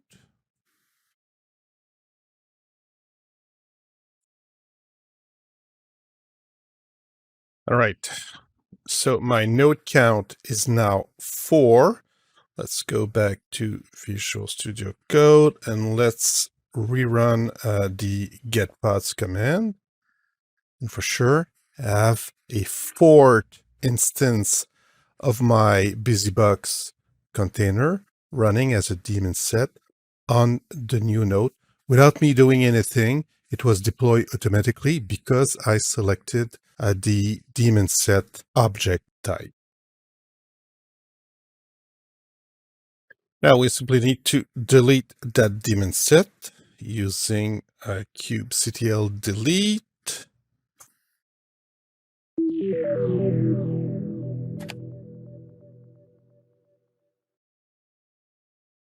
Let's take a look at stateful sets. Let's say that you run a database inside your Kubernetes cluster. Traffic gets higher and you need to scale that database. So you create more instances.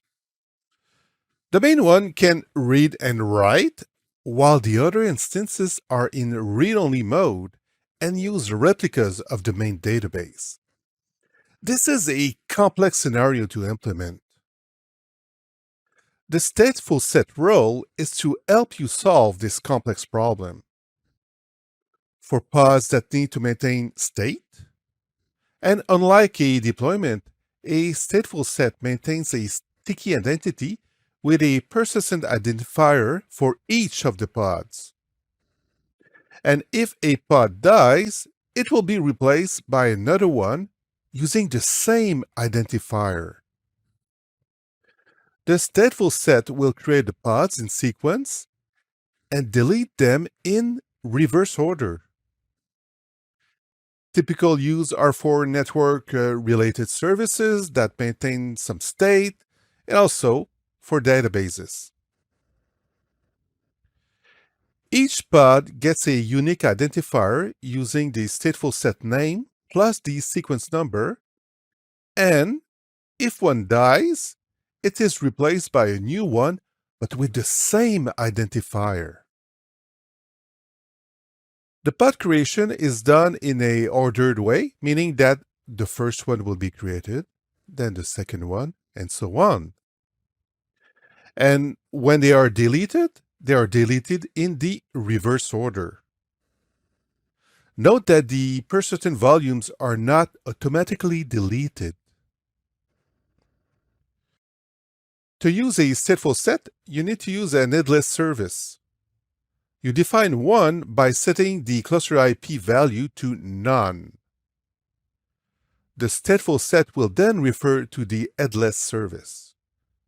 And you define cloud storage in the volume claim templates section.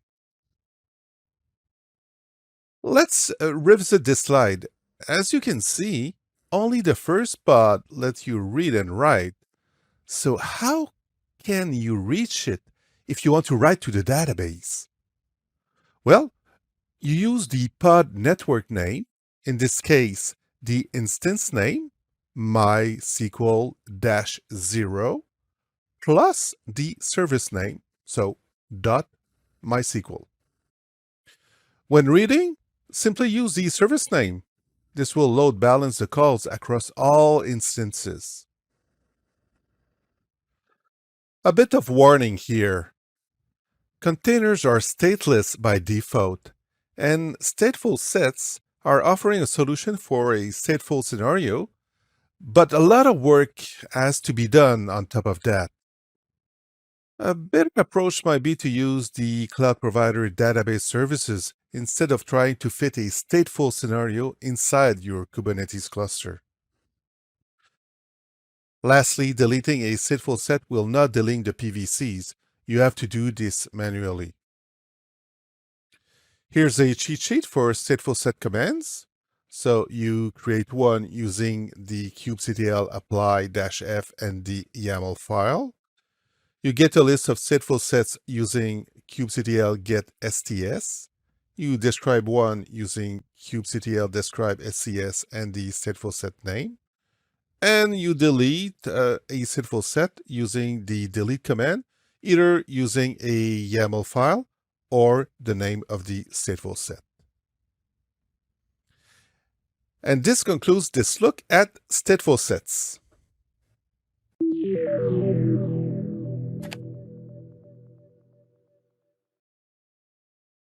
Let's now create a stateful set. Let's take a look at the stateful set.yaml file. There are two parts in this YAML file. The first part is the creation of a headless service. The kind is service, but the trick here is to set cluster IP to none, like this. This will create an headless service. All right. Second part is to create our stateful set. So the kind stateful set, give it a name, nginx-sts.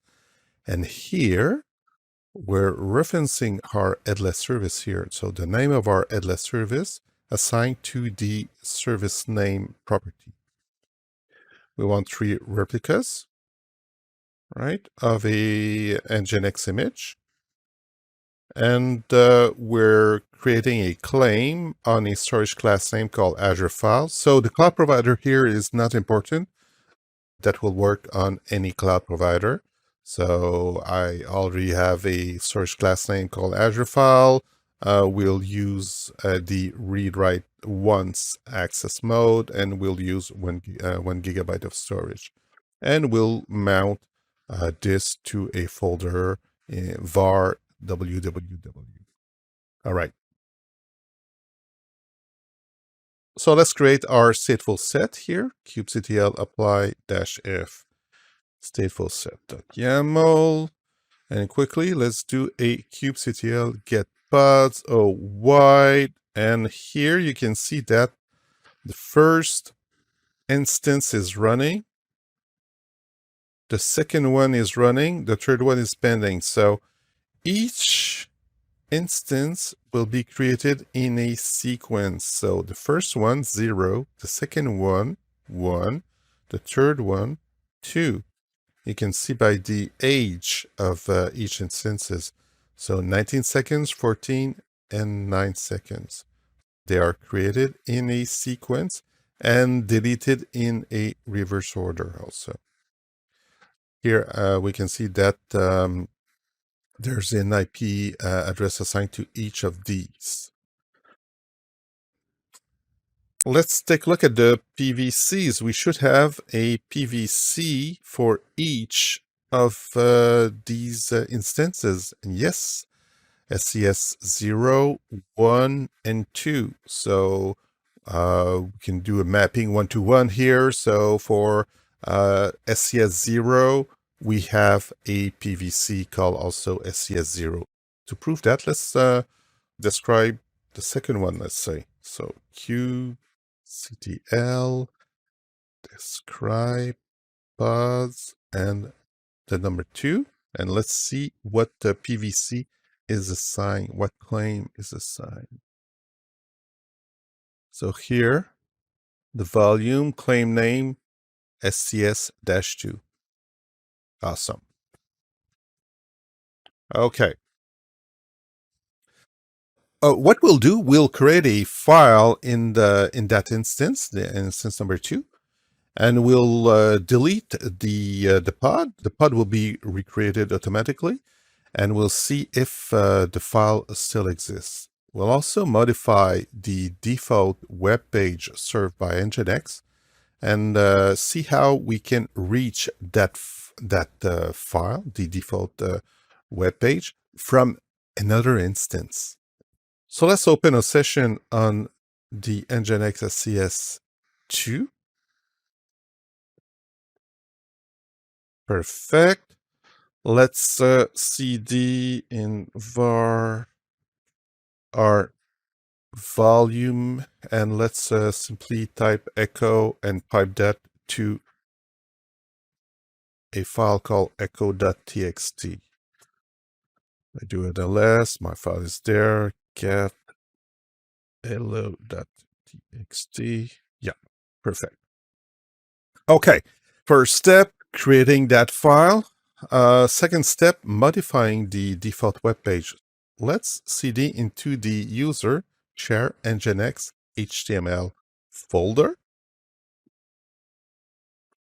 And let's do an ls here. So here's the default page served by Nginx index.html. We will brutally replace that file by using cat and piping that to the file name and typing hello, enter, Control D on Windows to save the file. The file is there. If I simply do a cat index.html, yeah, okay, the file has been brutally replaced. Okay, we'll close our session on this instance. So SCS2, let's close our session. And let's open a session on the instance 0. Okay.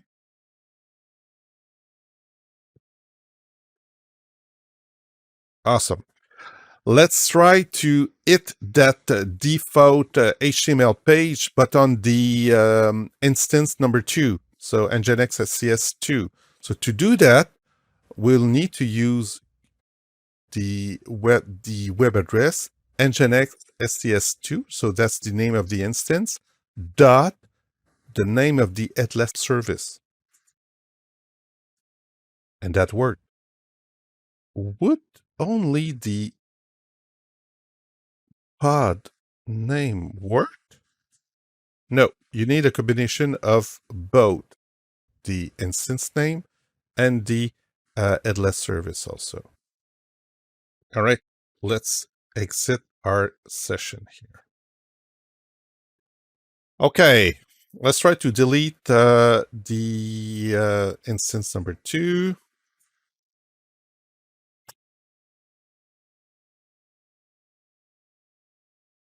Okay, let's do a kubectl get pod. We have a new instance. that was created 7 seconds ago, but the name of the instance is still the same. So instead of a random number here, by using a stateful set, this will ensure that the names will be the same. Okay, so let's open a session on the instance number 2. Let's ls var, and here's our file. Awesome. Let's do our cleanup. So we'll delete the stateful set, and we need to manually delete the PVCs because simply deleting the stateful set will not delete the PVCs. So let's do that.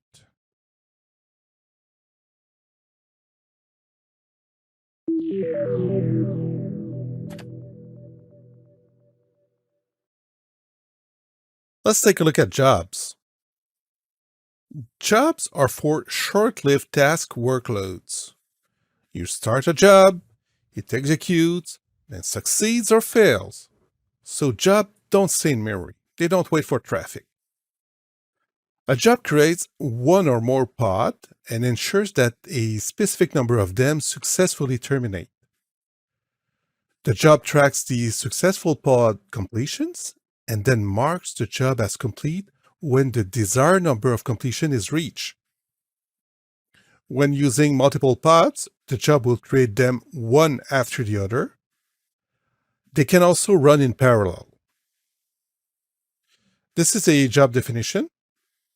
You define how many pods you want to run at the same time. You can set a deadline if needed, and the number of completions to reach to mark the job as complete. And you should set the restart policy to never. So here's a cheat sheet for the jobs command.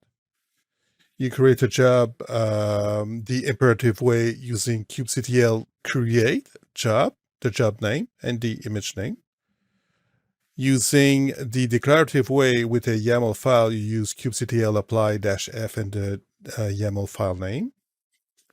You list the jobs by using kubectl get job. You get some information by using kubectl describe job and the job that is currently running.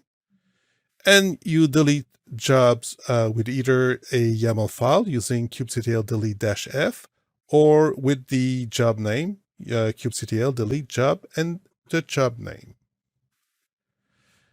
And this concludes this look at jobs.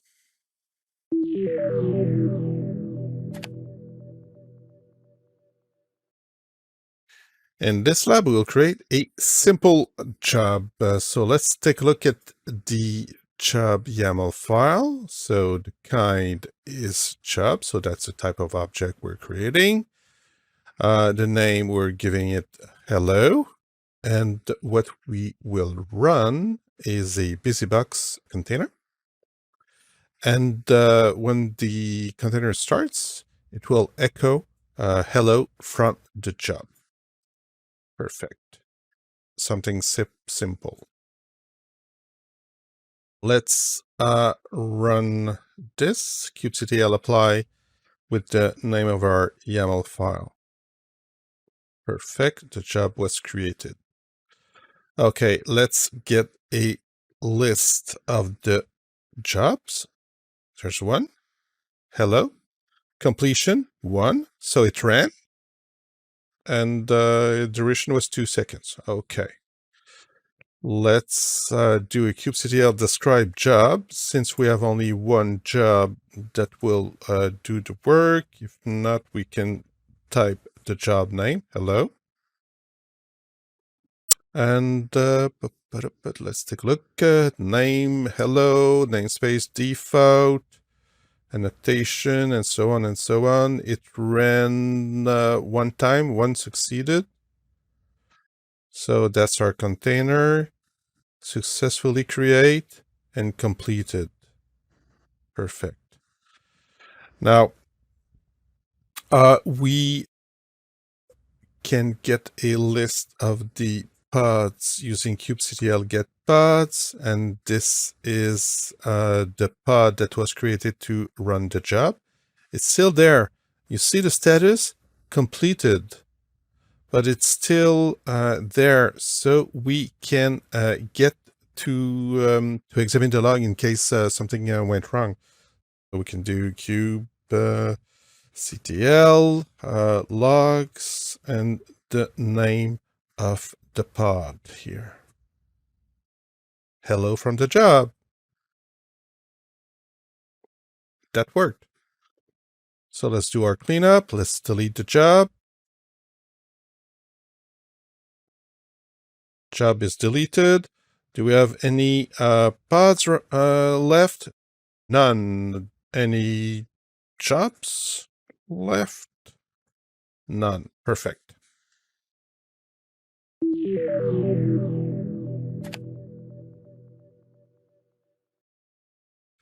Let's take a look at cron jobs. A cron job is a workload that runs jobs on a schedule. It's an extension of the job that we saw in the previous lecture. The schedule is defined using a cron-like syntax in UTC. And you can get more information about the cron syntax in this Wikipedia page. Here's a cron job definition. You set the schedule parameter to a cron schedule. So how do you know if a cron job ran successfully? Well, you need to look at the job history. By default, the last 3 successful jobs and the last failed job are kept. The pods will be in a stop state, and you'll be able to look at their logs. If you don't want to keep any history, you can set the successful job history limit to 0. So here's a cheat sheet for the cron job commands. You can create one using the imperative way. And if you have a YAML file, you use the kubectl apply-f and the name of the YAML file. You can get a list of the cron jobs currently running using kubectl get cj. You can get some information with kubectl describe cj, and you delete a cron job using its YAML file using kubectl delete-f and the YAML file name. And if you don't have the YAML file name, you can delete it using kubectl delete cj and the cron job that is currently running. And this concludes this look at cron jobs.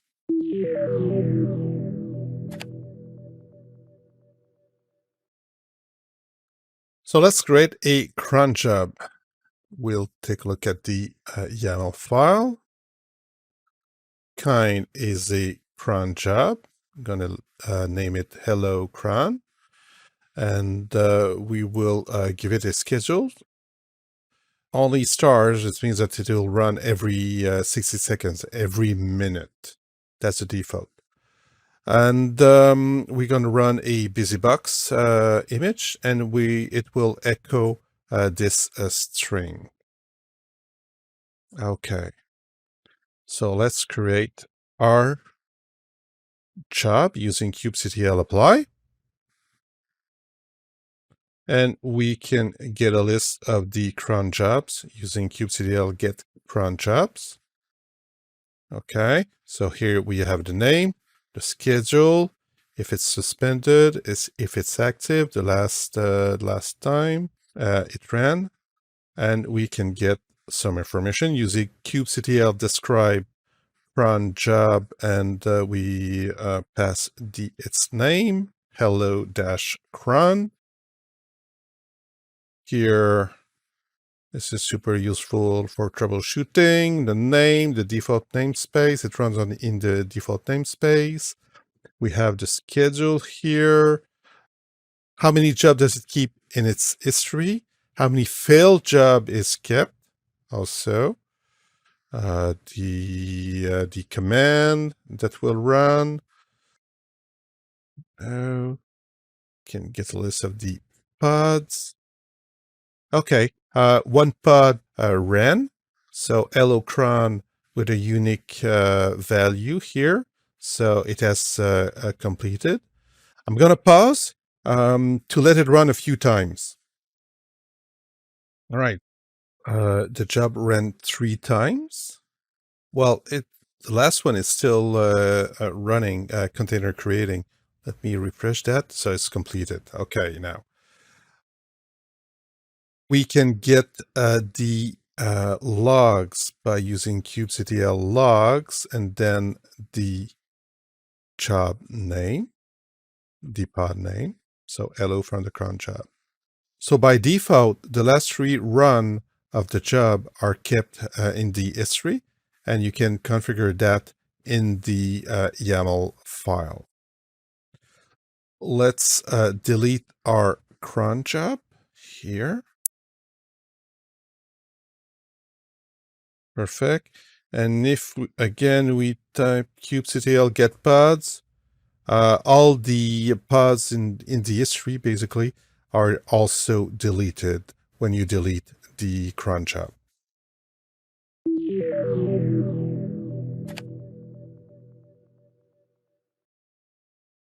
Let's take a look at rolling updates. In a previous lecture, we saw that using deployments, you can set the number of pods instances using the replicas parameter and set a number of previous iterations of the deployment to keep in Kubernetes. We also saw that there are 2 update strategies, rolling update and recreate. Recreate is quite simple. Kubernetes will shut down all the running pods and create new ones after that. Rolling update will cycle through updating pods. All right, let's illustrate that. Using recreate, all previous pods are deleted, and the new pods will be created after that. This means that there might be a small period of time where your microservice might not be responsive. Using the rolling update strategy, a pod is deleted and replaced by a new one, then the next one, and so on. There are 2 values that you can set to help you with this process. Max search will tell Kubernetes how many pods can be created over the desired number of pods. Let's say that you want 3 instances in total. Setting max search to 1 will allow creation of 1 additional pod on top of these 3 desired ones, and this while the rolling update is running. Max unavailable is the opposite. It's the maximum number of pods that can be unavailable during the update process. Note that if you don't specify an update strategy in the deployment manifest, Kubernetes will use a default strategy of rolling update with max surge and max unavailable both set to 25%. So let's say that we want 3 instances of a pod, and we set max surge and max unavailable to 1. We're telling Kubernetes that it's okay to create 1 additional pod on top of the 3 desired one, and that it's okay to have 1 pod less than the 3 desired one. When done, the previous replica set is kept. You set how many you want to keep with the revision history limit property. Here's a cheat sheet for rolling updates. You create, of course, your deployment using kubectl apply-f and the name of your YAML file. You get the progress of the update using kubectl rollout status. You get the history of the deployment using kubectl rollout history deployment and the deployment name. You can roll back a deployment using kubectl rollout undo and the deployment name that will roll back to the previous version. Or if you want to roll back to a specific revision number, you add the to-revision parameter. And this concludes this look at rolling updates.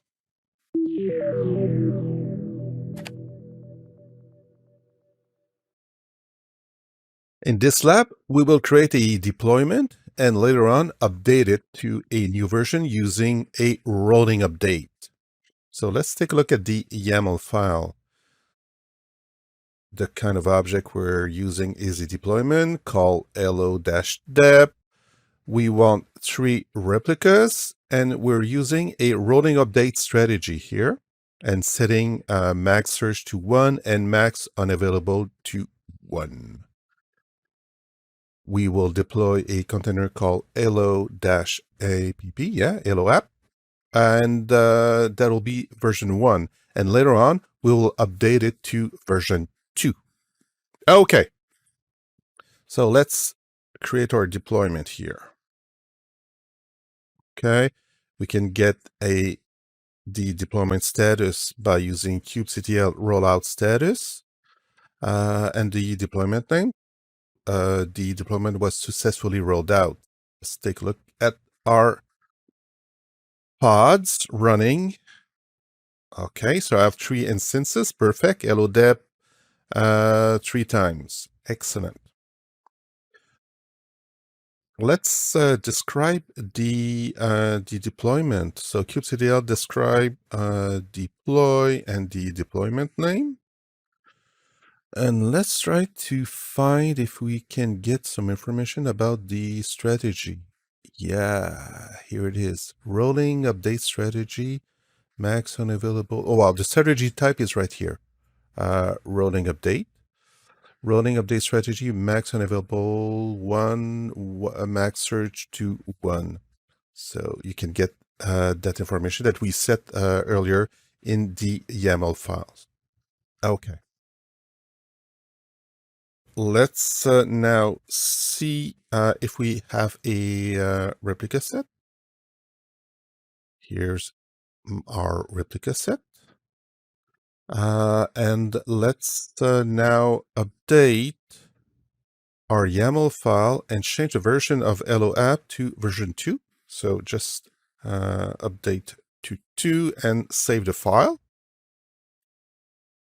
And we will use kubectl apply and with the same YAML file. Now, what I'm going to do, I'm using right now K9S.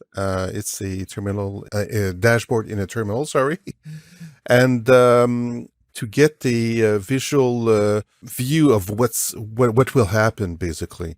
So right now I have 3 pods in green. These are the ones that are deployed. Let's apply our new deployment. I'm going to switch quickly to K9S, and you can see, oh, it happens so fast. But you saw that the new pods were created and the old ones were shut down. All right. Here I can have a deployment status. Everything's fine. If not, we would have some information. If the deployment would take longer, we would have some information printed here. Okay, how many replica sets do we have? We have 2. The current one, so that's the current one, and the previous one. By default, 3 versions are kept in history. We can get the deployment history by using kubectl rollout history and the deployment name. Okay, version 1, version 2. Okay, we're at version 2, and we want to downgrade, basically, or roll back to the previous version. So you can do that by using kubectl rollout undo and the deployment name. So by default, it will roll back to the previous version. Or if you have multiple versions and you know what version you want to roll back to, you can specify the flag to revision and the revision number as we see here. let's do this one. Well, either one will do the same thing. Okay, let me switch to K9S and see what's happening. Oh, the other one, the older, well, the version 2 is terminating. New version is created. And we can get a deployment status here. Everything successfully rolled out. Okay. Let's now take a look at our replica sets. So we still have 2, right? The current one is now the first one that we deployed. All right, and we can do our cleanup by deleting the deployment using the YAML file.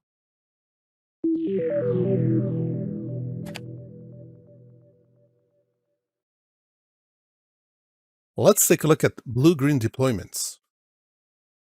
So let's say that version 2 of our microservice contains some breaking changes, like a different database schema. What do? Using the rolling update strategy, you'll have both version 1 and version 2 of your app running at the same time. That might not work at all. So using the blue-green deployment pattern, that might help solve that problem. Blue identify what's in production, and green identify a new version currently deployed but not yet in production. Notice that the pods label contains the version number. When ready, simply update the service definition to point to the new version. And now, green is now in production. So, green becomes blue, and blue becomes green. Oh, great. This means that this pattern is solving the new database schema problem. Well, not entirely. You may still have to deal with some downtime while you update your database. And also another drawback is that since both versions of the microservices will be up and running at the same time, you need to have enough free resources in your cluster to make this possible. And this concludes this look at the blue-green deployments pattern.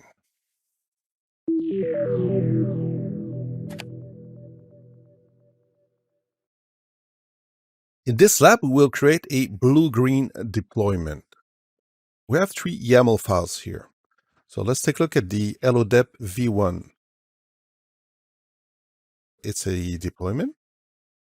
We want 3 replicas of a container of an image called LOApp 1.0. And here we're setting a label of app LOV1. Now let's take a look at the second one.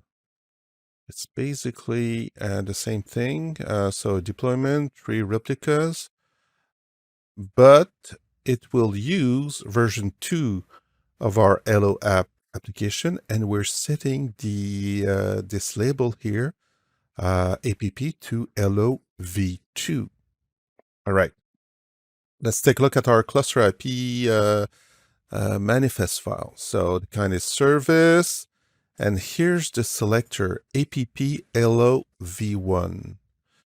We will deploy that, and later on we will change the cluster IP manifest to point to the newer version. Okay, so let's deploy version 1 of our pods. And let's also deploy our cluster IP service. So let's take a look at the list of the pods currently running. There are 3 pods, and also there should be, if I type kubectl get svc, 1 cluster IP svc front, that's the one I just deployed. Perfect. So let's do a quick port forward to connect to our cluster IP service. So we'll port forward the port 8080 that the cluster IP is listening to localhost 8080. here, kubectl, port forward, service, the name of our service, 8080 to 8080. And let's hit localhost on port 8080 here. Okay, so here, hello world, version 1.0. Excellent. Okay.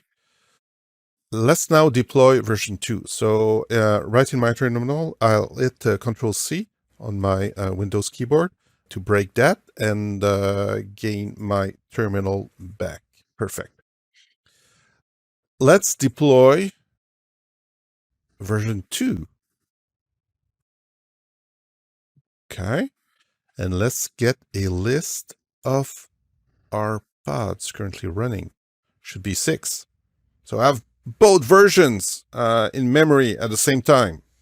Okay, so that's one of the drawbacks of this this technique, this blue-green deployment technique. Okay, let's now edit the cluster IP manifest file. So we will change the selector to select app on LOV2. Let's save the file and let's update our cluster IP service by using kubectl apply and the name of the YAML file. Yes. Okay. Let's port forward again. All right. Let's hit that localhost again. And there you go. V2. It worked. Let's do a little bit of a cleanup.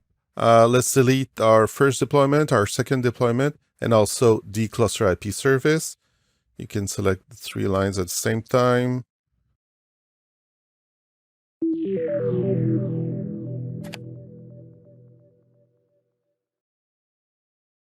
Let's take a look at the concept of service in Kubernetes.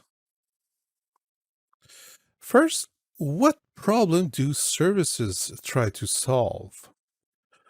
Well, if the pod in green need to reach the pod in purple, it needs to use its IP address. The problem is that pods get ephemeral IP addresses. If the pod in purple dies, well, you replace it, and the new one will have a different IP address. So we need a way to make these calls between pods a lot more robust.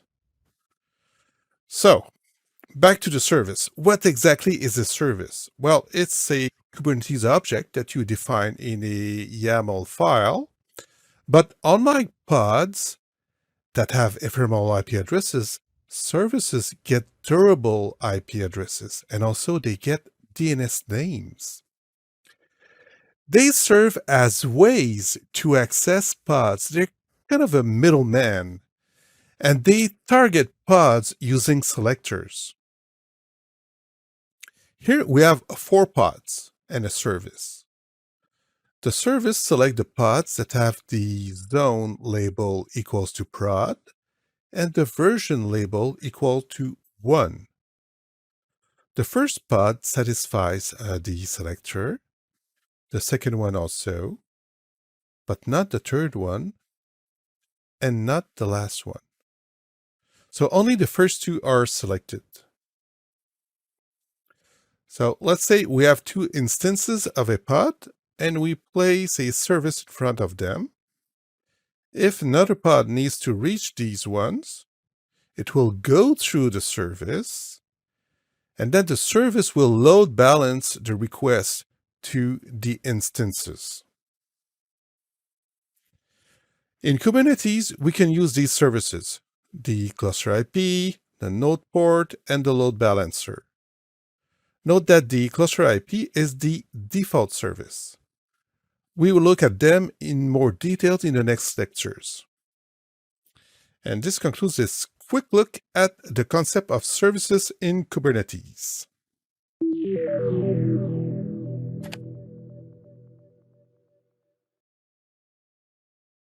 Let's take a look at the cluster IP. So, what is a cluster IP? Well, it's the default service in Kubernetes. Its visibility is cluster internal. This means that it's not possible to use a cluster IP service to reach a microservice from the internet, from outside the cluster. In the cluster IP definition, you can set two different ports. Port is the port that the service will listen on, and target port is the port that the selected pods are listening on.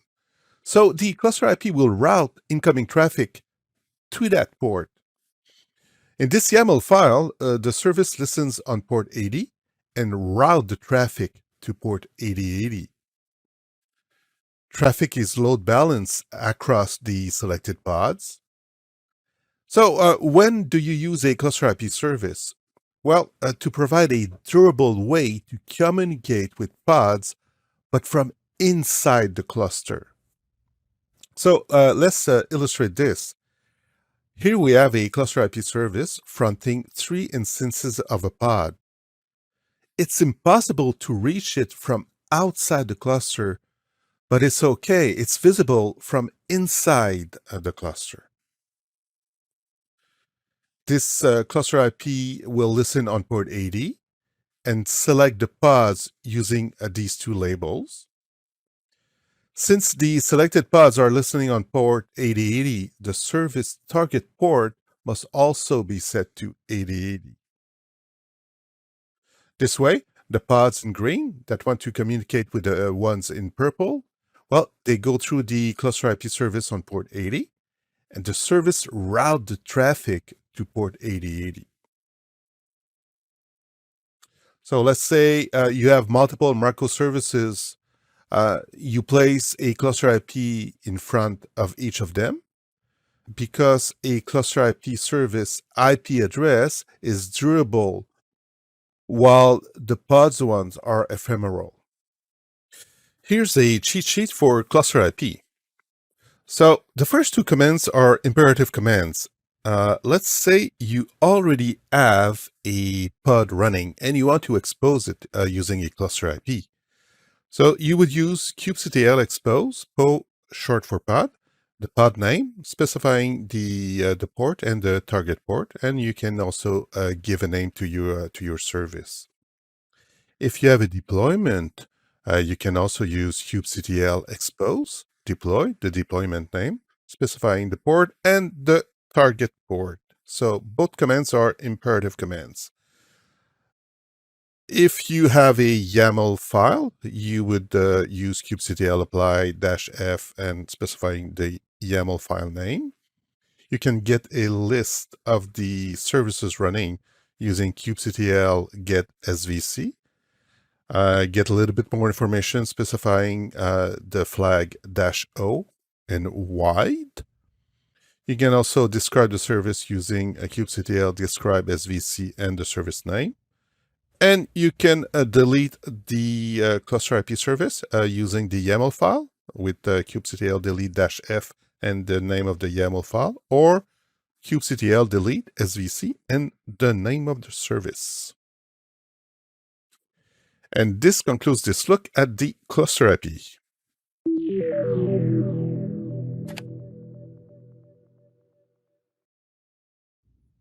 In this lab, we will deploy an Nginx container, front it with a cluster IP service, and then deploy a BusyBox container, open a session on that BusyBox container, and try to hit the web page served by the Nginx container, but through the cluster IP service. All right, let's take a look at our YAML file. We'll start with the deployment one.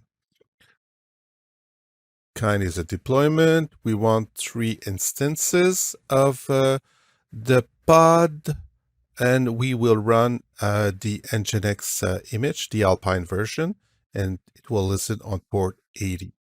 Now, we're setting 2 labels here, and the cluster IP service will select the pods using these 2 labels. So app example, environment prod. All right. Let's take a look at our cluster IP. kind service. It's going to listen on port 8080, and it will redirect the traffic to port 80 on the Nginx containers. All right. The selector is here. So app example environment prod. So that will select our pods in our deployment. Perfect. So let's try to do that first. Let's deploy the service. And let's deploy the Nginx containers. Let's also deploy the busybox. And we can take a look at this. It's a kind of pod. The name is my box, and it'll run a busybox image. Okay. So now let's get a list of our pods currently running. We should add 4. 1, 2, 3, 4. So the first 3 ones are the deployment, the Nginx images, and the 4th one is the busybox. All right. Let's try to connect to the busybox container. Open a session by using kubectl exec mybox-it and the name of the program we want to run. Perfect, that worked. I type ls, yep. Okay, let's try to use the service to reach the Nginx pods. So wget and http svc example : 8080. So let's try to run that and see if it works. Okay, that worked. Why did it work? So what is that name here? If we go back to the cluster IP definition, that's the name of our service. And it's listening on port 8080. The service name, the port that is listening on. And that's it. We can now exit our session on our busybox, and we can delete our resources, the cluster IP, the deployment, and the pod.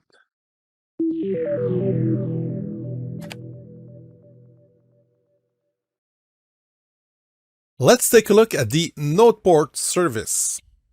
What is a node port?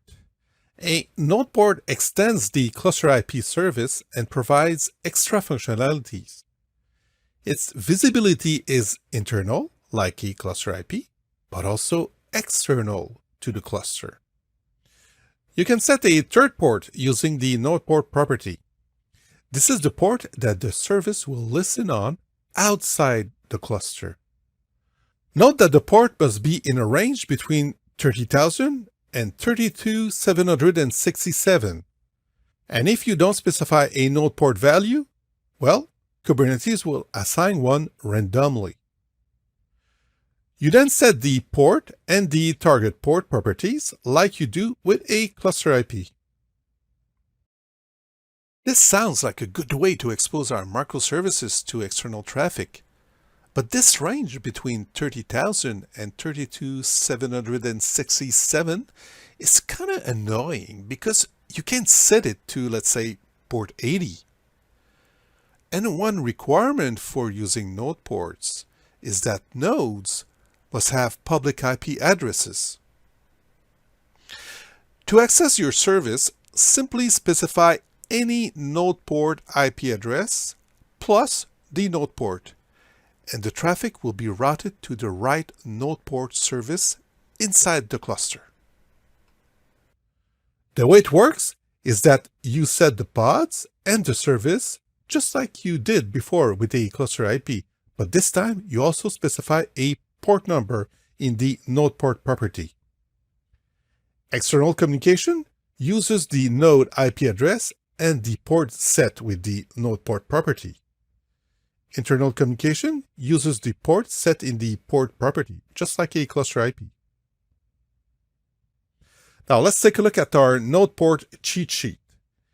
If you already have a pod running in your cluster and you want to expose it using a node port service, simply use the kubectl expose po, the pod name, specifying the port and the target port, and the node port as the type.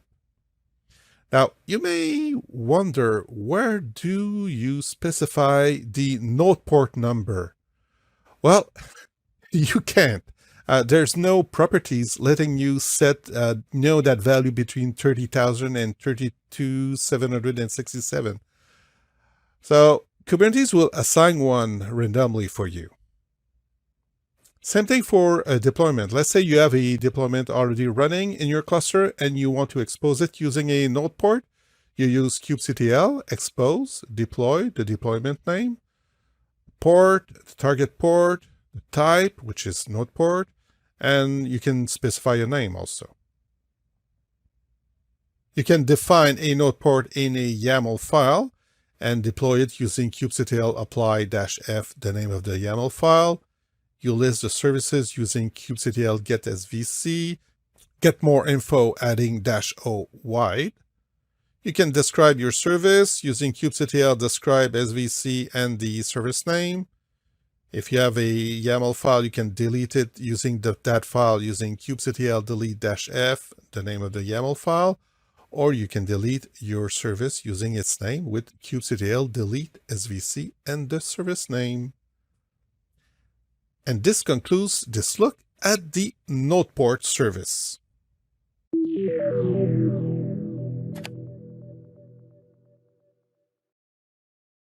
In this lab, we will expose a deployment using a node port service.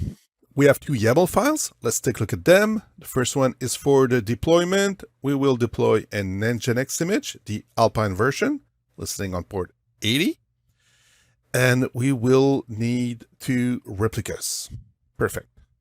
Let's take a look at the node port YAML file. The kind is service, and the type is node port. And the selector will select our deployment. And here we set our node port 32410. Okay. Now let's open a terminal. And we'll start by the deployment, kubectl apply, and our YAML file. Next, our service, kubectl apply node port.yaml. Awesome. Let's make sure that our pods are running. kubectl get pods-o wide. Awesome. 2 pods, 2 instances of our Nginx container. All right. Now, since we're using Docker Desktop, the Docker Desktop node is mapped to localhost. To reach the node port service, we need to use localhost plus the node port. Let's try that. Localhost 32410. And it worked. Awesome. Now, when using a cloud provider, you would need to get a node IP address instead of using the local host. You would get that IP address by using kubectl get nodes-o wide.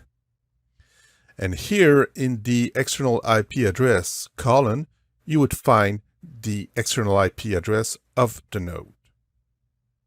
Awesome. Let's do our cleanup. Let's delete our node port and our deployment.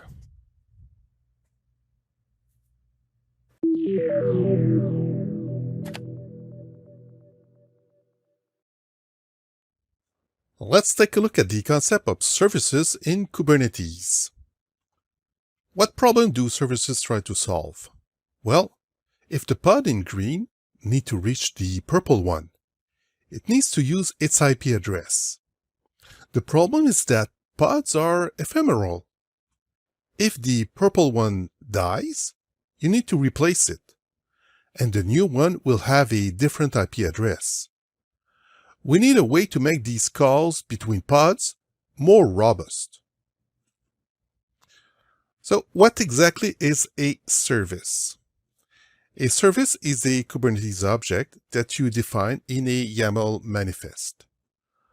Unlike pods that have ephemeral IP addresses, services get durable IP addresses and a DNS name.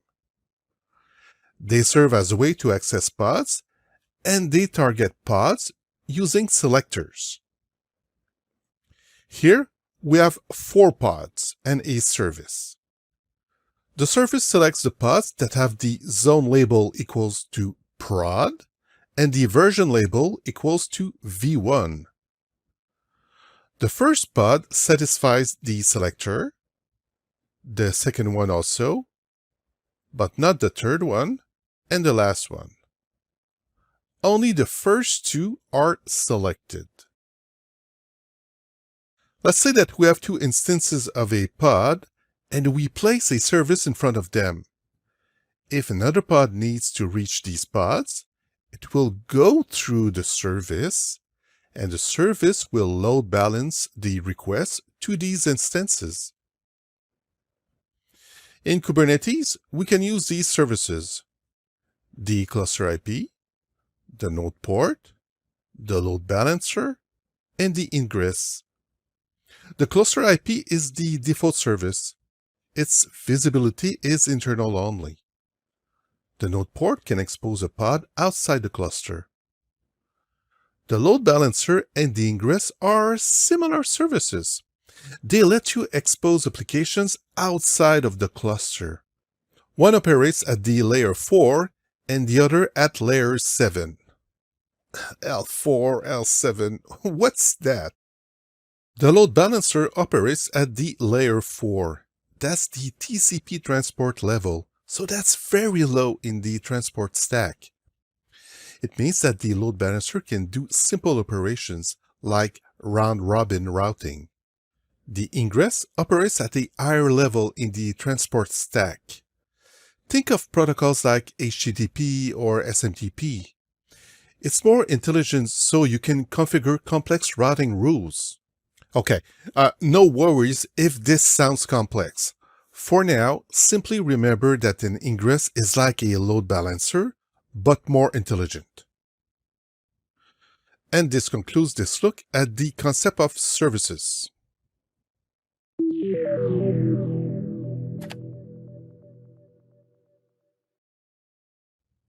In this lab, we will create a load balancer service. But you may be asking yourself, we're not using a cloud provider right now. How can that work? Well, Docker Desktop is helping us. It will emulate the load balancer service, so we can test our load balancer locally. Awesome. Let's take a look at the application. It's a simple deployment. We want 2 replicas, 2 instances of an Nginx image. Super simple. And the load balancer YAML file, kind is service, the type is load balancer. It will listen on port 8080 and redirect traffic to the pod that is listening on port 80. All right. So let's open a terminal.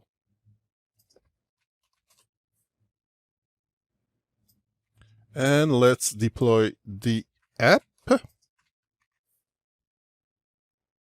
and the load balancer. Perfect. Let's make sure that our pods are running by using kubectl get pods. Yes, I have my 2 pods are here. Perfect. Now, to get the IP address of the load balancer, we use kubectl get svc-o wide. And since we're using Docker Desktop will use localhost as the IP address. Using a cloud provider load balancer service, you would find here, instead of localhost, the public IP address of the load balancer. So let's test this. Open a browser and type localhost 8080. And that works. We reach our Nginx pod. Awesome. Let's do our cleanup. Let's delete our load balancer. and our application.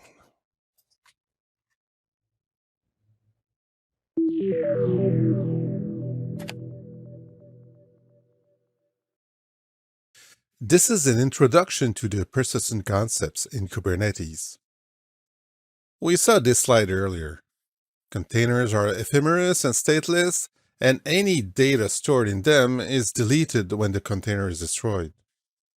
So we need to find a way to store data outside the containers if you want to keep that data. So volumes let containers store data into external storage systems. These are storage services offered by the cloud providers. The vendors create plugins according to a specification called the Container Storage Interface. And there are two ways to use storage in the cloud, the static way and the dynamic way. We have separate lectures on these later on. All right, the cloud providers create plugins to expose their storage services as persistent volumes and storage class. These two are Kubernetes objects. Next, we will look at the static and dynamic ways.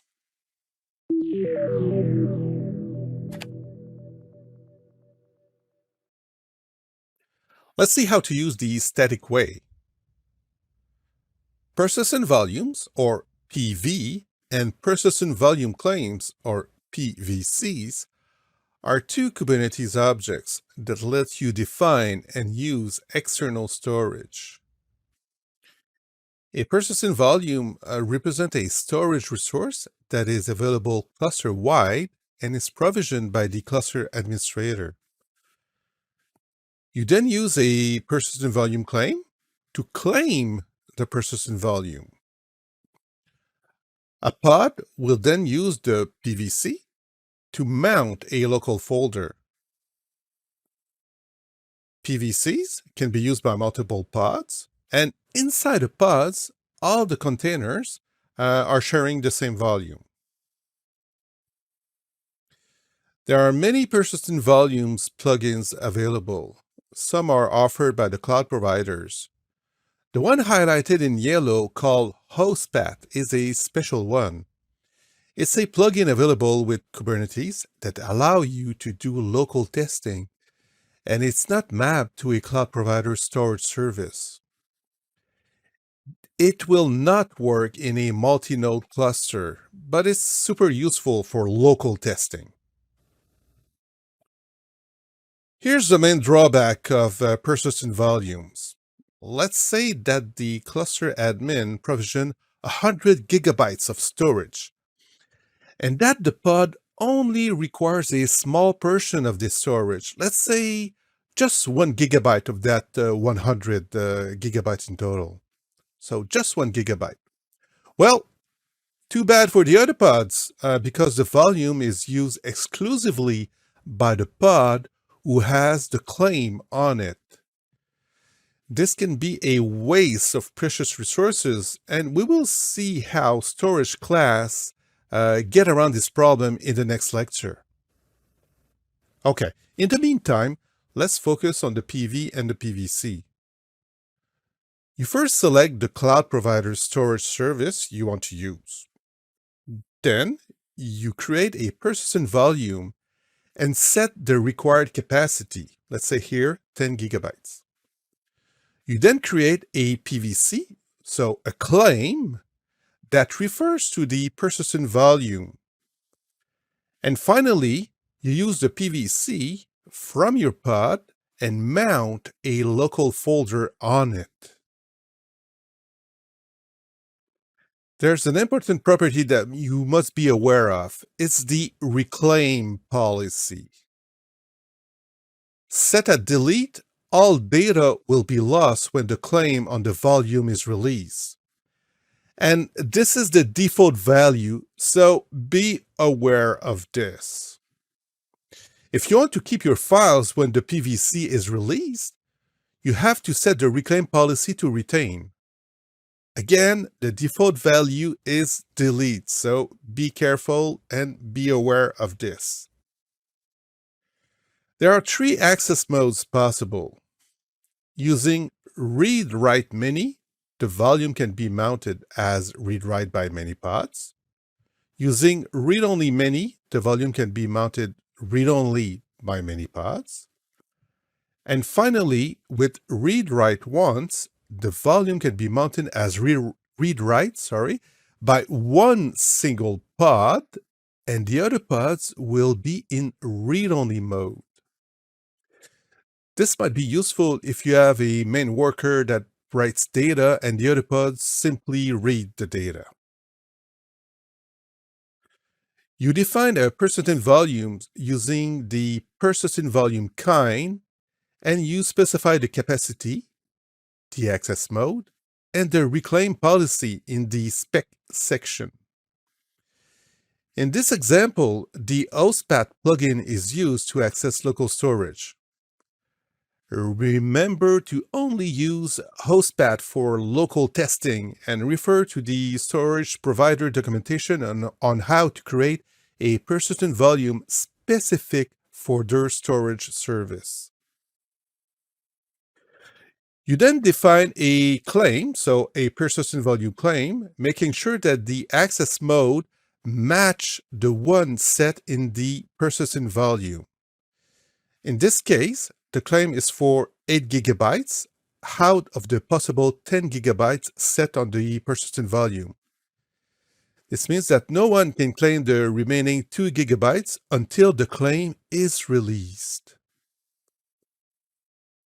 In the volume section of your pod definition, simply refer to the PVC and mount a local folder on it.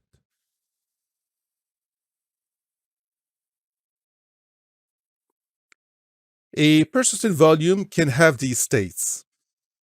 Available, meaning that the resource is free and not currently in use.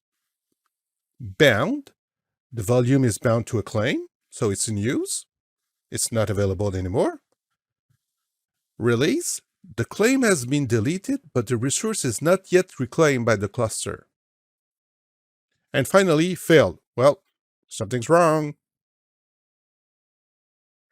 Here's a cheat sheet for the PV and PVC commands. Using a YAML file, you can create either a PV or PVC by using kubectl apply-f and the name of the YAML file. You get the install persistent volume using kubectl get PV. The claims using kubectl get PVC. You can describe them, kubectl describe PV or PVC with their name. You can delete them using their YAML file, kubectl delete-f and the name of the YAML file, or by using their name, so kubectl delete PV and the PV name or the PVC name. And this concludes this section as the static way. Next, we'll take a look at the dynamic way.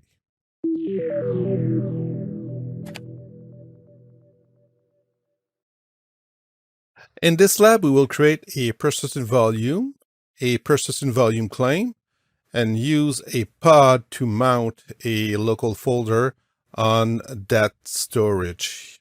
We will create that in Docker Desktop locally using the hostpath plugin.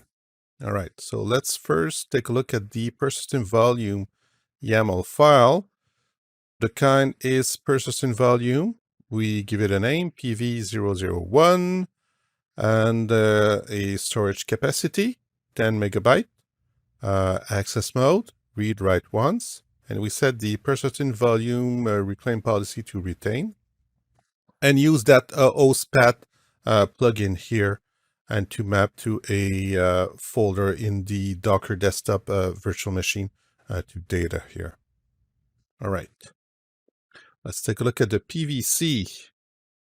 Kind, persistent volume claim.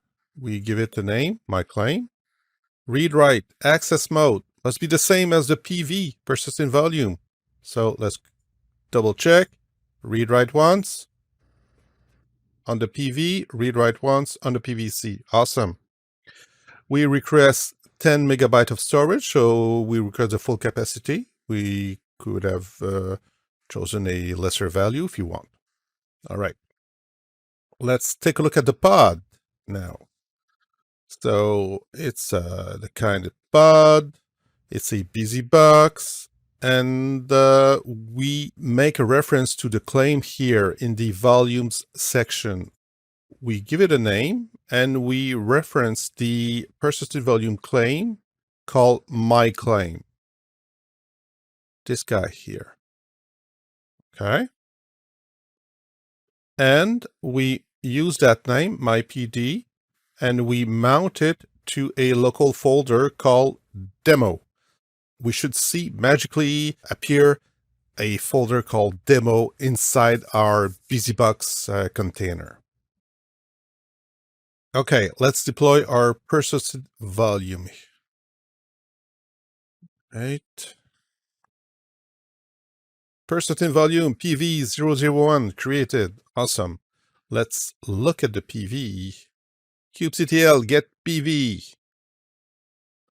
Name PV001, capacity 10 megabyte, read write once. Reclaim policy to retain. It's available. It's not claimed. Awesome. So let's now deploy the claim. The PVC. Persistent volume claim. My claim created. Awesome. kubectl get PVC. My claim, it's bound to the volume called PV001, capacity 10 megabytes. Read write once. And let's again take a look at the PV to see if something has changed. Yep, it's now bound. The status is bound to the claim called my claim running in the default namespace. Awesome. Awesome. So let's now deploy our pod. Okay, my PC box was created. Let's connect to it using kubectl exec the name of the instance of the pod -it and the program we want to run. Haha, let's do an ls and see if we see a demo folder. And there it is. We have our demo folder. Let's cd into that folder and let's create a file inside. Cat, and we'll pipe that to hello.txt. Let's type hello world.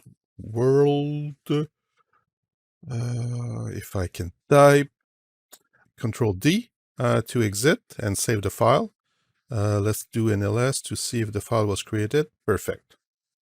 Okay. Let's exit the session. And now let's delete the pod. Let's delete the pod by using kubectl delete -f pod. And since the busybox takes 30 seconds to shut down, we will force it to do it right away. We don't want to wait. Okay. Let's deploy it again. Well, kubectl ctl get the pods, no resource. Awesome. It's really dead. Let's deploy it again. Okay. Let's open a session. cd demo ls. All right, and let's get that file. Hello, a car. Cat, not car. Hello world. Awesome. It worked. Let's exit our session. Let's now do our cleanup. We'll delete our pod. And then we will delete the PVC. Right? And then the PV. So you can't delete the PV before the PVC. Well, you can issue the command, but the command will be in kind of a wait state until the PVC has been released.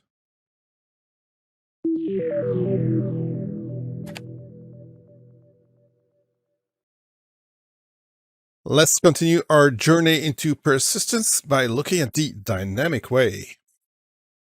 So here's a new object, the storage class, and the storage class represents a storage resource that is available cluster-wide and is provisioned by the cluster administrator.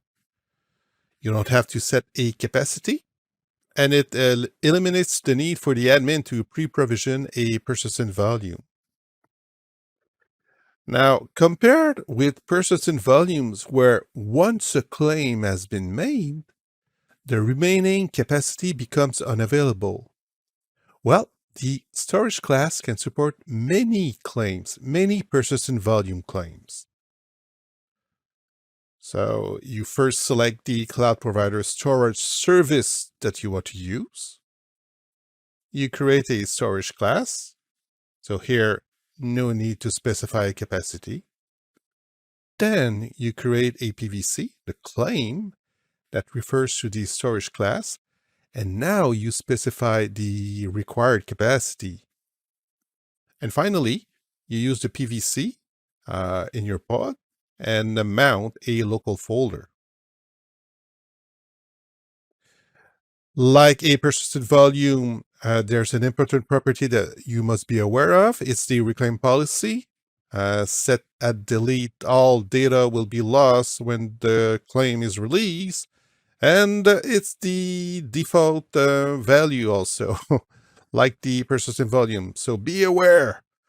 If you want to keep your files when the PVC is released, you have to set the reclaim policy to retain. Again, the default value is delete. Again, 3 access modes possible, and they are set using the PVC, not the storage class. Read-write many, the volume can be mounted as read-write by many pods. Read-only many, the volume can be mounted read-only by many pods. And lastly, read-write once, the volume can be mounted as read-write by a single pod, and the other pods will be in read-only mode. Useful if you have a main worker that writes data and the other pods simply read the data. So, you first start defining a storage class, specifying the cloud provider driver with the provisioner property and additional settings in the parameters section. So refer to the storage provider documentation on how to create a specific storage class for their storage service. You then define a PVC, specifying an access mode and the storage capacity required. In this claim, the claim is for 5 gigabytes, but more PVCs can be created over that storage class. Then simply refer to the PVC in your pod definition and map a local folder on it. In summary, the main benefits of a storage class versus a persistent volume is that with a storage class, you don't have to define a capacity and multiple claims can be made. Here's a cheat sheet for storage class commands. So you create your storage class using a YAML file, using kubectl apply-f and the name of your YAML file. You get a list of your storage classes or PVCs using get sc for storage class and get PVC. You get the storage class information by using kubectl describe sc and the class name. You delete your storage class and PVC using kubectl delete-f and the YAML file name, or you delete your storage class using delete sc and the class name, or delete PVC and the PVC name. And this concludes this section about persistence using the dynamic way.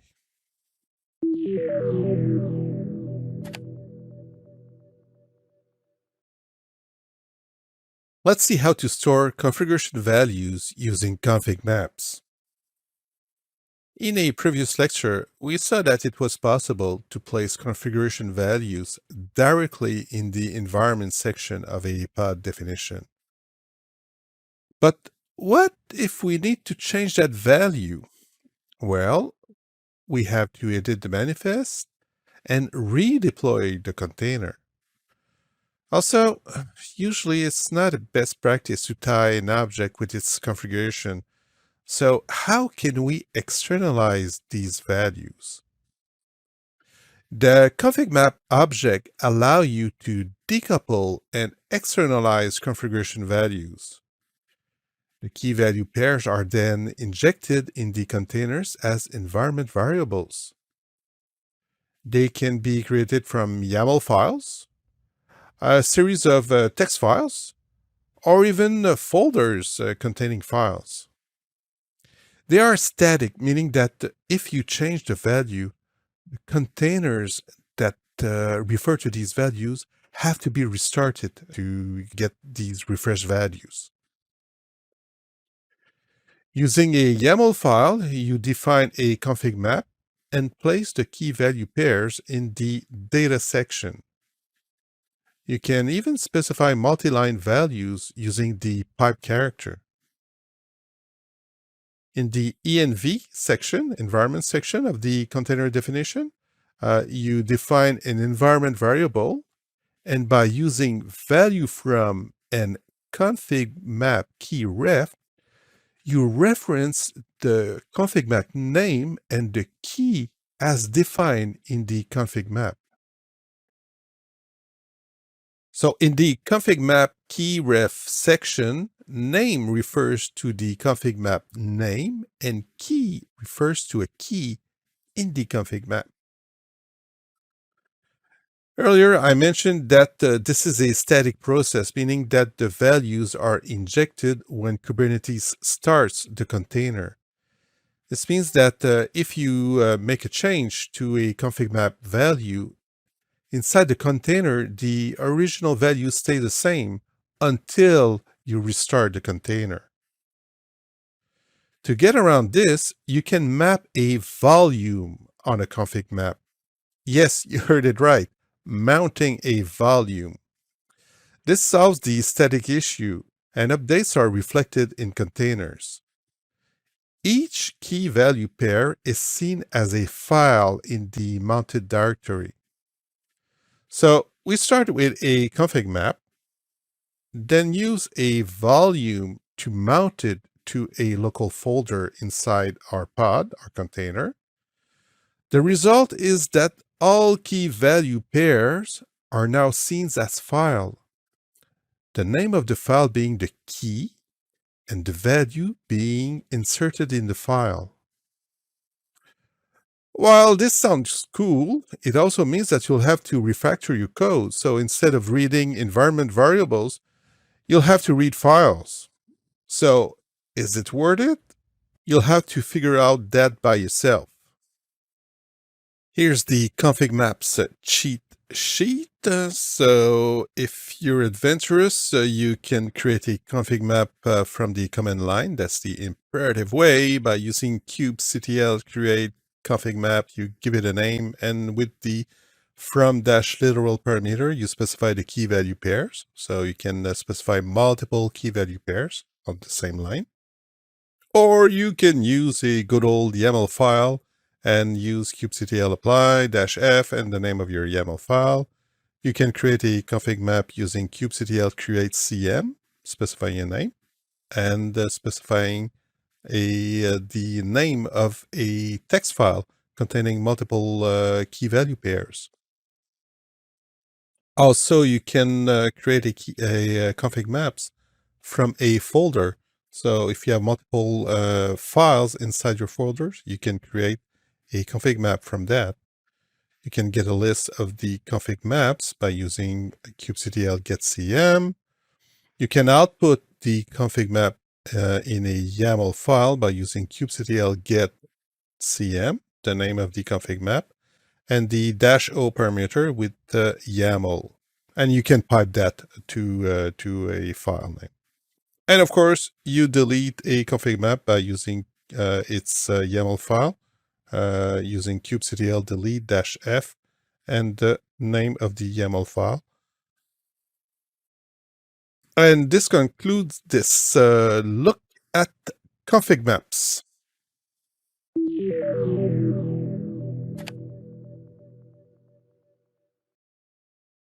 In this app, we're going to create a config map and use a pod that will reference a value stored in that config map. Let's take a look at the config map. So the kind is config map. We have a name, cm-example. And in the data section, we have two key value pairs, state, set to Michigan, and city, Ann Arbor. All right. So let's now take a look at our pod. Kind is pod. It's a busy box. And here in the environment section, we declare an environment variable that we will call city. And we are getting the value from a config map keyref, right? And we specify the name of the config map. So cm-example, that's the name of the config map. And the key is city. So here, that's the key right there. Okay. Again, environment section. We define a new environment variable that we will call city. We get the value from config map keyref, specifying the name of the config map and the key. Awesome. Let's create our config map. Okay. kubectl get cm to get information about our config map. So cm example to data. Okay. That doesn't give us much information, well, about the data itself. So let's do a kubectl describe config map cm example. Okay. We have the name, the namespace where it is, any labels and annotations. And here we have the data section, city, Ann Arbor, state, Michigan. And if for some reason you want to output that as a YAML, kubectl get config map, the name of the config map, -o output in YAML. To recreate the config map using this.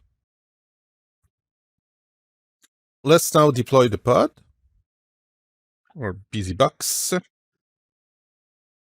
Perfect. Let's open a session.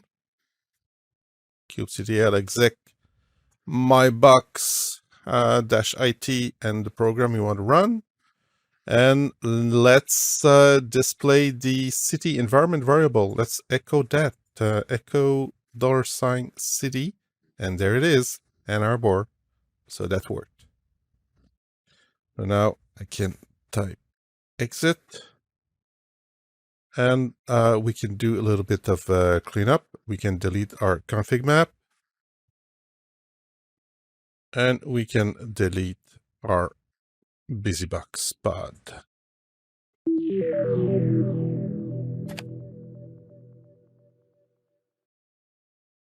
Let's see how to use the secrets object. In Kubernetes, you will find many types of secrets types. The default one is the opaque type, and it is very similar to the config maps object that we saw in the previous lecture. You can also store credentials to connect to private container registries, authentication secrets, and even certificates. In this lecture, we will focus on the opaque secret. Like config maps, secrets are used to store configuration values, so they are somewhat identical to config maps, except that they store values as base64 encoded strings. And it's important to understand that base64 is a way to encode strings, and it is not an encryption algorithm. This means that secrets stored in Kubernetes can be decoded quite easily. Yeah, great. Since these secrets are not very secret, should you use them? Well, the answer depends on the type of information you want to store.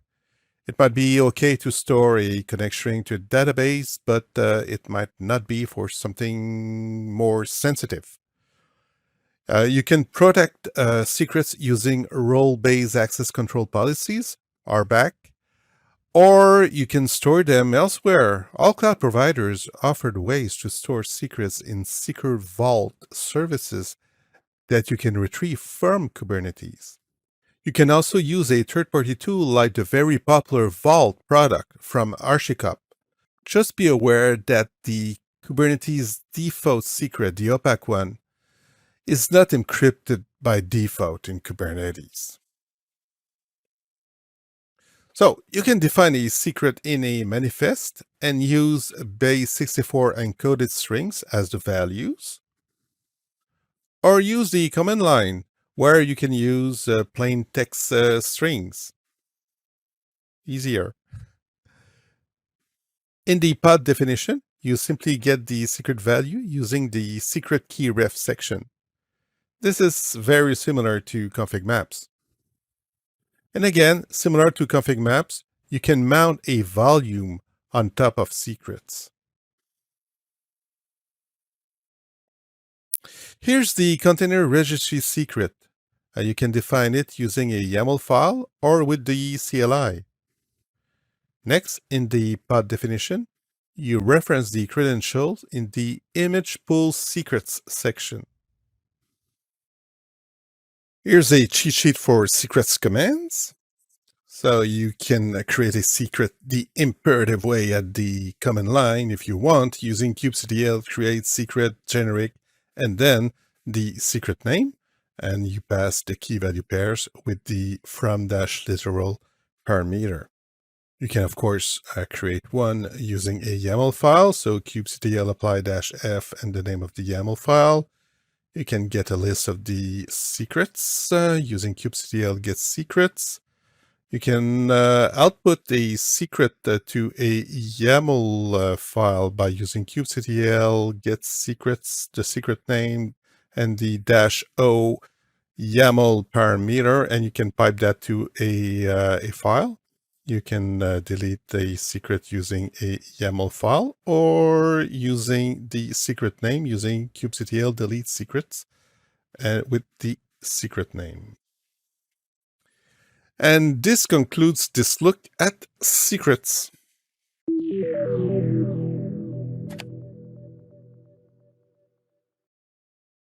In this lab, we'll create a secret, and from a pod, we will reference secret and use them as environment variable. Let's take a look at our secrets.yaml file. The type or the kind is secret. We give it a name, secrets. And in the data section, we have key value pairs. So username to some value and password to some value. Notice that the values must be base64 encoded. You cannot put a non-encoded string here. How do you do that? On Windows, base64, the tool is not installed by default. So you can use these two websites, base64encode.org, decode.org, or you can install base64 using Chocolatey. Choco install base64. On Mac or Linux, well, it's already installed, so you simply do something like that. You echo your string and you pipe that to base64, and that will encode the string. And let me copy that and to decode echo the encoded string and you pipe that again to base64 -d for decode, and voila. All right.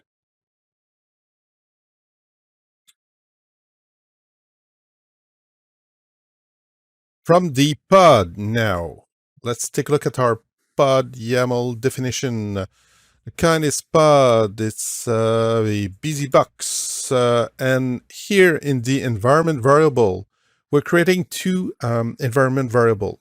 The first one is called username, and it gets its value from a secret key ref. And the name references the secret name here. And the value, well, the key is one of these two. So username or password here. In our case, key reference here, the username from the secret's secret. And second one is password. The environment variable is called password, and we get the value from the secret's secret, and the key is password. Awesome. Let's create the secret. All right. Let's get a list of the secrets. Here's our secret. It has two data. It was created 6 seconds ago. We can describe it. kubectl describe the object type, and then its name. And here, what do we have? The name, namespace, and well, we don't see the secret, just the keys here. And what if we use kubectl get secrets and output that to YAML?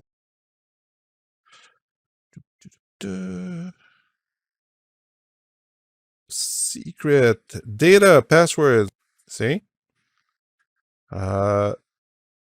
Doing a describe would not allow us to see the values, but using get secret and outputting that to a YAML will allow us to retrieve the actual values.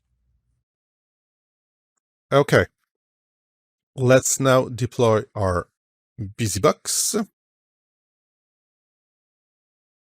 Right. Let's open a session. And let's echo username, the username, and the password. Whoops. Echo password, my password. So that worked. The values, the secret are decoded when they're injected into the pods. Let's exit that, and let's delete our secret, and let's delete our busybox.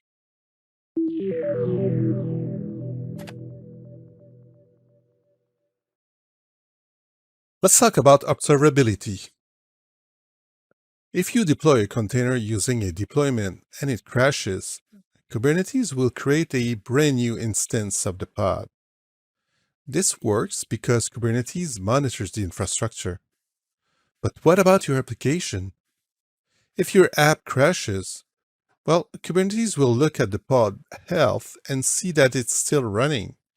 So from the infrastructure point of view, everything's working fine. Your pod is still up and running, but your code inside the pod has crashed. Would it be nice if Kubernetes could monitor the application health? Well, you can achieve this by configuring probes. The startup probe informs Kubernetes that the container has started and it's now okay to send traffic to it. The readiness probe informs Kubernetes that the container is now ready to accept traffic. Let's say that when your app starts, it needs to execute a series of steps like getting some configuration values from a database, creating some files, and so on and so on. And let's say that this startup sequence takes around 30 seconds. So even if your container is up and running, your code is not ready to accept traffic. So using a readiness probe, you tell Kubernetes to wait 30 seconds before starting to send traffic. Lastly, the liveness probes tell Kubernetes if your app is still running, and if not, Kubernetes will kill the pod and replace it with a brand new one. Here's a pod definition with the 3 possible probes. The startup probe tells Kubernetes to wait for 10 seconds before making an HTTP call to a page called health. The failure threshold tells Kubernetes to try 3 times. The readiness probe tells Kubernetes to wait initially 5 seconds before probing and making a TCP call on port 8080, and then check every 10 seconds. The liveness probe tells Kubernetes to wait initially for 15 seconds before probing by making a TCP call on port 8080 and then check every 20 seconds. Note that the readiness probe will run during the whole pod lifecycle. But will these two conflict at some point?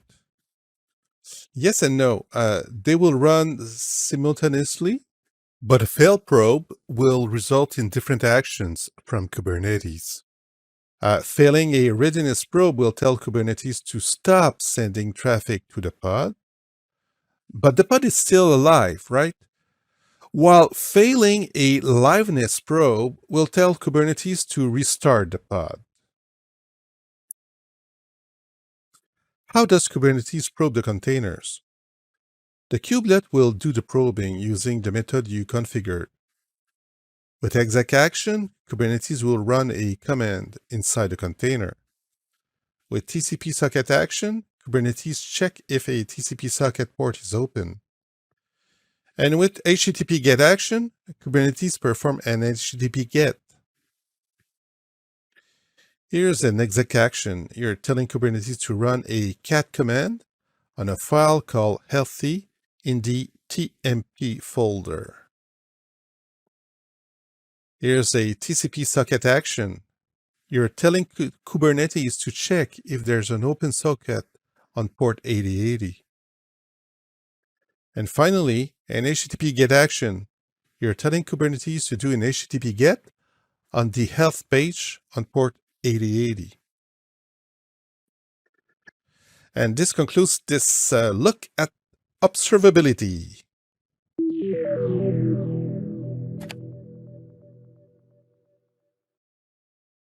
In this lab, we will set a liveness probe. So let's take a look at our YAML file.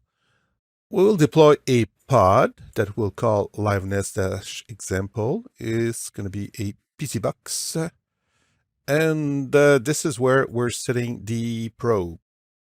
Type is liveness probe. We're asking to do an exec to run a command inside our container. And the command is cat. And the parameter is that file. So under the TMP folder, the file is called healthy, no extension. Basically, we're asking Kubernetes to run that command. If that command is successful, if the file exists, well, the probe is successful. If the file doesn't exist, the probe will fail. Okay. Initial delay seconds, we're asking Kubernetes to wait for 5 seconds before starting to probe. And then period seconds to 5, we're asking Kubernetes to probe every 5 seconds. The last parameter is failure threshold set to 2. Basically, we're telling Kubernetes that the liveness probe will fail when 2 probes will fail.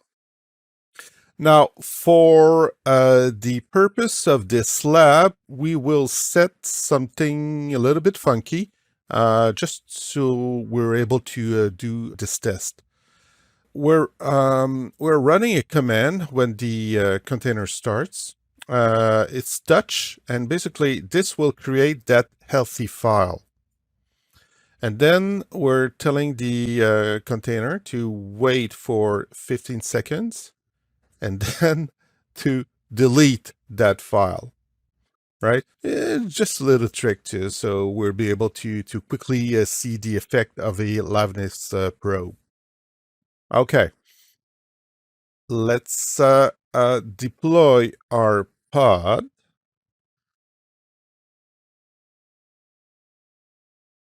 And let's quickly do a kubectl describe pod.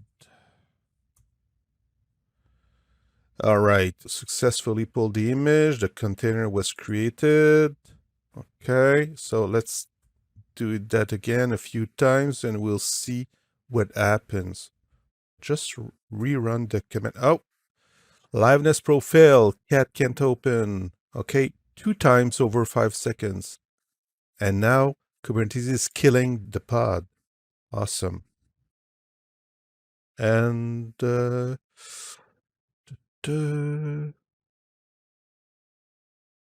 still killing.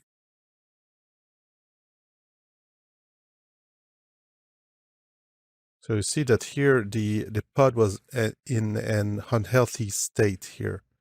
So now it's in the killing mode. Oh, and then Kubernetes is pulling again the BusyBox image and starting a new one.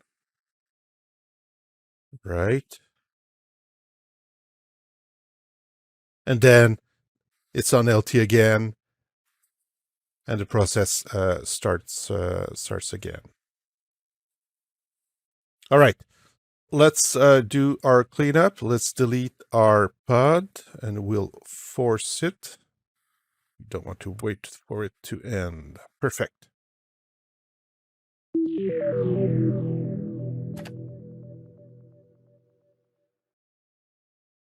Let's take a look at some dashboards.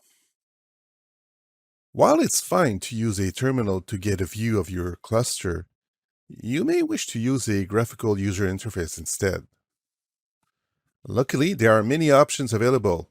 We will take a look at these 3 popular and free options: the Kubernetes dashboard, the Lens desktop application, and K9S, a dashboard that runs in a terminal. Let's start with the Kubernetes dashboard. It's a web UI that you can install as an add-on inside your cluster.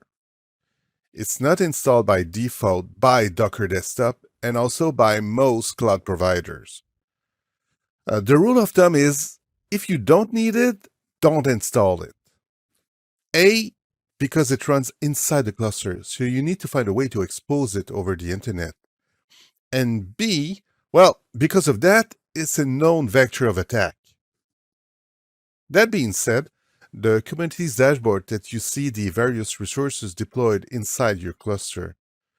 Simply select the type in the left menu, and you can also edit them by clicking on the edit icon.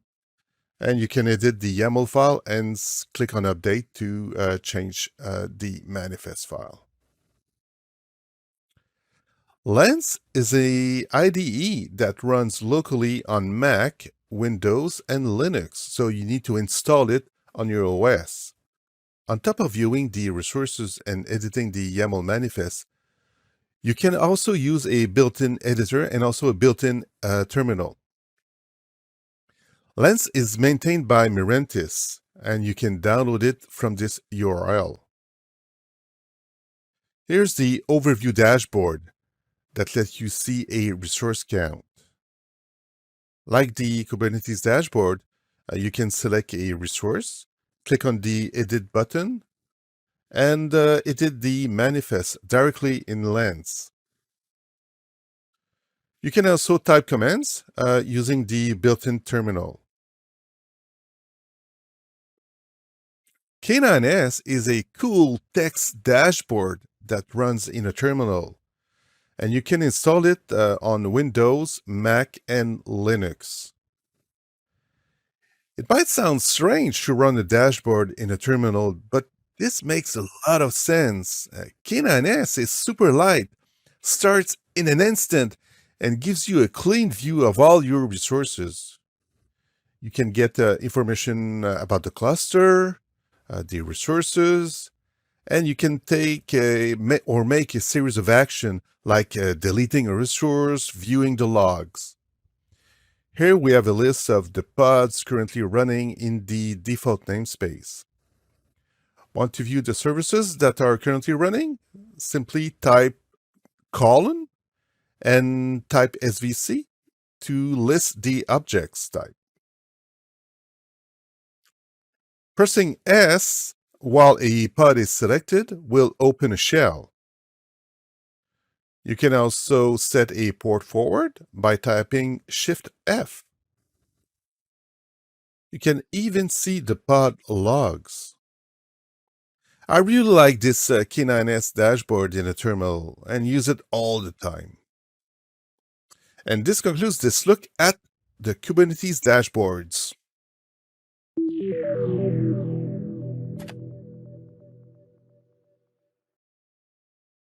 In this lab, we'll take a look at Lens. So Lens is a free dashboard that you can install on Windows, Mac, and Linux. Here's the URL, k8slens.dev. Let's take a look at the website. From there, you can install it. It runs on Mac, Windows, and Linux. So you can download the setup files here. Or if you're using Chocolatey on Windows, you can use Choco install Lens, or Brew on Mac, Brew install Cask Lens. All right. I've already launched Lens here, and by default, it should take you to your Docker desktop cluster. If not, or if you want to select another cluster, click on the hamburger menu to the left and select Add Cluster.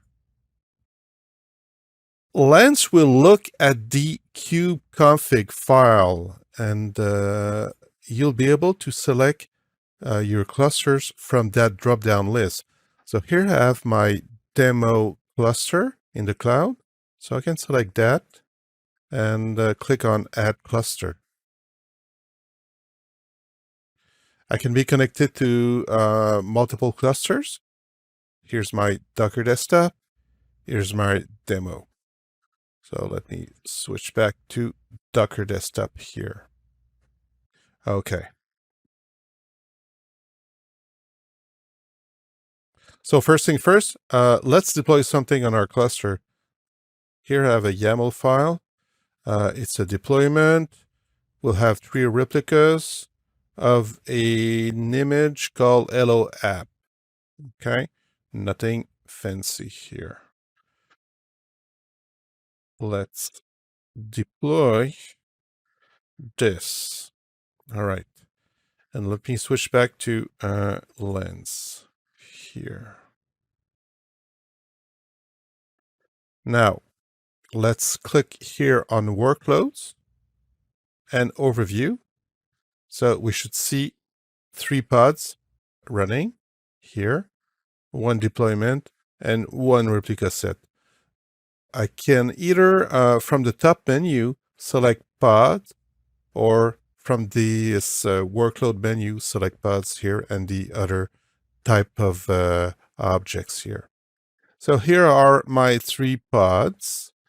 I have 1 deployment and 1 replica set. If I click on an object, I get more information, labels, annotations, and so on and so on. So something that you would have at the terminal, at the command line, by typing kubectl describe replica set or deployment or pod and the object name here.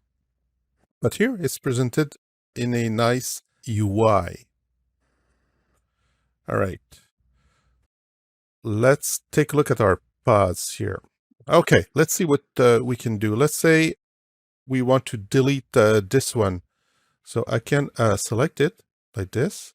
And from the ls menu to the right, I can open that and select remove, right? Or I can remove it right there. Okay, let's do that. Remove item, hello, yep. Remove it. And since it's a deployment, Kubernetes will create a new one automatically. Pretty cool. Let's take a look at the logs. We can see the logs from there. We can open a shell. So ls, pretty cool. Directly from that UI. If I click on edit, well, I can edit the manifest file and click on save and close. That will update that object. We cancel that. Close this. There's a built-in terminal, so by default you have a small icon here called terminal. If you click on it, if you click on this open button, that will open the terminal. So I can type command kubectl get pods, right? You can try to delete an object directly here. So let me copy this object name, kubectl delete pod, and let's paste that. We should see right away, we see something happening at the top of the screen.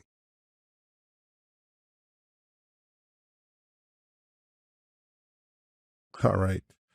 What's cool is that if you have more than one cluster, you can switch between these clusters. So here, let me, just to prove it, let's do a clear and kubectl get the nodes. Okay, on Docker Desktop, I have only one node. Let me select my demo cluster, my terminal. Let me open it. There's no deployment yet, but let's just do a kubectl get nodes, and for sure I have 3 nodes in this cluster. That's pretty cool. Just by selecting the cluster, I can switch and I have a terminal that is in the right context. Pretty cool. So I just scratched the surface. There's a lot more information that we can get, like configuration, the config maps, the secrets, what the network services that are installed here. I have a cluster IP service, storage, so the persistent volume claims, persistent volume, storage classes. So here in my cluster in the cloud, I have 4 storage classes defined for me, the namespaces, and so on and so on. All the information that you would get from the command line using kubectl, you get the same information, but from a nice UI. So once you're done exploring, don't forget to delete your deployment.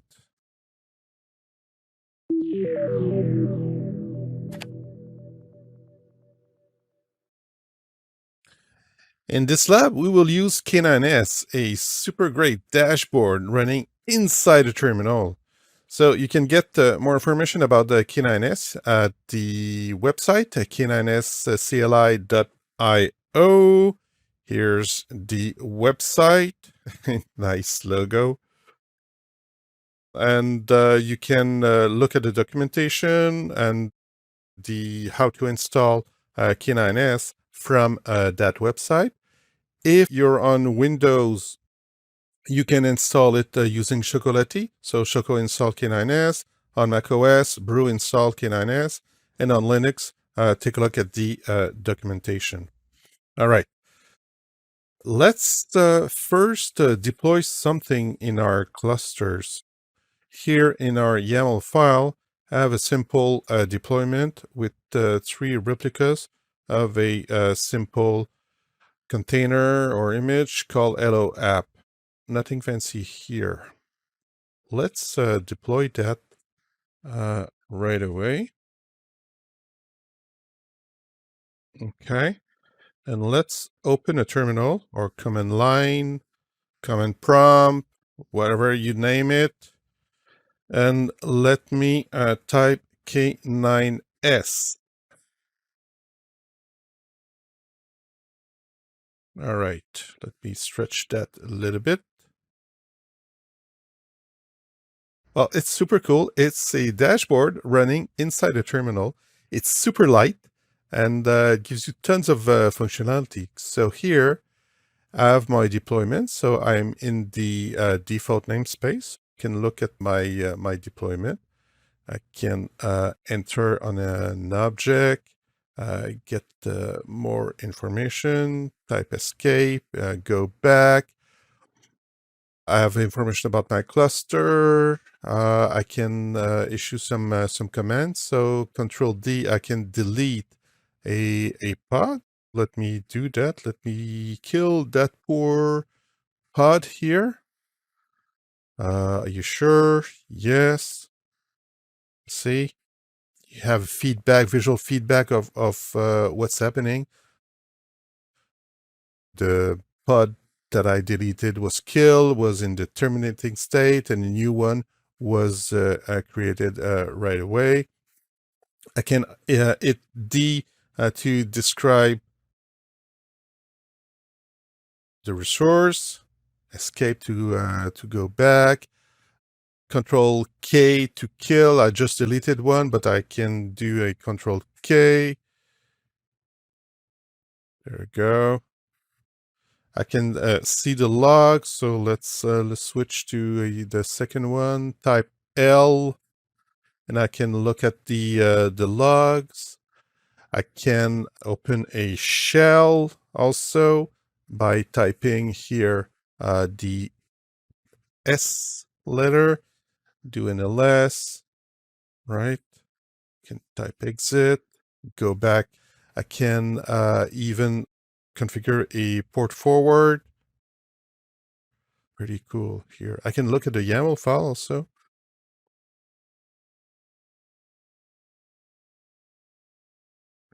Type escape. Here we have the pods that are listed, but if I type colon, I can change that. Let's say, let me type deploy. So here's my deployment. Now, if I type E, I will edit the deployment, and let's change the number of instances or replicas from 3 to 4. And let's close that. Right. And now I have 4 out of 4. So let's, I'll type colon again and type pod. Here are my 4 pods. Super interesting. It's a free tool. It's super light. It's super fast. And I always have one open so I can see visually what's happening inside my cluster when I'm issuing some commands. Let's go back to our page here, our Visual Studio Code, and let's simply delete our deployment. And let me switch back right away here. And they're gone. Pretty cool tool.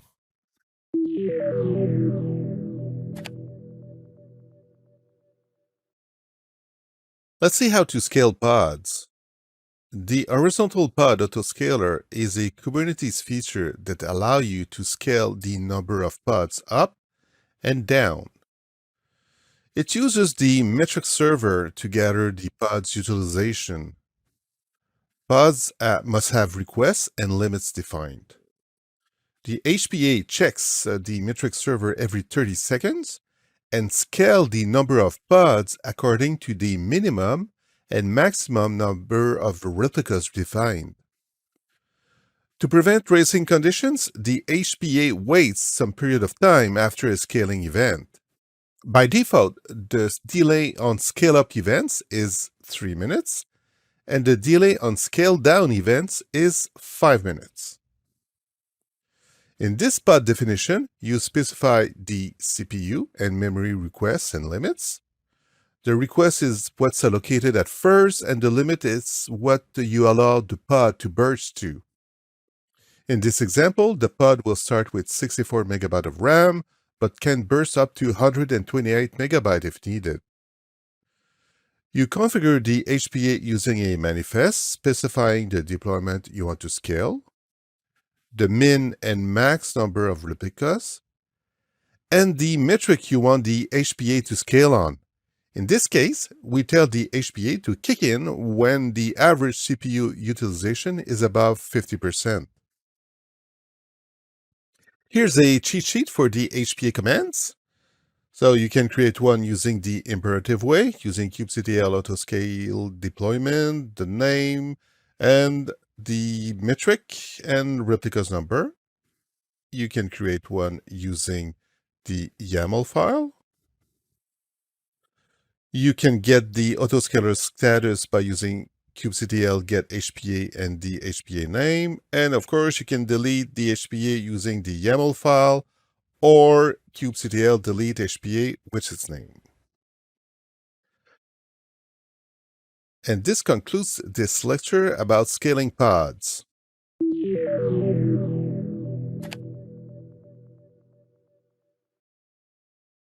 In this lab, we will use the horizontal pod autoscaler to scale a pod. For the HPA to work, it needs some data, some metrics coming from the metric server. And by default, it's not installed by Docker Desktop. Let's just make sure. I'll open a terminal. And what we'll do, we'll get a list of the pods running in the kube system namespace. Core DNS, etcd, kube API server, proxy, provisioner. No, nothing that looks like metric server. Okay. To install it, you need to run this YAML file coming from this Git repo on Kubernetes-SIGs, special integers group, and metric server. But you need to make a small modification to it. Let's take a look at the components.yaml file. You need to edit it if you download it directly from the Git repo, and you locate the deployment section. There it is, deployment. And what you need to do is add this parameter, kubelet-insecure-tls. If not, the metric server will not run on Docker Desktop. All right, let's deploy our metric server, kubectl apply -f components.yaml. Awesome. What we can do, we can run again kubectl get pod in the kube system namespace. Aha, metrics server. There it is. It might take a couple of minutes for the metric server to start running. Now that the metric server is running, let's take a look at our deployment. It's a deployment, and what we'll deploy is a web server called HPA-example listening on port 80. So it's a simple web server that will return a web page, nothing fancy.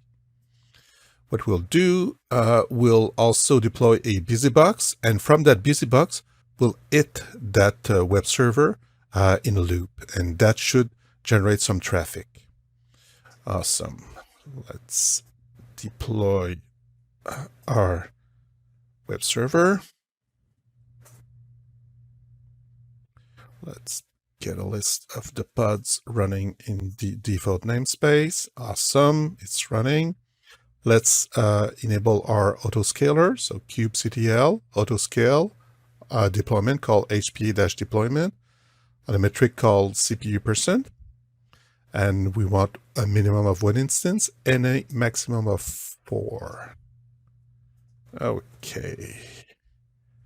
Let's validate that we have an HPA, kubectl get HPA, that will list all the HPAs running on my cluster. There's only one. Awesome. Let's now deploy our BusyBox. And let's connect or open a session on that BusyBox. Perfect.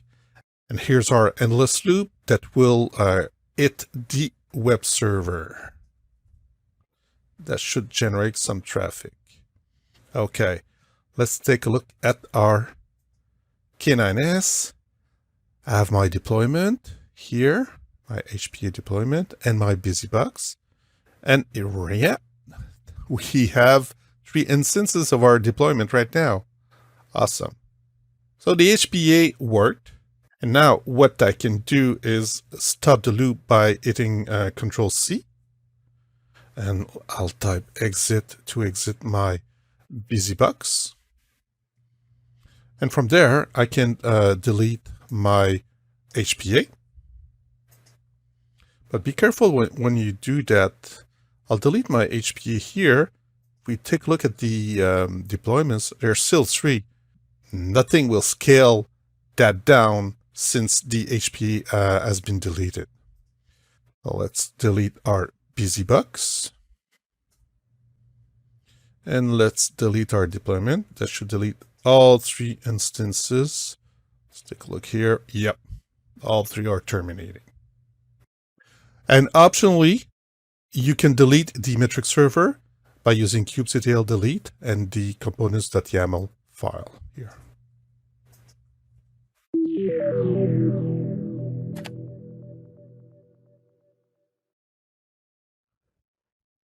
We are at the end of this Docker Containers and Kubernetes Fundamentals course. Congratulations! You are now an official Kubernetes ninja!